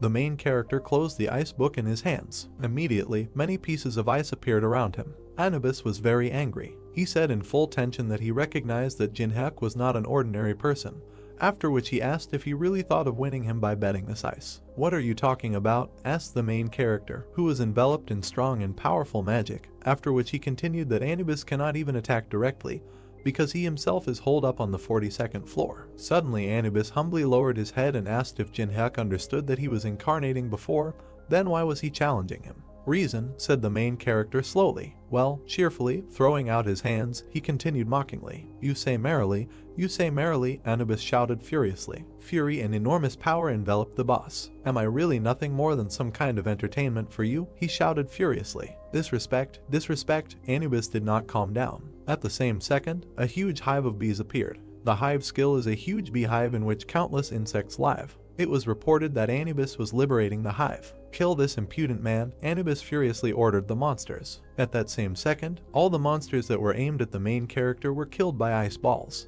"An incredible amount," Jinhyuk said mockingly. He extended his hand forward, which became covered with strong ice magic. At that same second, the protagonist's hand caught fire. The monsters surrounded him, but he stood in position, preparing to attack and defend. It was reported that Jinhyuk combined the fire element and ice creation skills. With their hands clasped together, the merging of skills began. A few seconds later there was a strong glow. All the monsters were absorbed by a bright glow that covered absolutely the entire room. The merger was reported to be successful. The next notification said that the main character had received the AA level daylight skill. The monsters were ready to attack the main character, who was absorbed by a bright cold light. The system notified about the activation of the first level daylight skill. 6 rays of light appeared. The light became brighter. A powerful light stream attacked the insects. The wasps looked at the light anxiously. A dark blue hexagon with a white sun inside appeared. The system window said that the daylight skill allows you to compress and release magical power, has high power and limits the enemy's field of vision, which gives a great advantage in battle. The main character closed his eyes and held the object in his hands with all his might. Anubis pressed his paw to his muzzle and thought that he needed to change his battle tactics. He raised his hand. Purple smoke appeared above his paw. The system reported that Anubis was activating the chosen creature. A creature with a yellow shell and glowing eyes appeared. The system reported that a particularly strong individual had arisen in the hive. The insect's eyes were red. It flew forward rapidly. Jinhyuk stretched his hand forward. Crystals appeared next to his fingers. The system reported that he had used level 1 ice creation. His attack left holes in the insect's body. Anubis thought that it would be too easy. From the body of one wasp another appeared. The creatures chosen by the ancient Egyptian deity do not die, but multiply. 4 insects flew towards the main character. Surrounded by ice crystals, the guy raised his head and looked at the approaching wasps. Anubis thought that no matter how skilled the main character used, it would not matter. Jinhyuk squeezed a small object in his fingers, smiled and said that it had finally happened. The system reported that the enhancement pill increases the size of the object tenfold. The guy waved his hand. The white beam hit one of the wasps. The insect fell. The main character jumped up, hunting for others. The system reported that the effect of the pill would appear in 1 minute. The wasps fell to the ground. Jinhyuk jumped onto the back of one of the insects. He grabbed the insect's antennae. The main character wrapped his legs around the wasp's head and controlled it. Anubis opened his mouth, asked what they were doing and ordered them to kill the guy immediately. Jinhyuk rode a wasp as he flew towards the hive, thinking that their ability to multiply rather than die would drive any opponent to despair. There were many insects behind him. One of the wasps hit the other with its sting. The main character thought that in the terrible absurd conditions the enemy could not sensibly assess the situation. A blue cube appeared around a ball of insects. The system reported that an incomprehensible cube had been activated. In the system window there were the names of the items: ability counter, sticky glue, forest cobweb, snot of a 2-headed ogre. Jinhyuk put his palm in front of him. The system window began to glow. The system reported that 4 objects were combining, strengthening an incomprehensible cube. Glowing rays touched the surface of the cube. Flashes were heard. The main character stood on one knee, pressed his palm to the ground and thought that thanks to endless repetitions he could understand the tactics and then correctly assess the situation. Insects fought against the walls of the trap and flames appeared outside. Jinhyuk smiled and snapped his fingers. The system notified that the 5th level fire element had been activated. The main character flared up inside the cube. It was an unusual decision that the main character came to. The system window said that the enhancement pill was starting to take effect. The wasps began to grow, then there was an explosion. There were many system alerts that the enhancement pill had dropped out. There were a lot of pills at the bottom of the cube. The main character thought that in order to become an equal opponent for the boss with a huge army, the maximum number of these pills was needed. Many system windows appeared in front of Jinhyuk with a message that the level had increased. Looking at them, the guy thought that thanks to the endlessly multiplying monsters, he received not only a lot of experience points, but also valuable items. Anubis clenched his teeth, sweat running down his muzzle. He could not understand what was happening. The main character smiled broadly. Behind him was a blue cube and a web. Anubis realized that he had prepared the items for unification in advance, learned the features of the hive, and created a trap. The guy's eyes glowed. He put his hands in his pockets and looked up. The ancient Egyptian god realized that he had succumbed to his provocations. Anubis slammed his hand on the armrest. His face contorted with rage. He raised his hand and cursed. God clenched his fingers into a fist.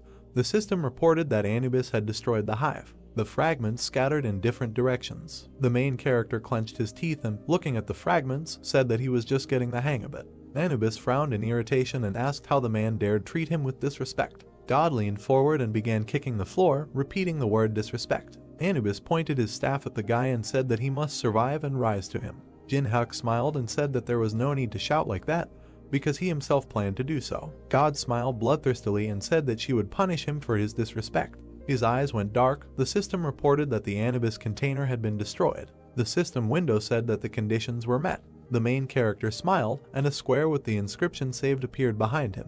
In the system window there was information that to activate the Judgment Anubis skill, you need to ask 3 questions, after which the enemy's strength is reduced by 50% and all skills and abilities will be blocked for 1 minute. A purple hexagon appeared with an ancient Egyptian symbol inside. The system reported that the skill can be used on one person only once, and if abused, punishment from the Egyptian gods awaits. The main character presented a fresco on which there was a creature with a bird's head and a human body. The system reported that the gods of Egypt were showing interest in him. He also presented an image with green skin.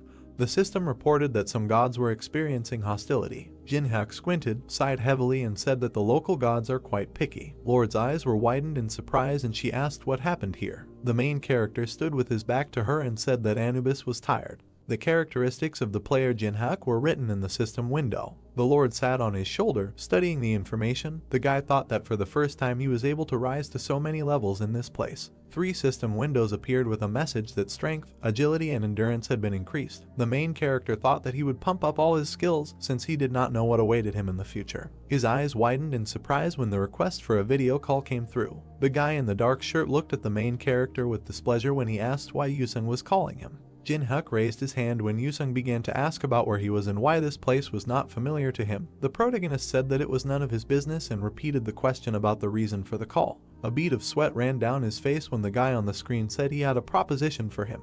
Yusung introduced several people and said that in 24 hours, a martial arts tournament would begin at the Awakened Association, to which players of rank AA and above, including himself, were invited. Sweat flowed down Jinhyuk's cheek. He looked at his interlocutor in bewilderment and said that the association decided to hold the tournament despite more important things, such as the boss of the 3rd floor. Yusung frowned and asked the protagonist to take part in the tournament so that they could fight. The protagonist asked why he should waste his precious time on such nonsense and mentally added that his decision might change if the guy had new skills that he could copy. Continuing to frown, the guy in the dark shirt said that Jinhyuk couldn't refuse. The main character looked interestedly at the screen in front of him. Yusung showed a black card with gold designs and said that he had a pass to the black market. Someone tapped a brown object on the stand. The blonde man said the item was sold. The auction host waved his hands. According to Yusung's explanation, the black market was not a place where players could buy something with coins. The knight crossed his arms and smiled.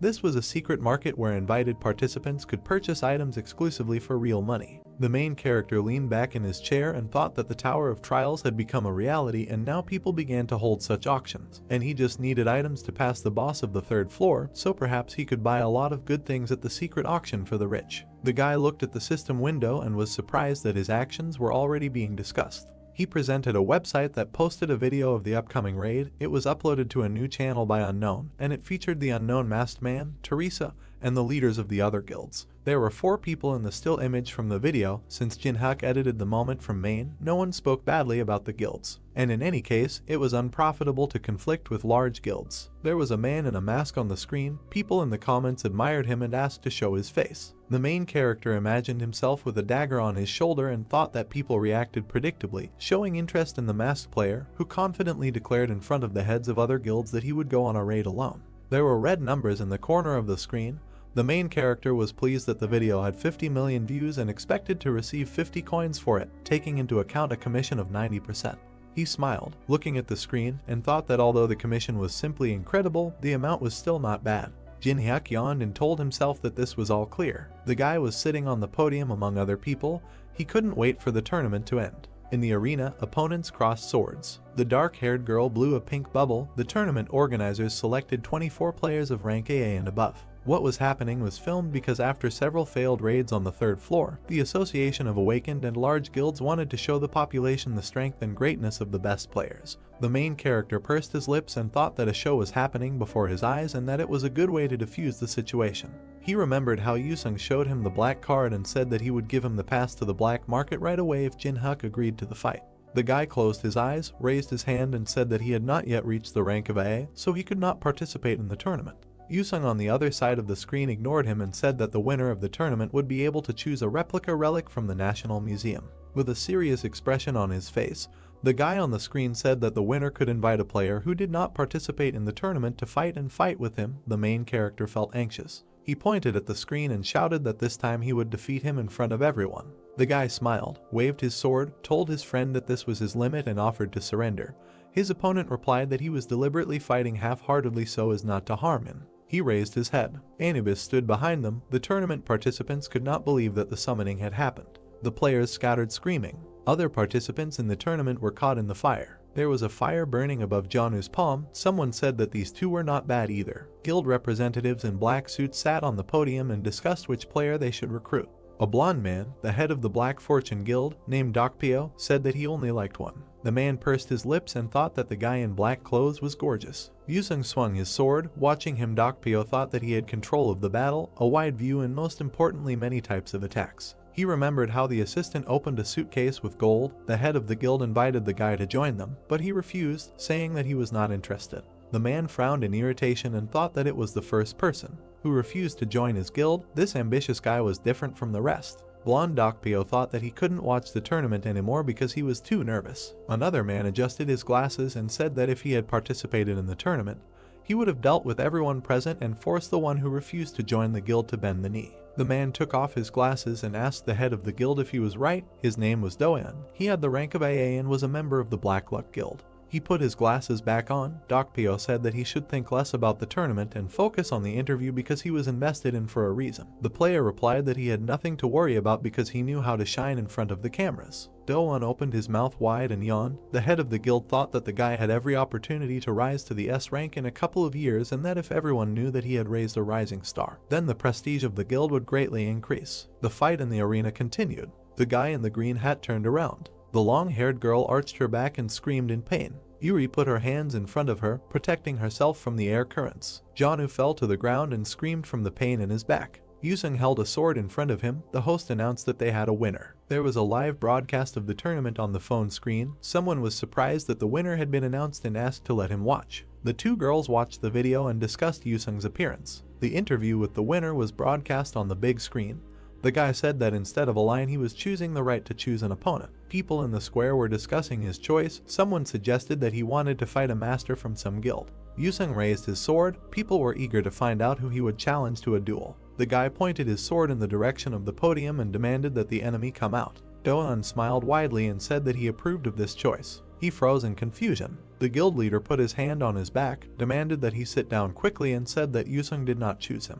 The dark-haired guy frowned. Dokpyo drew his ward's attention to the fact that the tip of the sword and his gaze were directed slightly above them. The dark guy looked at the arena in confusion. He did not understand why the winner of the tournament did not choose them, because no one except him and Dokpyo could become a worthy opponent to him. Behind Doan, someone slammed his hands on his knees and muttered something irritably. Jin-hyuk stood up and told Yusung that he was good at annoying people. The guy lowered his sword. People could not believe that he chose an unknown player. Kwanwoo opened his mouth and began to quickly type something on his laptop. Another man asked him to punch the main character through the bases. Information about Jin-hyuk appeared on the screen. People were surprised that he was an F-rank player. The main character jumped into the arena. Watching him, Dokpyo thought that if Yusung challenged an AA rank player, the fight would be spectacular, but for some reason he chose an unknown guy with a low rank, but there is no benefit to be gained from this. The blonde man frowned and assumed that the winner of the tournament just wanted to publicly mock the weak. Jin-hyuk closed his eyes and asked Yusung to give up if he lost this time too,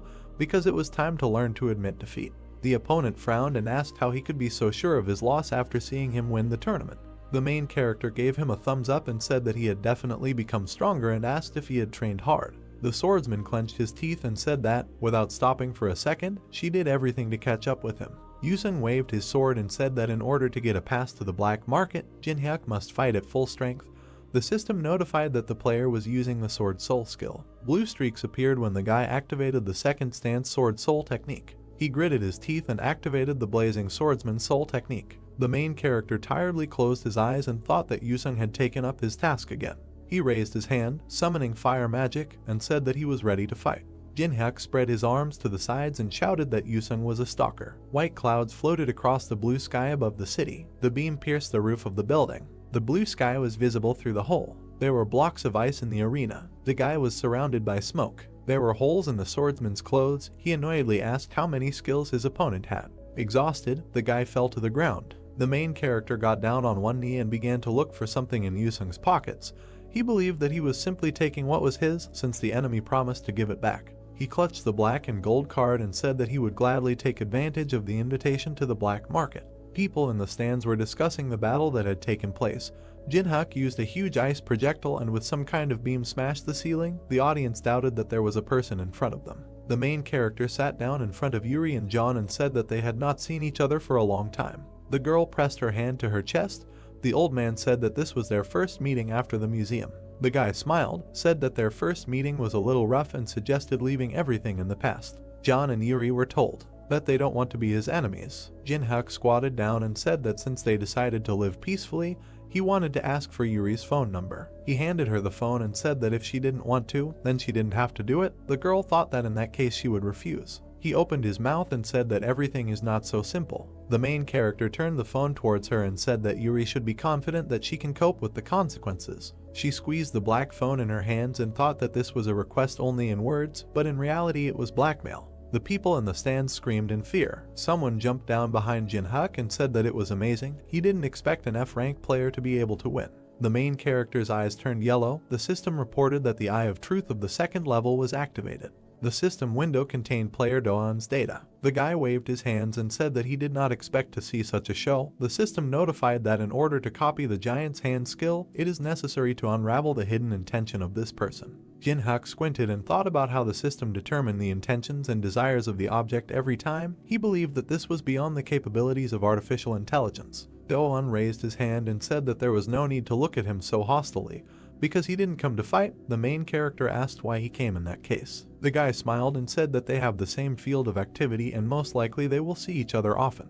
He extended his hand to the main character and said that he was showing common courtesy to his colleague. Jinhyuk smiled and activated the third level Eye of Truth. The system reported that Doan's words were lies. The guy continued to smile broadly and hold out his palm. The main character thought that behind such a calm expression of face, anger, rage, and hatred were hidden. He was also embarrassed by the reporters. He imagined the blonde man and thought that the guildmaster Dark Fortune was waiting for something.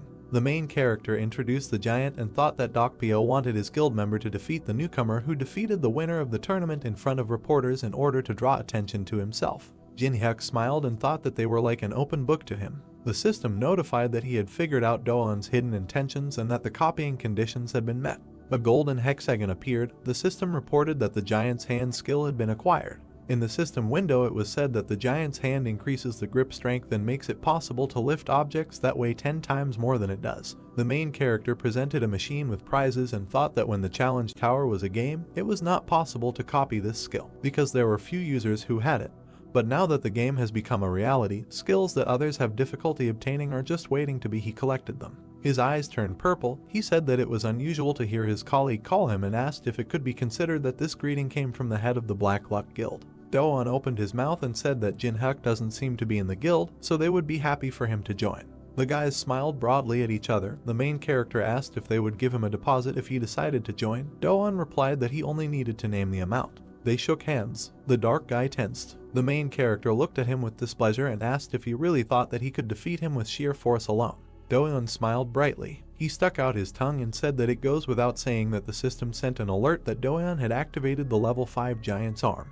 The guy opened his mouth wide and said it was obvious. They continued to stand holding hands. A purple silhouette of a woman with scales appeared behind him. The system reported that Anubis's court was activated. Doan could not understand why his skill did not work. The guy frowned. He got down on one knee and screamed in pain. Jin-hyuk said he had to admit he was holding up well. The main character's eyes became their normal color. He said that Do-eun seemed confident in his strength, asked if he was ashamed to writhe in pain like that and why he forgot about his pride. Purple discharges surrounded their hands. The guy opened his mouth wide and screamed in pain. Golden lines appeared between them. Do-eun asked Jin-hyuk to stop. The main character hit the guy in the stomach and called him wretched. Something came out of his mouth. The strong blow sent Do-eun flying backwards. The protagonist clenched his hand into a fist and said that this was because he pretended to want to make friends. He squinted and looked at the red smoke. A pit appeared in the arena. The eyes of the main character turned yellow. The system reported that the Eye of Truth was activated. Red smoke came from the hand of the head of the Black Luck Guild. He was outraged by it. That Jin-hyuk dared to beat one of his best players and said that he put in a lot of effort for this day. The system window contained information about the player Dokpyo. The system reported that in order to copy the ability to the energy of bloody rage, the main character must break the man's pride. The guy pressed his hand to his chest and said that he understood that the head of the guild was angry, but he should have behaved more restrainedly. Dokpyo's face contorted with rage. He assumed that Jin-hyuk was scared. The main character looked at his palm and said that he simply did not plan to defeat the guildmaster yet. The man's eyes were black. He jumped up and called the protagonist's names. The system reported that the energy of bloody rage was being activated. The man extended his hand forward and shouted that it was impossible to defeat the guildmaster. Jin-hyuk raised his hand. The system notified that he was using the daylight ability. The spectators covered their eyes with their hands, protecting themselves from the blinding light. They could not see what was happening in the arena. A dagger appeared in the protagonist's hand. Dokpyo clenched his fingers into a fist. The system notified that the power surge stat was being activated. The system window said that 99 points were used. The difference in level was reduced by 33. The man winced and thought that Jin-hyuk reflected his energy, although this was impossible. He imagined the white and gold armor and thought that in the raid of the boss of the second floor, the Divine Warrior, he was the leader of the Vanguard, and therefore a guy with an F rank could not even entertain the thought of competing with him. Dokpyo opened his mouth wide and told Jin-hyuk that he was just being ridiculous. The guy turned his head. Someone told them to stop. The body of the guild leader was enveloped in green smoke. The system announced that the 4th level arbiter was activating. The main character pursed his lips. Someone said that in a tournament that most of the population is watching, they must show that they deserve people's trust. Someone came down to the arena. There was green smoke coming from the man's hand. It was the head of the association, Sanjin. Jin-hyuk squinted and thought that in front of him was the head of the unification of all awakened Koreas. The man with the scar on his face looked at them disapprovingly. Dokpyo pointed at the guy and told the leader that he came on time because Jin-hyuk had just beaten up his guild player. The man turned his head when Sanjin said that they were at a tournament, not a show, so there was no need to worry about getting hurt. He approached Jin-hyuk, introduced himself and said that he was glad to meet them. He remembered sitting at the table in his office and said that, to be honest, 20 minutes ago he had no idea about the guy's existence. But the director in charge of the tournament contacted him urgently. A man sitting in the stands was talking on the phone. He told the head of the association that he had to come as soon as possible, because something incredible was happening in the arena. Sanjin introduced the man with glasses and said that he rechecked his test results due to the fact that there were many inconsistencies and found out that Jin-hyuk influenced the examiner. He looked closely at the main character and called his name. The association representatives bowed, congratulated him on receiving Korea's 16th S rank, and apologized for the association's mistake in giving him the wrong rank. Spectators jumped up in the stands upon hearing the news. People ran into the arena, eager to see the special player. Do-eun continued to lie on the ground unconscious. Dokpyo gritted his teeth and thought about what was happening, because this tournament was supposed to glorify the Guild of Black Luck, but it simply trampled them. He opened his mouth and asked them to wait when he decided he had to take control of the situation. The man grabbed the reporter's hand and said that he had to report that their guild was planning an attack on the boss of the 3rd floor. The reporter's jacket remained in Dokpyo's hands. He said that they would talk about this another time and asked him to contact the editor. The man froze with someone else's jacket in his hands. The journalist was filming Jin-hyuk. Dokpyo's eyes turned black with anger. He turned around and walked away from the crowd. The system reported that the conditions for copying the Dokpyo skill were met. A red hexagon appeared. The system reported that it had received a unique ability, the energy of bloody rage. A news site was open on the screen. There was a photo of the main character smiling. The comments discussed Do-eun's loss. Jin-hyuk smiled. Looking at the phone, he was pleased with the public's reaction. He remembered Sanjin raising his finger and saying that as an apology, the association would provide him with a plane to fly to Las Vegas. The guy leaned back in his chair and said that everyone wants to have a high rank because the attitude towards such players is radically different. The plane took off into the sky. A flight attendant approached the main character. She placed the food in front of him. Jin-hyuk was delighted with the level of service in first class. He tasted the food. The main character closed his eyes and smiled blissfully. The Lord called him. The blonde guy was chatting with the flight attendant. The vampire asked the main character to pay attention to him. The man was surrounded by smoke. Lord said there was a strange smell coming from him. His blood smelled so bad that she didn't even want to taste it.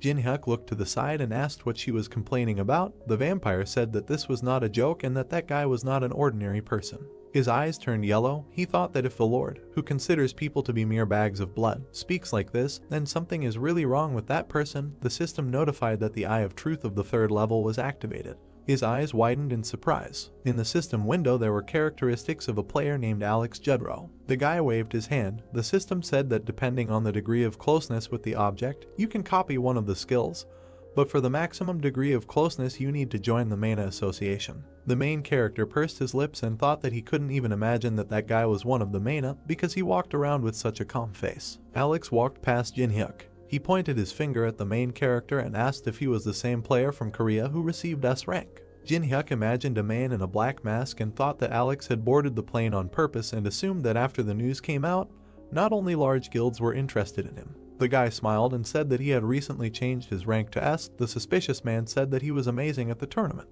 Alex handed over his business card and introduced himself. He gave us a thumbs up, said it must be fate, and suggested they have a drink together to pass the time on such a long journey. The main character took the black business card, decided to play along and said that he was right. There was a bottle of alcohol on the table. Taking out expensive cognac, Alex began to talk about himself. They sat opposite each other. The new acquaintance told Jin-hyuk about his cosmetics business and the difficulties he had to endure after the appearance of the test tower. The main character closed his eyes, smiled and thought if this man knew that he knew who he was. The blonde guy smiled back. He raised his glass and said that to be completely honest, he didn't come to Korea for the cosmetics business. Alex tilted his head and said that he wanted to expand his business and start doing business with the awakened ones to keep up with the times. The guy raised the glass to his mouth and said that he had a problem. Jin-hyuk asked him to tell him more about it.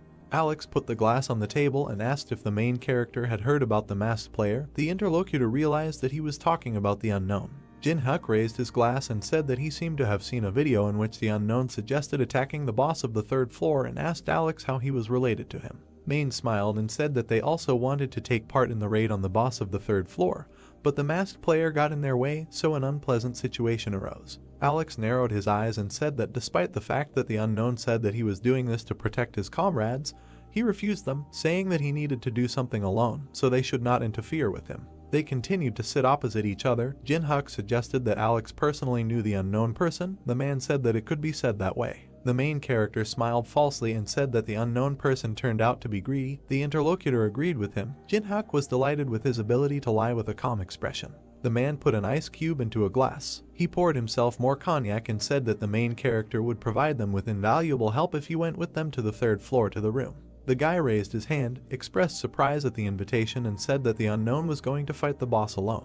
Alex handed him a bottle and said that S-rank players are given the right to freedom of action, so that no one will touch them and they will be able to get items from the 3rd floor. The main character closed his eyes, thought that even the large guilds allowed the unknown to go through the floor alone and agreed to block the entrance to the boss's room and assumed that the main wanted to get there with his help. He opened his eyes and said that Alex's request was too serious because he had just received rank S and his new acquaintance wanted him to go against large guilds. The man smiled and said that he was a businessman and that he not only asked a lot but also offered a lot. A vial appeared above his palm. Man said that there is a medicine that helps with incurable diseases and even with cardiac arrest. His eyes lit up and he showed the main character a bottle of elixir. Jin-hyuk's eyes widened in surprise. He took the bottle in his hands, said that his interlocutor's offer interested him and thought about how the Mana Association was able to get such a rare thing.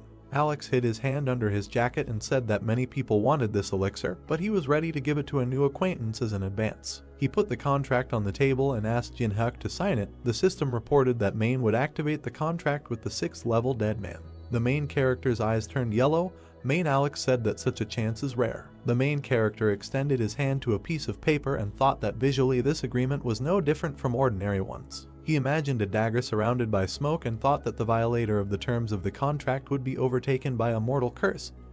But if he didn't sign anything, then there was nothing to worry about. The guy closed his eyes and said that he could not sign this because he was very reasonable and was not ready to confront large guilds. Alex raised one eyebrow, said that it seemed that the valuable elixir was not enough, expressed regret about his decision and said that he was counting on him. Jinhyuk clutched the bottle to himself when Main said that now he had better forget about the elixir. The man looked at him irritably and asked what he was doing. The main character showed the bottle and repeated his words that he is very reasonable. Jinhyuk's eyes glowed purple and he said that he is also very greedy and always gets what he wants. Alex clenched his teeth and said that he was talking nonsense. Passengers inside the plane began to shake. The man grabbed the armrest of his chair, thought about what the main character was going to do with so much mana and assumed that he intended to blow up the plane. The board lit up. The pilot reported that the plane had encountered sudden turbulence and asked all passengers to take their seats and fasten their seat belts. Jinhyuk closed his eyes, asked if Alex heard the alert and said that he should return to his seat. The man clenched his teeth and asked if he really knew from the very beginning which association he belonged to. The main character replied that he guessed and praised Main for her good game. Alex opened his mouth, said that he did not advise him to irritate them and that the unknown would make him pay the appropriate price for this situation. Jinhyuk turned his head and said that Main had a good sense of humor and that it was stupid to claim that he was on the same side as Unknown after they were kicked out of the Olympus meeting. The man's eyes widened in surprise. He was wondering who this guy really was and whether he knew the Unknown. He put his hand on the armrest and thought that it might just be a bluff and that the big guilds could share information with him after he was given the S rank. The guy waved the vial and said that it was possible to share information about the Unknown if Alex behaved well. The plane was landing. Jinhyuk suggested we meet another time. The plane's wheels touched the ground. The signs were shining with lights. There were many light bulbs on the ceiling. A Ferris wheel could be seen in the distance. There was an advertisement on the wall. The girl opened her mouth and asked incredulously if this was a city of people. The Lord walked next to Jinhyuk. She said that she liked it here. The main character asked her to be quiet and threatened to send her to the ring if she did not listen. He imagined the blonde-haired Main and thought that as gratitude for the fact that the Lord had smelled Main, he released her from the ring with his current amount of mana.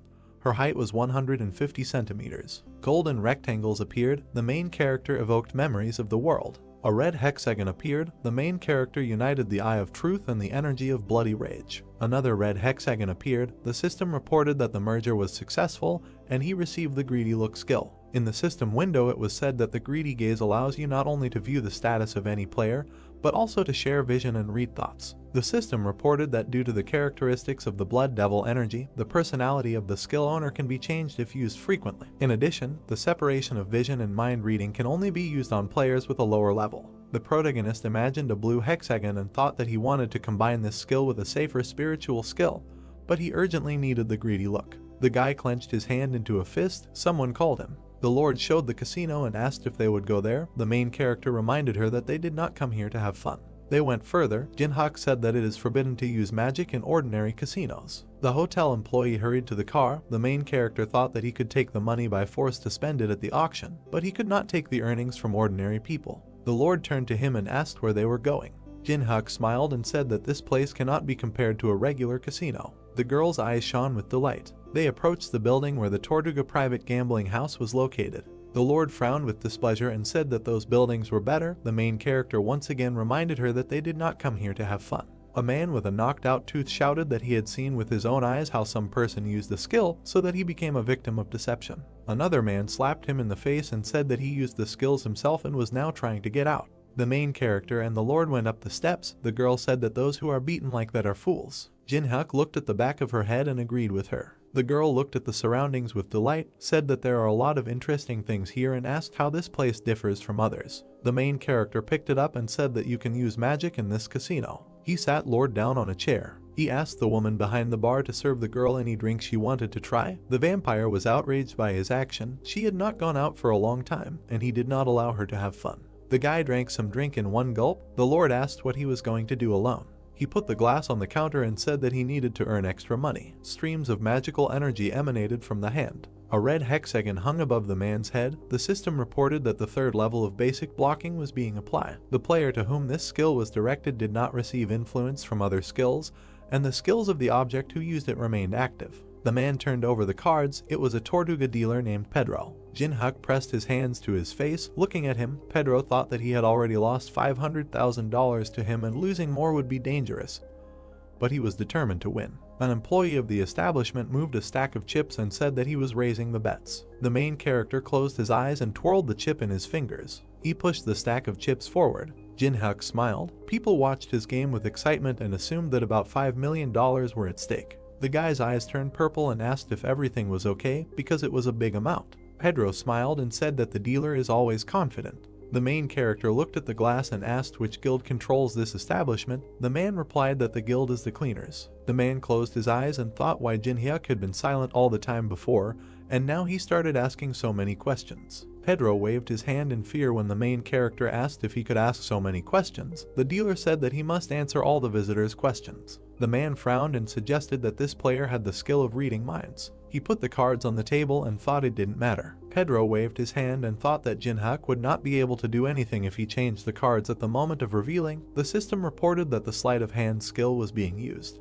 There were 2 jacks on the table. The dealer's eyes widened in surprise. He could not understand how this happened. Jin-hyuk smiled. Pedro didn't understand how this was possible because he used the skill and changed the cards. The main character showed his cards and said that he won thanks to this pair of kings. He imagined a red hexagon and thought that the new skill, Greedy Gaze, which allowed him to read minds, was a good ability. Jin-hyuk held out his hands to the chips and said that he was taking them. Someone was running towards them. Men in black suits surrounded the table. The man in the red shirt said that he did not know thanks to what skills he received such a win, but he would have to follow them. The main character was indignant at the way they treated visitors. The red-haired man frowned and said that they do not call those who take such winnings visitors. Jin-hyuk smiled. The man opened his mouth and ordered his subordinates to take the guy into the room. Blood began to flow from the man's nose. The main character clenched his fingers into a fist and said that he remembered the words he heard at the entrance. He raised his hand to strike and said that those who are beaten like this are fools. Jin-hyuk dodged the shots. A man with glasses shot him with a pistol. The hero dodged and stabbed him into the ground with one blow. The bar continued its work. Someone shouted for the hero to smash them all. The girl pulled out a glass of drink and asked what the drink was called, while flames rose and explosions thundered behind her. The bartender said that this drink is called the drink of fire. The girl looked at the pink drink. The bartender said that this drink expresses the emerging passionate love between their lovers. The girl frowned. Everything was on fire behind her. She said in a half-whisper ardent love. She closed her eyes, took a sip of the drink and said that all this was nonsense. The men looked nervously at the beating of people and asked if the guild leadership had arrived, but they were supposed to arrive only in 30 minutes. The red-haired guy frowned angrily.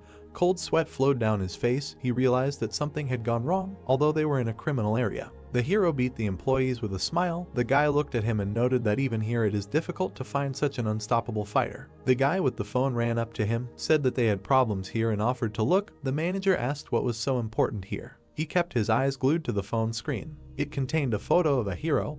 He was informed that he had recently received an S rank in Korea. It was the player Jin-hyuk. The manager looked ahead anxiously, thinking that even in America there are about 20 representatives of this rank, and now one of them is right in front of him. He imagined a city on fire and a crazy hero above him and thought that if the hero continued to rage, he would simply destroy the casino. All the men froze. Someone asked everyone to stop. The manager unbuttoned his jacket. He sat down on his knees, still wearing only his shirt, and asked for forgiveness for not recognizing the hero and acting tactlessly. He asked for forgiveness again this time. Jin-hyuk bit his lip nervously and asked why the manager was suddenly apologizing. He asked if the guy really thought that it was in vain to contact him after learning his rank. The guy crawled closer to the hero and said in a trembling voice what he meant. The hero interrupted and said that this was all absurd. He leaned towards the guy with a malicious smile and asked if this place wasn't like this originally. He clarified that the one who is beaten is the fool. The hero began to bend his fingers. He said that he made a bet, won the average amount, but they intervened and then caused moral damage, so if you count everything. The guy looked in horror at the hero, who said that $10 million would be enough for him. Jin-hyuk grabbed the manager by the collar and otherwise ordered the establishment to close. After a while, the hero looked at his bank account with 10 million on the balance. He thought that this amount would be enough to get the desired item at auction. He leaned against the wall. Cars were driving along the road behind him. He reminded himself that it would soon be their turn. The car stopped next to the hero. The window rolled down. A man in a jacket was sitting behind the wheel. He clarified which hero the guest was and said that they would take him to the auction hall. The car rushed forward at high speed. The hero sat in the back seat and looked out the window. He couldn't see what was outside, which meant that the auction location was being hidden. The car was approaching the mansion. The hero was full of anticipation. The hero stood in front of the open gates of an expensive mansion. They wished him a good time. The hero's pendant began to smoke red. He asked if the hero had forgotten his promise. The guy asked to wait because he was going to an inconspicuous place on purpose. The demon began to hurry the hero, but he nervously asked him not to be capricious. Alice incarnated into a human body. She was wearing a white shirt, smiled and said that she liked being outside. The hero smiled and asked if she really liked it that much. The girl said yes, and this place is suitable for someone as noble as her. The heroes began to rise. Alice asked if they were going to the auction now. The hero asked not to attract much attention to himself, and the girl asked why. There were a lot of people inside the mansion. The hero noted that there were too many eyes here. The hero walked and looked around. He had already participated 175 times. He participates every year.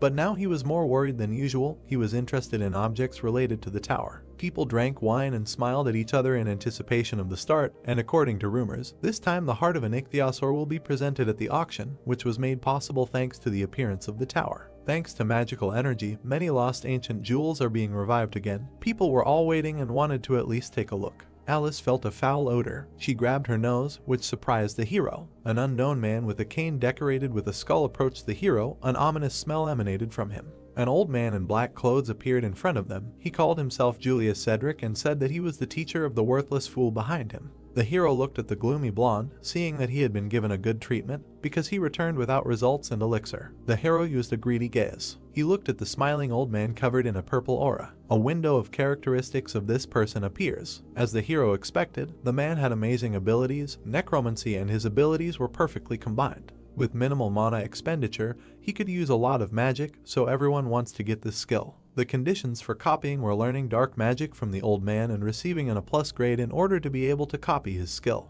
Jin-Hyuk frowned, thinking that the system was clearly going crazy. He realized that the old man needed to be shaken up. He smiled and said that thanks to his student he received a rare thing.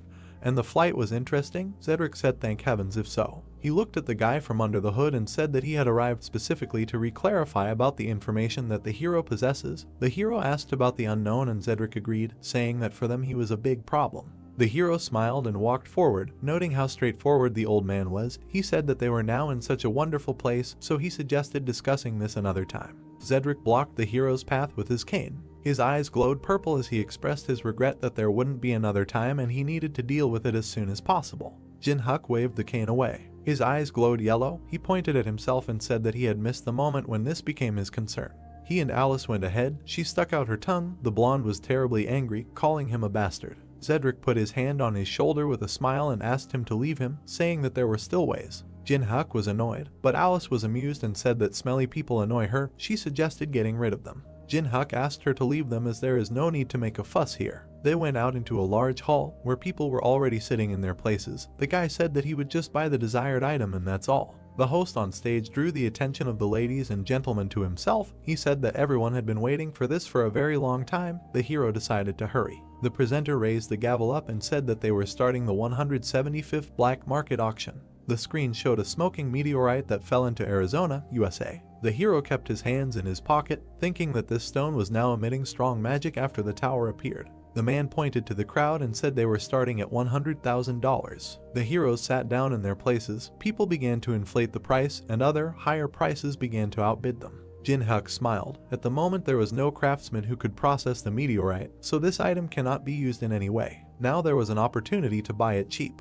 Jin-Hyuk raised the sign with a smile. The host hummed approvingly and asked if anyone was ready to beat this amount. Jin-Hyuk closed his eyes with a smile, thinking that he bought a meteorite for pennies. Someone held up a sign and said the amount was $1 million. The presenter began to sweat and began to beat his fist on the table. Jin-Hyuk opened his eyes in surprise. He looked down and saw that Cedric had entered the bidding. The presenter raised his hand and said that they were starting bidding, and the new slot was a sealed catalog of mental hospitals with a price of $100,000. People started raising the price. The hero raised the sign and named the price of $300,000. Cedric raised his sign with a wicked smile and named the price at $1 million. People looked at the old man in horror, afraid of such pressure. The presenter asked if there were any more bids and hit the gavel on the stand, saying sold.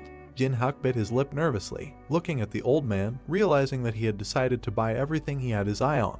He clenched his teeth. Alice looked at the hero with slight curiosity. The hero raised the sign. The presenter offered the next lot, a relic of the Mayan civilization found in South America. The hero immediately offered $500,000. Alice looked at the hero with confusion and said that it was unreasonable, because he didn't even listen to the end, but the hero said that they had a plan.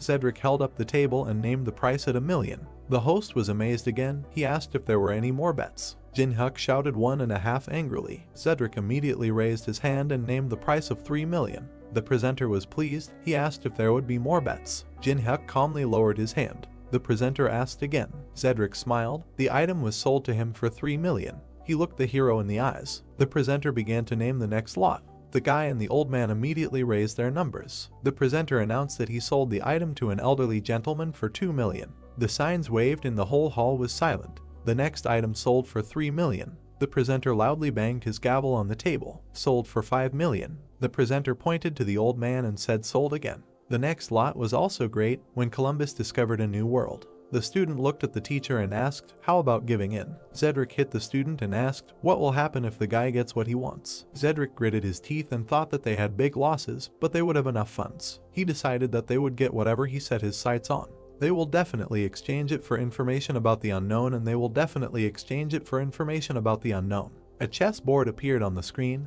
The presenter said that the next lot was for real connoisseurs. He showed the first chessboard. The hero was silent with displeasure. The people around did not appreciate the trinket. They were indignant that even the figures were not attached to it. Some people wanted to bury the money on the heart of the ichthyosaur. Alice looked at the hero. He raised the board and named the price at $50,000. The presenter accepted the information and announced a new price. Cedric doubled his bet. Arguments echoed throughout the room as the stakes grew inexorably. The hero, covered in sweat, has already named the price of $1 million. Cedric drooled and indicated the price at $8 million. The hero sat down. People were in shock discussing the patient who took some kind of board for $8 million. The hero, all embarrassed, raised the sign and named the price of $10 million. The old man smiled. He could not contain the gushing energy, and like a madman he named the price at $30 million. He looked at the hero with a smile, saying that $10 million was his limit, and he found what he really needed. He threatened with his fist and shouted that if he wanted to get this thing, he would have to agree to his terms. The stunned presenter asked who wants to offer even more. The hero hid his displeased face behind his hand. He understood how much Cedric had spent and was surprised that he still had something left. It exceeded his expectations. He leaned forward, thinking that he needed a new plan. The presenter said that lot number 56, the very first chessboard, was being purchased by an elderly gentleman for $30 million. Alice stood up, folded her arms across her chest and named the price at $100 million. The old man, without expecting it, opened his mouth in surprise. He didn't understand why the hero needed some kind of board worth $100 million. He looked at Alice and the hero, not understanding who this little guy was. Cold sweat was running down his face. He had spent more than $70 million on all sorts of rubbish, and if he stopped now, it would be a complete failure. He shook his head and named the price at $110 million. But Alice immediately named a new price of $200 million. Cedric pointed his finger at her. She became covered in red energy. He said not to cross the line and asked if she really had $200 million. The presenter excitedly raised his hand and asked the girl to show her a certificate of her account balance. Alice began to cast a magic ball. A huge pile of gold appeared under her. The girl asked if this was enough. One man ran up with a special device and checked the gold crown for authenticity. He said the crown alone was worth more than $500 million. The old man looked at the girl in surprise. She winked at him slyly while the old man suggested that she was not an ordinary person. In this couple, Jin-hyuk began to confuse him even more for keeping such a mysterious girl next to him. The old man frowned. Perhaps he had an opponent who would be more problematic than the unknown. He stood up and said that the situation had changed.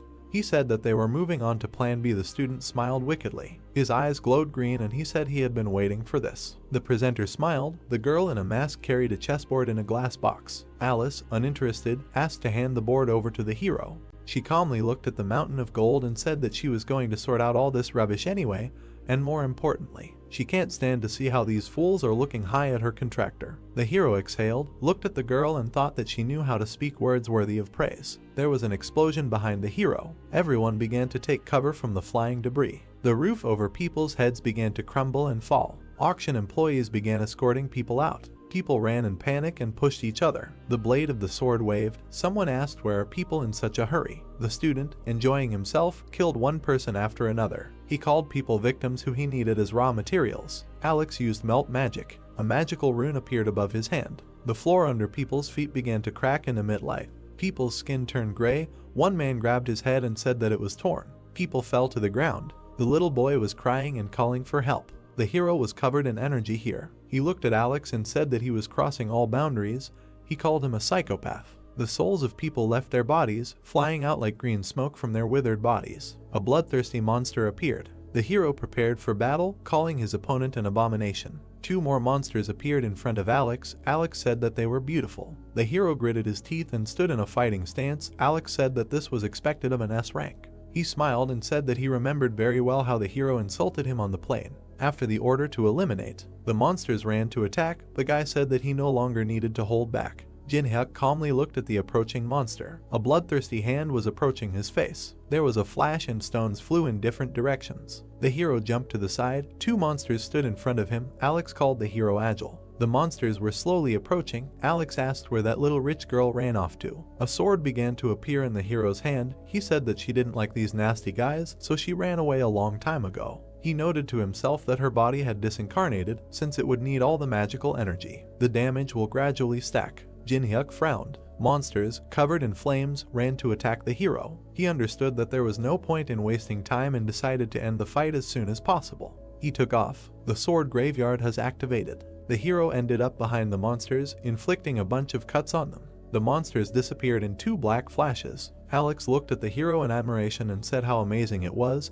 He couldn't even keep track of the hero, but another soul moved from the corpse into Alex's rune. He said that it's nice when the amount of resources exceeds expectations. He waved his hands. New monsters appeared. He said that everything was becoming nice and simple. The hero turned around. The 2 killed monsters had regenerated. He thought that Alex wanted to exhaust him and prolong the battle. Monsters surrounded the hero. They were fueled by the forces of people and therefore remained in the ranks while the enemy was running out of mana. This is their standard tactic. Alex smiled madly. This is how necromancers fight. Jin-hyuk dodged the blow and grabbed the dagger. He raised his hand to attack the blow and he slid back, asking if this was all Alex's trump cards. He pointed a glowing blade at Alex and said that he would burn them before they recovered. He used daylight. The outbreak consumed the monsters. Alex covered himself, annoyingly noting that he was using that skill again. But he had already analyzed his technique by watching a video from the tournament. A wall of darkness and huge bloodthirsty eyes appeared behind Alex. He realized that he needed to attack before the rays of light united.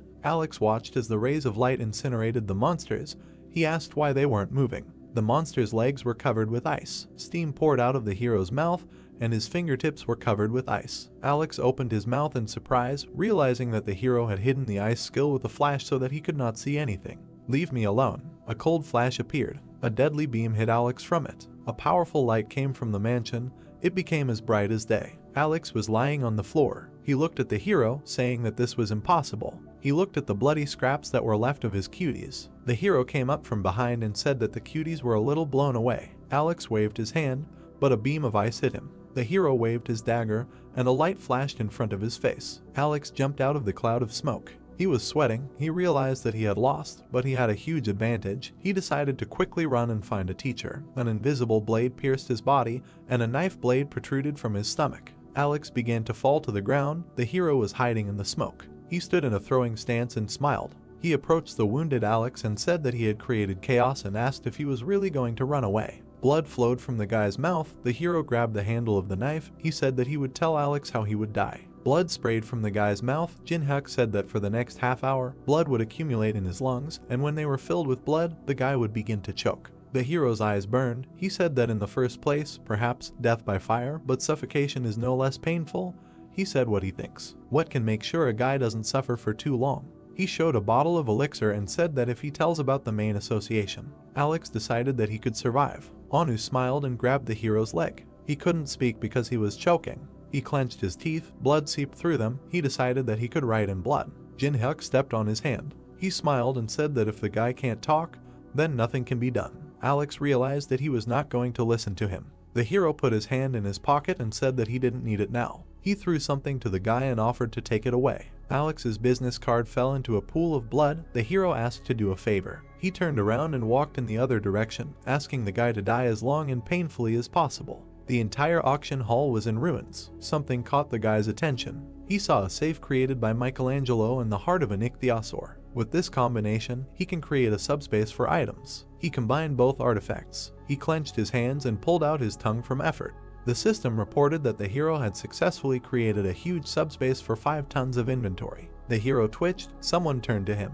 The leader behind him smiled and thanked him for saving them. The boy pressed himself close to the leader and said thank you to the guy. He thought that he would have to pay for these items. He frowned and said that he didn't take the items for nothing, but the host said that everything was fine. Jin-hyuk looked questioningly. The presenter smiled and said that he lost consciousness, and then he saw the hero and he saved their lives. He hugged his only son. He said that he had never even thought of informing on the hero. Jin-hyuk was silent in surprise. This was the first time for him. He closed his eyes, smiled and walked away, noting that this was not a bad feeling. Third floor of the Tower of Challenges, Cathedral of Hate. The door opened leading into the corridor. The girl covered herself from the arrows with the tabletop. She threw it aside. She asked why they put up so much protection. She slouched and said that you have to go through this every time. A man with glasses stood behind her and asked her to stop complaining, as he was in a bad mood because of Alex. Melina turned around with displeasure. She put the snake dagger to his neck and asked if she should really worry about his bad mood. He replied that if she did not want to die, she would have to. Someone appeared in front of the couple and asked them to stop. There was an inverted cross on his robe, and the man in the plague doctor mask said that he couldn't even believe that they had survived together for more than 10 years. The couple turned away from the unknown. He asked why they are always like cats and dogs. They sat down on different benches. The unknown person said that the reason he called them was the appearance of a new character who required special attention. It was about a hero. Melina waved her hand and said that he probably played before too, but that does not mean that he is stronger than other rankers. The unknown man turned around and asked the girl to be vigilant. Perhaps he had already risen above them. Melina said that those who rose to 20 are considered covered. She did not think that he could. The man said that he also thought that they shouldn't have done that. He looked at the unknown person and said that they had chosen the unpopular virtual reality, the Tower of Tests, to hide from the surveillance of the international police, and therefore they knew the tower well. Melina said that others simply had no need to bother themselves like that. She leaned back and said that perhaps the hero was playing this heartless game out of idleness. She looked at the chandelier and said that only a sick person could try to get into this game. The unknown man was silent. The couple did not take his words seriously, but at least they understand each other. He understood that the hero should not be underestimated. His eyes flashed red as he knew he needed to eliminate the threat. He ordered to keep an eye on Kedrick. He disappeared and asked to be told that this was not a fiasco. Melina smiled and called the unknown man a troubled old man. It was a sunny day. Yewa swung her leg. Teeman was on the defensive. He managed to block, but the blow was too strong. The guy's defense fell off. He fell to the ground. Yangwa asked if he was okay. He raised a trembling thumb. They washed up after training. Teeman called Nuna over to him. He pointed to the screen. An unknown person was depicted there.